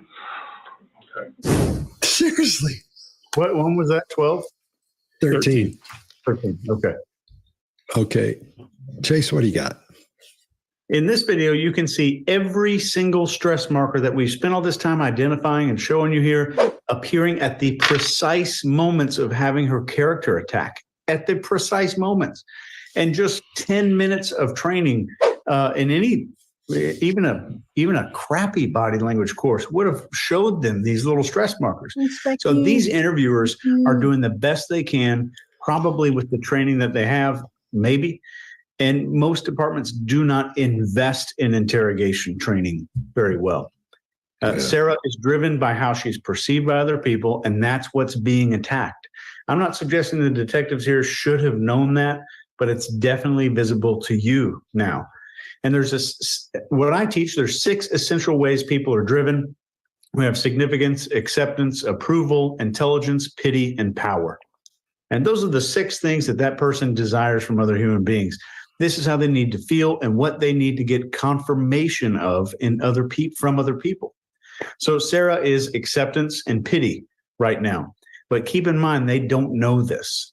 So this is such a crystal clear warning to everyone watching this to pay attention to behavior and communicate with some precision and not treat people as if they're all the same little molecules, like a science experiment, like an academic study would treat human beings. Greg, what do you got? Yeah, if we go back and look at what she said way back when I was a straight A student, now we're talking 30 years later, 25 years later, that tells you a lot about something about this person. She said, look, I used to be somebody. I've always excelled at everything I've done. I'm a great mother. To your point, Chase, she's screaming out, look, I'm this respectable person who did something stupid. If you can hear that and you can say, hey, everybody makes mistakes. Now you've got a different approach. Here's what's really interesting. Look at these big illustrators. She's wiping things away. Everything was this and everything was that. They don't even notice that. They don't hear. When she says fine and dandy, they attack the fine and dandy. She's giving them, if we skip everything else in this video and she goes, everything was fine and dandy, I didn't mean to. The rest of the interrogation that you've made, just shut up and go and say, what do you mean you didn't mean to? That's the interrogation right there, because that's what you're after, is her saying, I did something stupid that a normal human being should know will kill or injure somebody. That's the element of the law you're trying to get. And she just told you, I did something stupid. I didn't mean to kill the guy. Scott, what do you got? Yeah, he says, I'm simply asking you to explain what happened. Explain to me what happened. And she's done that about 40 times. She keeps saying she's not going to say anything other than that because that's what happened. She keeps telling him what happened over and over and over. But he was on his phone. when she was saying all that. And now he's just badgering her. So, and like you were saying, you got those spread out arms. And then the woman detective, her phone dings. She's getting texts in there and returning them during this.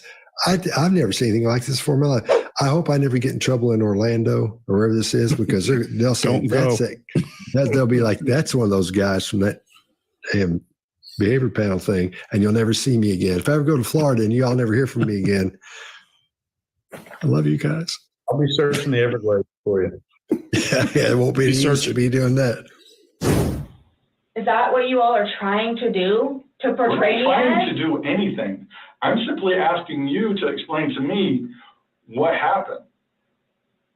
Everything was fine and dandy. I don't want to call it fine and dandy. Was fine and dandy. Explain You to all me how. don't, okay, for me to tell you this, again, mind you, I've been without him for a day now. Mm-hmm. I don't know, I mean, I don't know what you all want me to tell you, because this was not in any way, shape, or form, hand on the Bible, intentional. Okay. So you just left I him there didn't to kill teach him. You left him there to teach him a lesson? I didn't mean to leave him there. That's what I'm trying to tell you. You got up and walked away. How is that not intentionally leaving him there? Because I'm looking at the hole, knowing that it's there. He'll get out and no come. Because you And don't. then he doesn't, but you don't go check on him. You say you're up for 30 minutes and he doesn't come up. You don't go down and check on him? I'm in the bed. You even moved, And dozed I mean, off. you admit to moving the suitcase, like, over, so. You roll it. You roll it over, like, it's not like. I didn't want it to be like that. Don't. You didn't want him to be upside down, how do you even get upside down? Right. You guys are killing me right now. I just want you to hear. That's how he talks to me most of the time.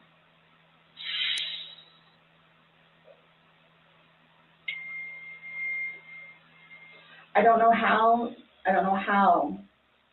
you want me to say it. I'm just trying to figure out what you would expect to happen to somebody when you leave them in a suitcase. I didn't mean to leave him in there. Okay. Okay. What's your reasoning for, not calling 911 sooner? Because I didn't know what to do and how horrific it was. I called Brian, and 5 minutes later I called you guys? Not even 5 minutes. Nonetheless, that I had to I was trying to do CPR. I had to get him out and try to do CPR and then call you guys. And then was continually doing CPR with the dispatch on the phone, where he had me count out loud.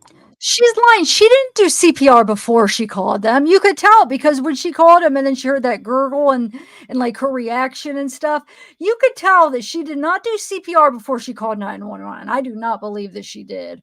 No way. That's a lie. Now, I believe when she called him, she was probably doing it, but because they were telling her and having her do it. But she didn't do it before she called him. That's what she's saying. Well, I didn't call him right away because I was doing CPR. I was, trying to help. She's lying. Out to help me focus on what I was doing.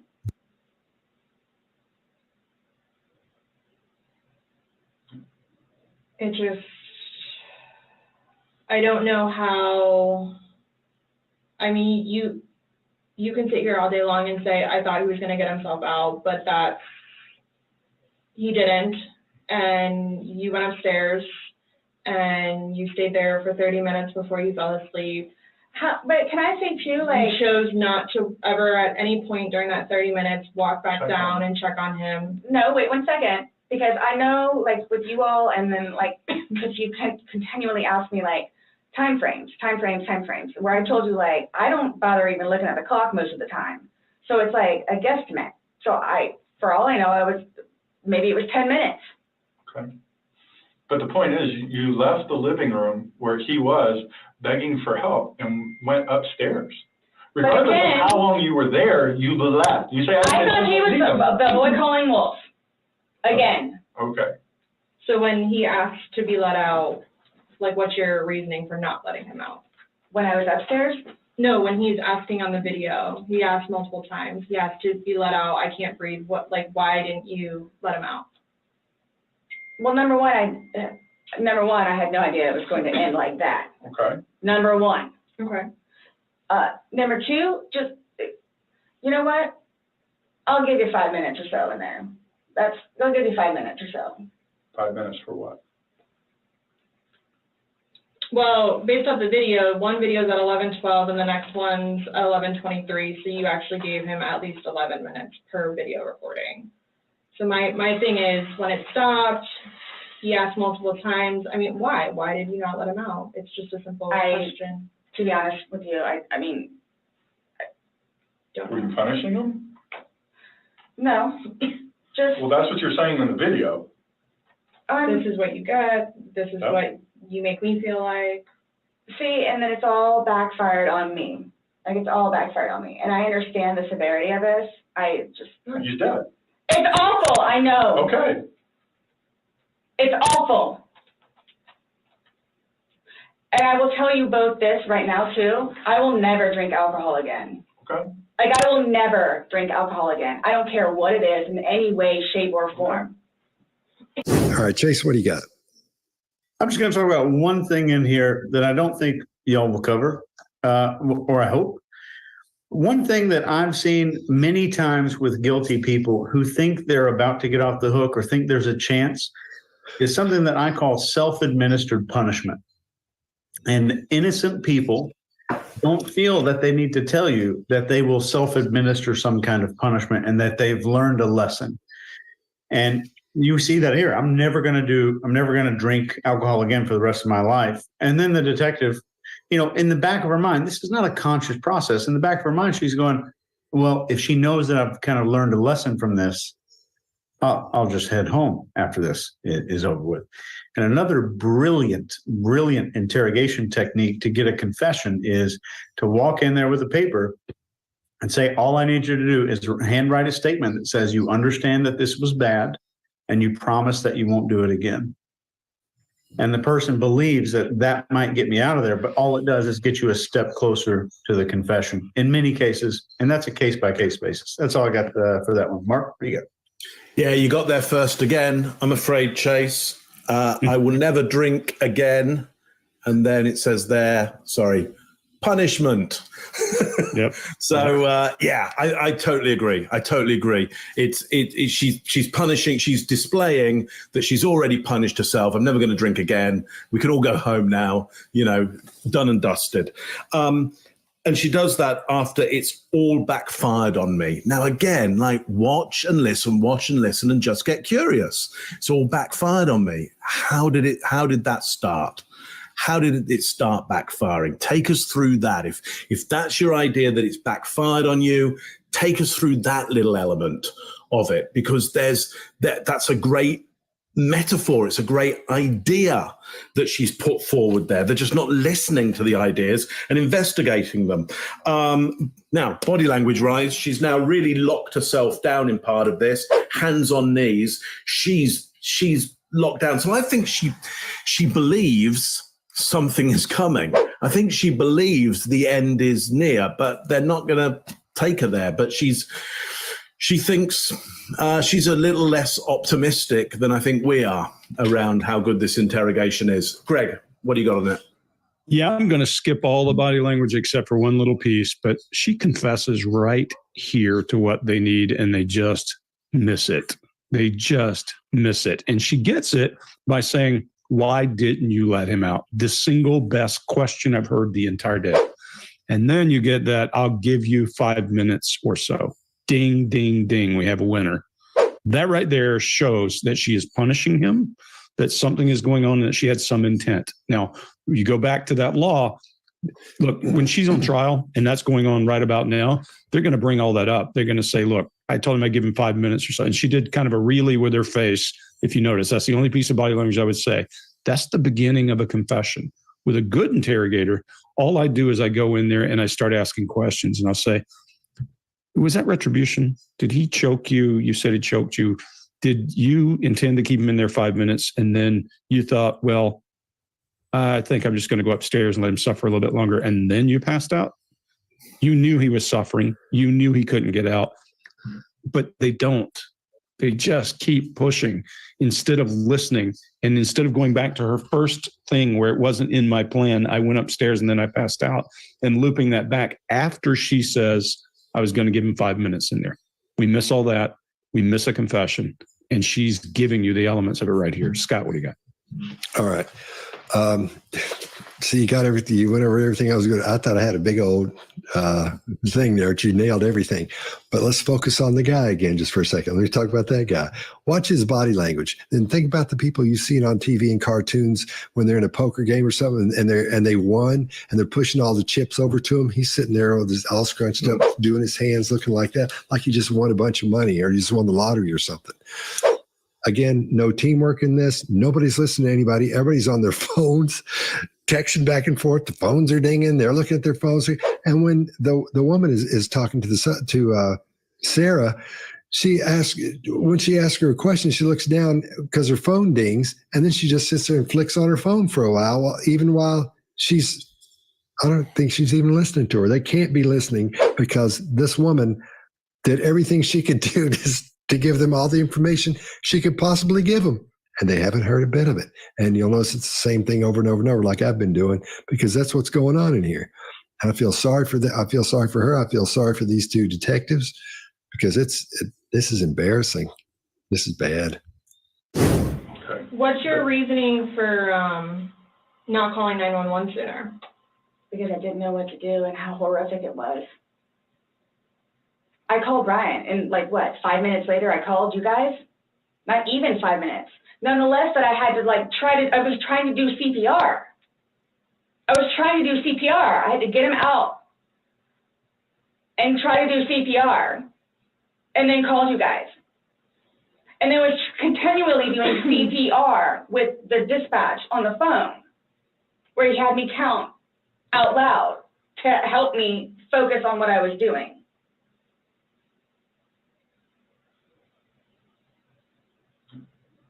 It just,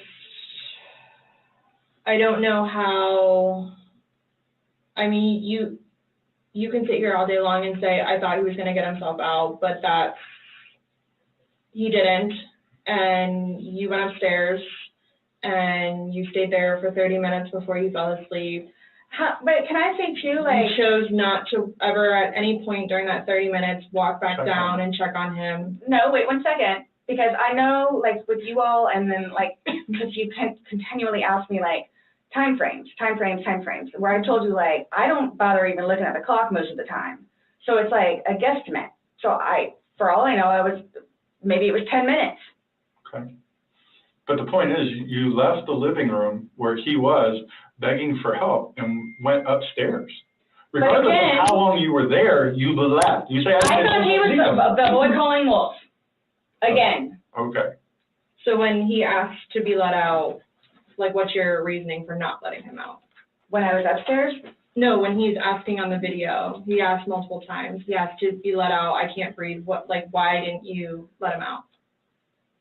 Well, number one, I had no idea it was going to end like that. Okay. Number one. Okay. I'm going to mention that when we watched the first round, that whose phone is going off? They should have it on silent, dude. That's so distracting. It is. I can't believe I missed all this stuff. Now that they're pointed out, I am so mad at these interrogators. They missed out. I mean, they screwed up, even though they have enough, I think, with that video. But they really screwed this up. I mean, they're looking at their phones. That higher angle, you could see more of that.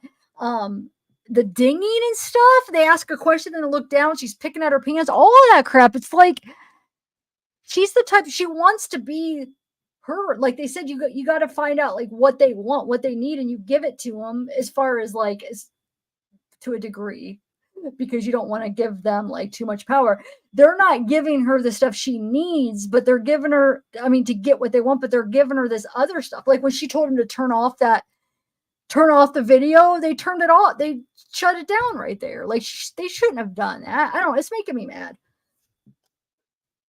because you saw like when she's talking and that dings, like you could tell it stopped her. Like it was, she's, you know, it like stopped her thought process. You don't want to do that when you're interrogating. Why are their phones on silent, dude? You know, when I do live streams, mine is on silent. Just turn it on silent. You're about to interrogate this lady and you have your phone so it's dinging. It's just making me really mad at them now. Oh my God, I'm sorry. Number two, just, you know what? I'll give you 5 minutes or so in there. I'll give you 5 minutes or so. 5 minutes for what? Well, based off the video, one video is at 11:12 and the next one's at 11:23. So you actually gave him at least 11 minutes per video recording. So my thing is, when it stopped, he asked multiple times. I mean, why? Why did you not let him out? It's just a simple question. To be honest with you, I mean, don't Were you punishing him? No, just. Well, that's what you're saying in the video. This is what you get. This is what you make me feel like. See, and then it's all backfired on me. Like, it's all backfired on me. And I understand the severity of this. I just. You did it. It's awful, I know. Okay. It's awful. And I will tell you both this right now, too. I will never drink alcohol again. Okay. Like, I will never drink alcohol again. I don't care what it is in any way, shape, or form. All right, let's throw it around the room one time and talk about what we think we've seen. Mark, why don't you go first? Yeah, look, just, you don't need to argue. Don't argue. Watch, listen, be curious. Don't argue. Chase, what do you think? Yep.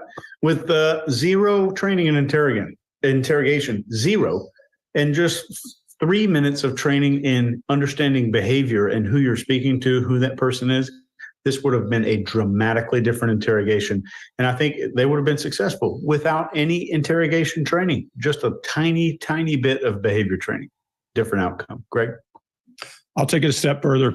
If you take the words of Don Landrum, one of my mentors, you got one mouth and two ears, shut up and listen, you would get a lot more. The word patterns that this person used along the way would tell you that they're trying to give you information. I think that she has no idea how much trouble she's in. She ends up getting arrested and is on trial. I think she has no idea how much trouble she's in, and she is bleeding information. I don't know that I would think that this was intentional. It looks like something gone wrong. Not going to weigh in on that. Not my job. But she bleeds so much information that the right touch point, the right listen, the right process, interrogation approaches, or narrative would have gotten her to give you the right words. Scott? I think I could take my mother and the woman that cuts her hair and sit them down for about 4 minutes and say, do this, this, this, this, and this. And they would have done so much better than these two. I think they would have walked out of there with a confession first, what they needed right out of the gate. I think it would have been over in about 15, 20 minutes. And that'd have been it. All right. I think this is another good one. And that'd have been a good haircut as well. That's true too. That's true. That's true too. All right. I think this is another good one, and I'll see you next time. See ya. See you. Behavior. That's true. I mean, if she really did throw him down the stairs, but I almost think she's so freaking stupid that she didn't realize that it, like, she's drunk and stupid that she didn't think it was going to kill him. But maybe I'm giving her too much. I don't know. Because yeah, if she did throw him down the stairs in the suitcase, like, how can't you realize that you could kill somebody doing that? Unless if you're so drunk, you're just like not thinking things out. But I mean, I know it's not an excuse, but I don't know. I want to see this trial really bad because I want to see what they think happened that night. I mean, they got the bat, that he has those injuries, the noises. I want to know what the heck happened. And this sucks because the longer that they keep goofing around, these lawyers, whatever the heck's going on, then the freaking longer witnesses have to go forgetting things. You know what I'm saying? Now it's going on, 4 years? Now the neighbors it's so much longer. People are going to forget things, details. It's just like, dude, what's going on? I'm starting to get mad.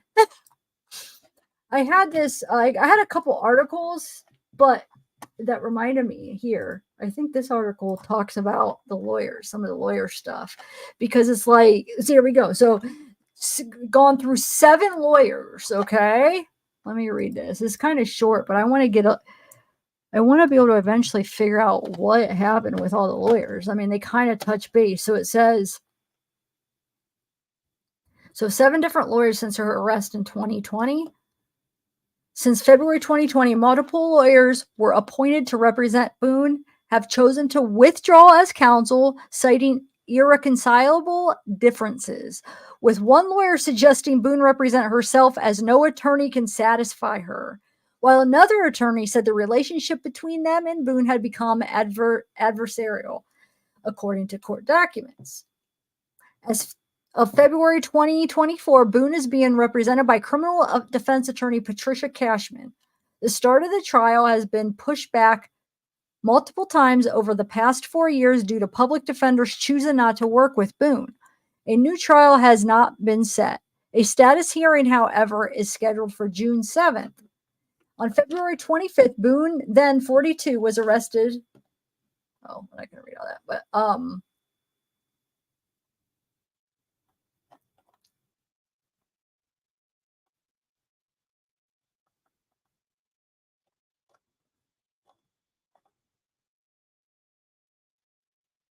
yeah. Anyway, so it's like they wait. How does that say again? So it's them, not them, but like it's just like she's almost impossible to satisfy, so they're withdrawing. It sounds like, right? Public defenders choosing not to work with Boone. But if I want to know, like, how true is this whole? Like, is there any truth to her not being able to get a hold of them, or them not like they're not talking to her that much because maybe they're so annoyed, and then like they're not talking enough to get ready for their case, so she feels like, well, you can't represent me. You barely, meet with me. You don't go over the case. I don't know the discovery. Because if that really is even halfway true, I mean, that's wrong. She needs a lawyer, annoying or not. She does need representation. I mean, some people that will actually be there and talk with her about the case, go over the discovery, and at least put some effort into it, because then she's going to appeal it. Like, that's her right. Like, lawyers, no matter what, I mean, they're supposed to do their job. And so I don't know. I hope they don't screw it up where then she's going to get off because they're not doing their job. I don't know what's going to happen. I don't, because I want to see it, but I mean, I do think she does. At least everybody deserves a lawyer that's going to fight for him and try, I don't think she has a chance. And no, I mean, well, you got second-degree murder, and then some people are saying manslaughter, but I think it's the way how it's set up, right? It's second-degree murder, and either you find them guilty for that or not. Right? I mean, you can't just be like, unless if they set it up where the manslaughter, but I don't think they'll add in the manslaughter. A lot of the times they don't, because then therefore the whole second degree murder is what they really want to get. And if they add like, well, the manslaughter onto it, then I feel like it increases the chances of them maybe saying not guilty for manslaughter, because at least they have another option. But if they didn't have another option, and then they don't want to let her off, so the chances are, you see what I'm saying? Right? I feel like I've heard like lawyers or something talking about like that, where they don't want to add stuff like that, because then if they have the extra option, and I don't even know how that all works legally, but I remember there was a situation where like another option seemed like it would work out, but because of that, they didn't want to or something. You guys know what I'm talking about? But is it possible to even add like options? Do you know? Because it could go the other way though, where they find her not guilty, and then if they just had that other option, at least they would get her with something. Now I'm talking about in general though, with things. I don't know why they just never do stuff like that though, right? I don't know. I don't know the law that good. Yeah, maybe. Well, they never. Why are all these cases we watch? I feel like I never see that. It's either that charge or not. Oh, I guess they do, but they add like different charges that are different. They're like completely different. You see what I'm saying? Not like. Wait a minute. Didn't somebody come in? Who came in the other day in the live and said that Do you guys remember that they said that she turned down the plea? They were offering a deal for manslaughter and she turned it down? I just remembered that. Is that even true? Because I've never heard that. Do you remember the last live somebody came in and said that? Does anybody remember that? How can we? I want to figure out if that's true because she would be stupid not to take that. That would be a heck of a good deal. But I don't know if that's true. Yeah. How can we figure out if that's true? Somebody came in and said that. And I don't remember who said that. It was the last live. They said they offered her a deal, manslaughter, and she turned it down.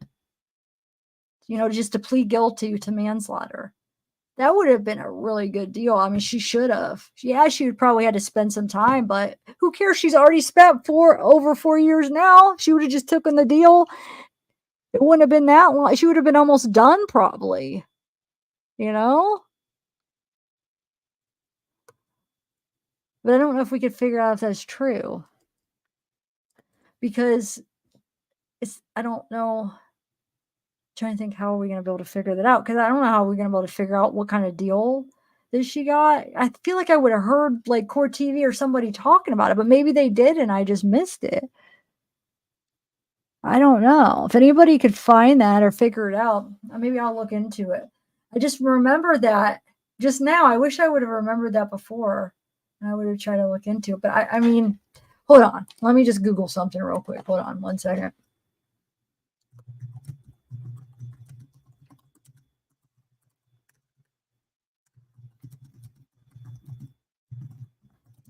See if I can. Oh my God, my nose. It gets like to a point where I just want to. It gets so itchy. Oh my God. Maybe it is allergies, but I want to rip it off. Okay, let me see. Oh, man.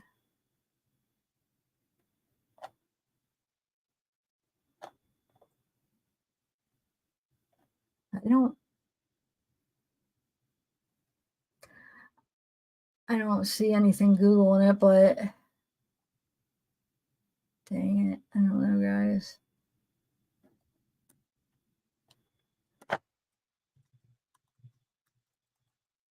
I don't know how this person would have seen that or knew that because, yeah, I don't know if that's true. I don't see anything.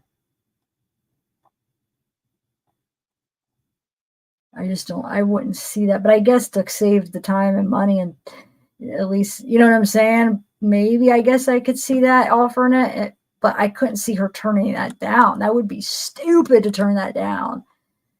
Now, if she didn't have that video, if they didn't have that video, maybe not, but they have that video. That is so incriminating. Yeah, I don't see anything, but I'm not saying it's for sure not true, but I Googled it and I'm not finding anything. Do you guys? I don't know. Oh my God, it's doing it again. I might have to go. Well, I was going to end it anyway, but I just want to like rip my nose. Is today my night with Zeke? No. Oh, we gave him a bath yesterday. He smells so good. He's so like shaggy. His hair's starting to get long again. Of course, my mom, she has to get him cut every I think it's 6 weeks. I hate it because I like him all shaggy for a while. I don't mind cutting him, but I want him to grow a little bit for a little bit longer. She won't let me. What was I gonna say though?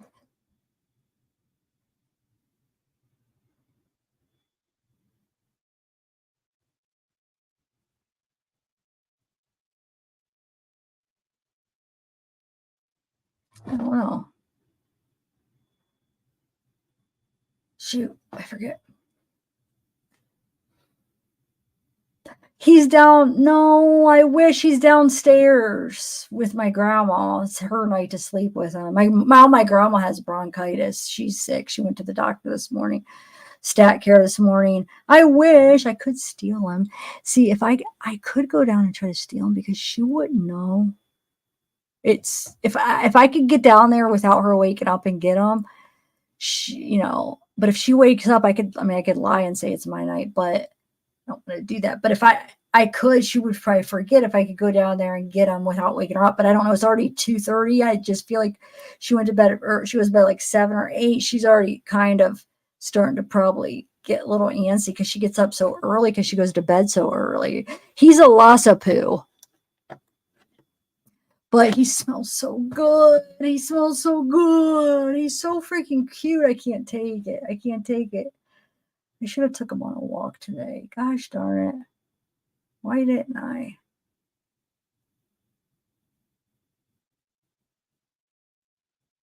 He loves his walks. What did I do all day? Oh, I got stuff ready for this. What else did I feel like? I don't know. I don't know what I did. I feel like I was working. I just don't know what I did.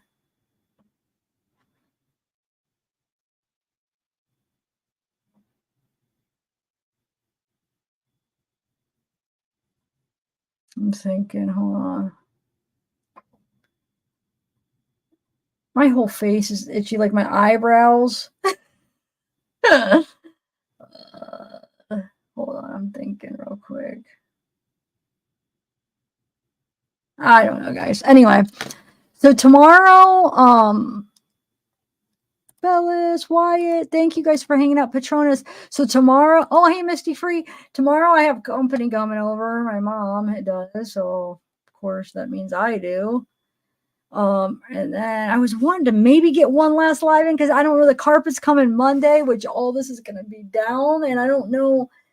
He's supposed to be able to do this bedroom in just a day, hopefully. But something always happens. And I have a feeling I'm going to be locked out of here for couple days, and I hope not, but I have to take all of this down, like all the cords and, you know, like my computer and all the cords. I have it just so everything is, you know, how it's supposed to be.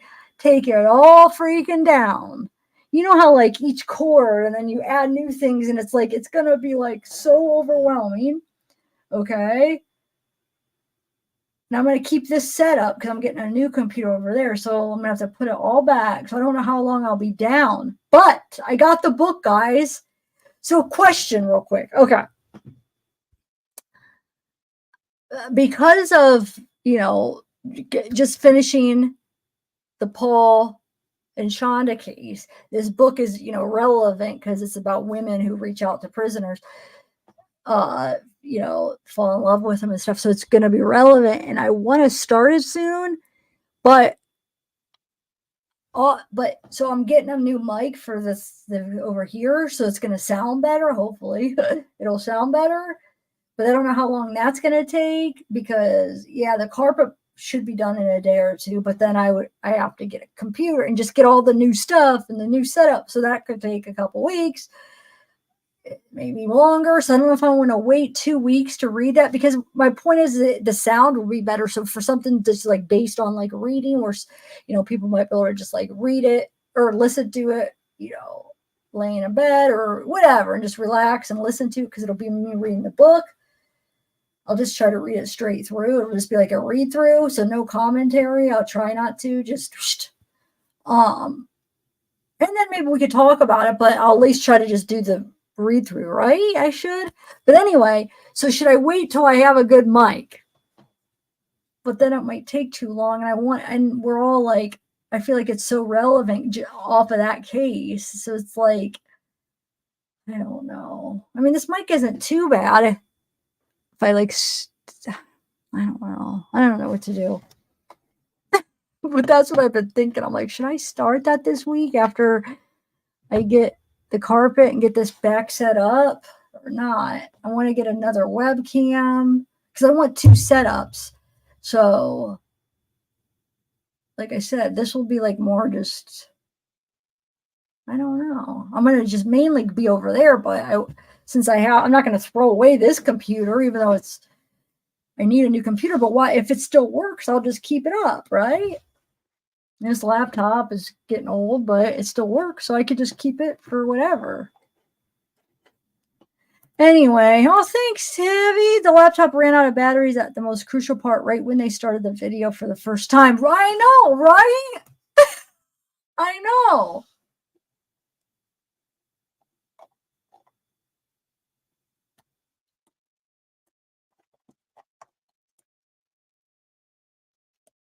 Oh, thank you, Tevy. That was so weird. That was really weird. But no, you're right. It did. And that's one of the things they said. First of all, they did it too early. That should have been like, and then also they're talking about like how they like kind of like talked about it too much. They should have just played it and got, you know, like the shock value. And then, yeah, it wears out. And then the fact that she had to be like, oh, your battery's about to die, it like gave her some kind of this power. And then when they played it the first time, she told him to quit and they didn't finish it. Like, turn it off. I can't watch it. And they turned it off. Like, and then I know they ended up playing it in the background a little bit, you know, later on, or I don't know, when was that? Right after that, but they stopped it then when she said that. So they also said they should have just kept playing it. And then like the read technique that a lot of, you know, like they used on Watson stuff, they should have related and threw out, like, what do they call that? Oh my God, I forget what they call it, but basically like ideas of like, oh, well, you probably did it like this because of that, you know, like giving them like a way out to grab onto something like, you know what, you probably felt like for all the abuse, even if it's lies, but that's the technique, like you probably felt like all the abuse that you've had to take for years, that he just deserved like 5 minutes in there or 10 minutes. You know, you're supposed to give a little like that to make them feel like they relate to it and be like, they understand you, you know, you're supposed to do that. Even I know that. And then just be like, she could be like, yeah, I know, like he used to abuse me, blah, blah, and be like, you know, relate to him and be like, yeah, so, you know, he probably deserved it, right? You know, that's what you're supposed to do. And they didn't do any of it. And then it would have brought out and she'd be like, yeah, you know, I was so mad, you know, all the years he did that. And it would have been a process, but I know I'm oversimplifying it, but you know, they should have done something like that. And they probably would have got it, you know, just to relate to her. That's what she was wanting. She was needing that. And then a way out, like some kind of way to make it like where she feels like it's okay. Like, and they have to set it up that way. And that would have been, they had a perfect scenario because they have a history of domestic abuse. They already have that. They already have a history of him both ways. So it's a huge, perfect setup for them to say he deserved it. Yeah, like all those years he choked you and he cheated on you because they heard that that's what happened. It would have been a perfect way to give her an out, to make her feel like it's okay. I can admit to this a little bit at a time. You know, just a little bit at a time. And all of a sudden now you got a confession. Watts, with the Chris Watts, it worked out perfectly. I think it could have worked out even better with this, because with Chris Watts, I mean, there wasn't abuse, you know what I'm saying? This was just perfect because they had the history of abuse, and she freaking, and then they have that thing where she's like, for choking me, and they could have used that, like, yeah, like you felt like, you know, they screwed it up, but thank God they have that video though. Because I mean, they could have still did that without that video. They could have got her to say it. I feel like because they have like the past abuse reports and stuff, they could have used that. But yeah, they screwed up. They did. I can't believe I missed all of that. Like they pointed it out, and it's not like, oh, like they made me realize like they were so right. They so much, guys. So much, and I was like thinking they were all doing a good job. Oh my Lord, they sucked. Anyway, so what, I just got like sidetracked now. We were talking about something else though. Oh, so should I wait or not to read the book? What do you guys think? Do you think it's okay if I like talk? Do you think it will sound okay? And should I do it on a live or a pre-record? And should I give commentary? I wish I could had time to do both. I wish I could do one where it's just pre-records, edited, just a read through for the people who just want to read the read through, and then I do one live where we talk about it as we read. But that would just be too much of time consuming. That would take me like probably like a week or two, or you know what I'm saying, like where I would be not doing nothing but that. So I don't think that's really gonna be worth the time to put that much time into it to do both, if that makes sense. So I don't know, guys, what do you think? lives, but what about lives and no commentary? And then we can maybe talk about it at the end, but like, what do you think? Because I noticed like the text messages, for instance, right? Now, I feel like probably people here right now that you probably liked how we did it, but the other half of the people that do the rewatching, I feel like they would have rather me just read them and not do commentary. So I don't know. It's crazy because I have like some people like it, some people don't. Huh. And I don't have a problem. I understand, why some people would and some people don't.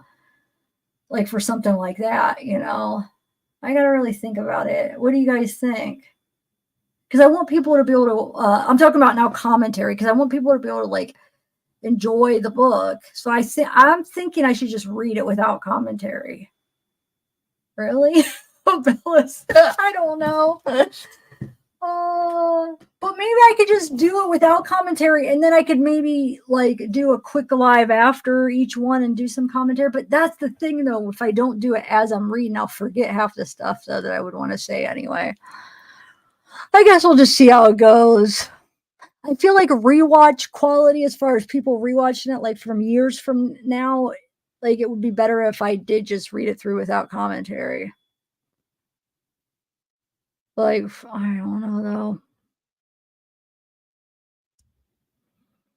Oh, I know. I'm not talking about in general Serenity now. I'm talking about just to read this book. I got that book about prisoners or women that reach out to prisoners and like why women fall. I don't know. I don't know if I like that title though, because I thought it was, at least from the articles, it seems like it's more about women like reaching out to and falling in love, but reaching out to people in prison. But I guess it's okay. This is like why women fall in love with killers or murder. Women who love men who kill. 35 true stories of prison passion. I think it's going to be good because from those articles, it sounded good. There's like oh my God. See, I don't think I'm going to wait. I think I'm going to start it. I'm not going to wait till my new setup because I'm anxious to read it, guys. I think it sounds okay. I'll start it. So I could probably start it next week. As long as this only takes a day, the carpet, as long as it goes as planned, I could start it when I get my stuff. I think this is going to be good, guys. I'm excited. Especially like now, Shonda has a woman. So I mean, you could relate just because it says men who kill. It could just be anybody. It could be anybody. It doesn't matter your gender. I would say this would relate to even a guy. Well, I don't know. Does that happen a lot? A guy reaching out to a woman who's a murderer. I bet you that's very rare. But what I was thinking of is Shonda's girlfriend, and then Paul and the fiance. So just coming off of all that, reading this would be interesting. Plus it happens. I mean, like it's happening all the time. Reading that article, it happens way more than we thought. Than you would think, I should say. Hold on, I want to see if there's okay, so it even has chapter 1, the internet revolution, connecting prisoners with women on the outside. The internet revolution, connecting mass murderers with their fans. A case identification, Maria. Murder and marriage. Teddy, a case of salvation. Before the internet, how women met men who kill. Hillary, a case of substitution. Why women love killers. Denial. Rochelle, a case of delusion. Little girl lost. Victims, repeaters, rebels. Lori, a case of desperation. Devotion. Women who love serial killers. Conclusion, beyond the walls. This is going to be good. I'm excited, actually.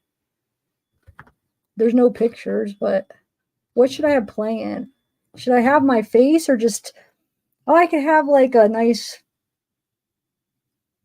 Should I have like a background, like rain or like not rain, but like something like relaxing type music in the background as I read?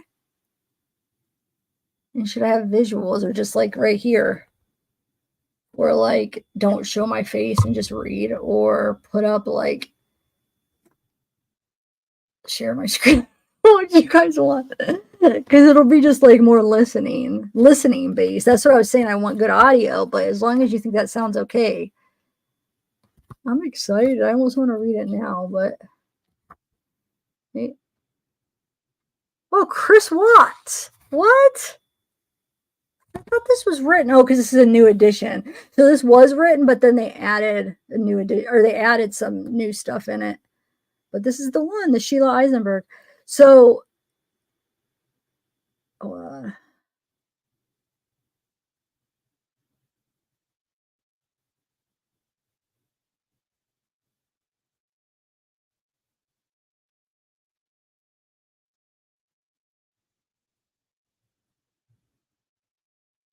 on a second. Let me see something.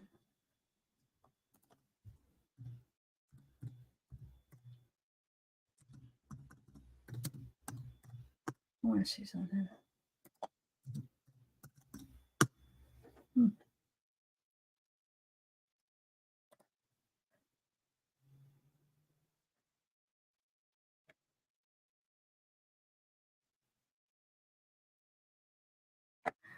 But hold on. Okay, where are you at? So this says there's just a part I was scripping through, and it says Chris Watts' wife and child killer.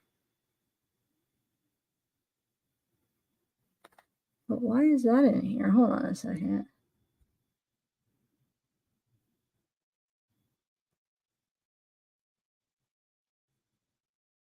Huh. Oh, because the people infatuated with Chris, they're talking. So, wow, this is kind of interesting. It's talking about like different Facebook groups and like some of the people, what they're like, Team Chris, love him. I've been watching your interview and I just became attracted to you. Talking about people like all in love with Chris Watts from like real life thing. This is gonna be good, dude.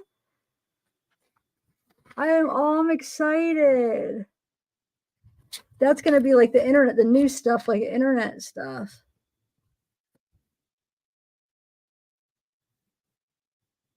So it was first edition published 1991, but then they added stuff because the second edition, hold on, is 2021. That's so cool. I'm glad I got because there was the original and then they had this one, which was the 21st century edition, updated with new cases. I'm glad I got the new stuff. There's like 35 true stories added. Dude, I'm excited. This is going to be good, guys. I'm really excited. Okay, next week we're starting that. Cool. I got to figure out a good background though. Oh, thanks, Soul. I'll probably do it depends. Like some days maybe I'll just do audio if I feel like being on camera, but it's going to be more audio based anyway.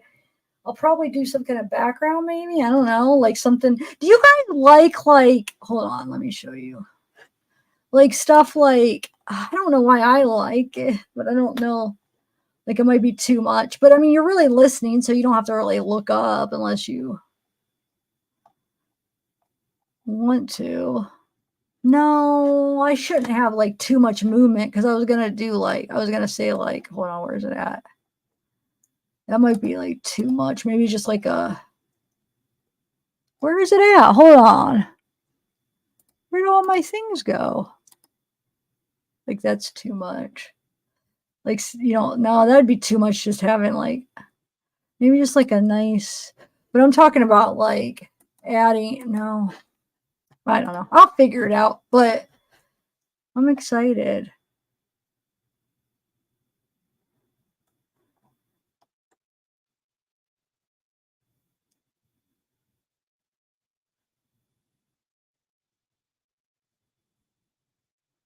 Yeah, it's going to be good.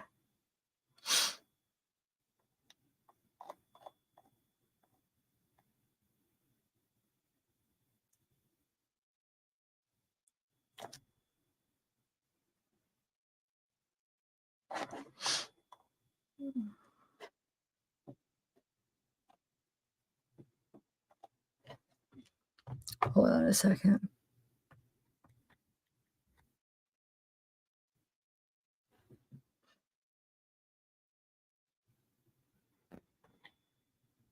Oh, shoot.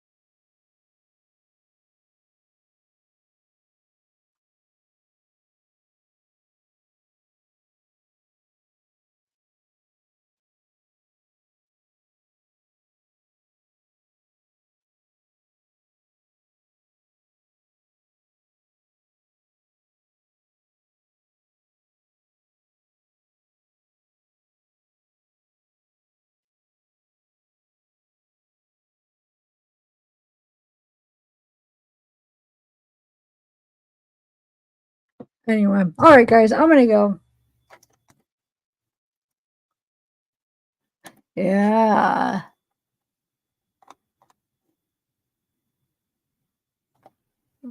Man, I forgot they're coming over at 2. I need to get to bed. It's already 3 o'clock in the morning. How does time go so quick? Dang it. Yeah.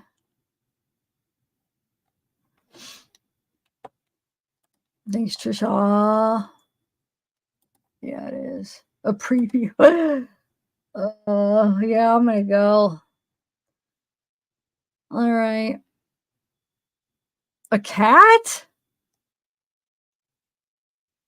Don't go get prisoners or husband. But thanks, guys. You guys are awesome.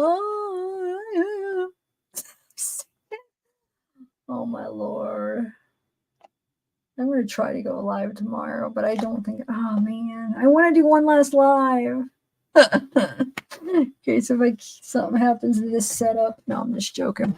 All right, guys. You know what though? Maybe I'll do a test live. I just set up my OBS, and I was gonna do it today on OBS, but I didn't know because it was like sometimes it's like a new encoder, new streaming, and I don't want to like, you know, to be like I'm learning on it. So I wanted to do like a test. Maybe I'll just do it to the members because it's not gonna. I'm just gonna try to mess around and learn on it.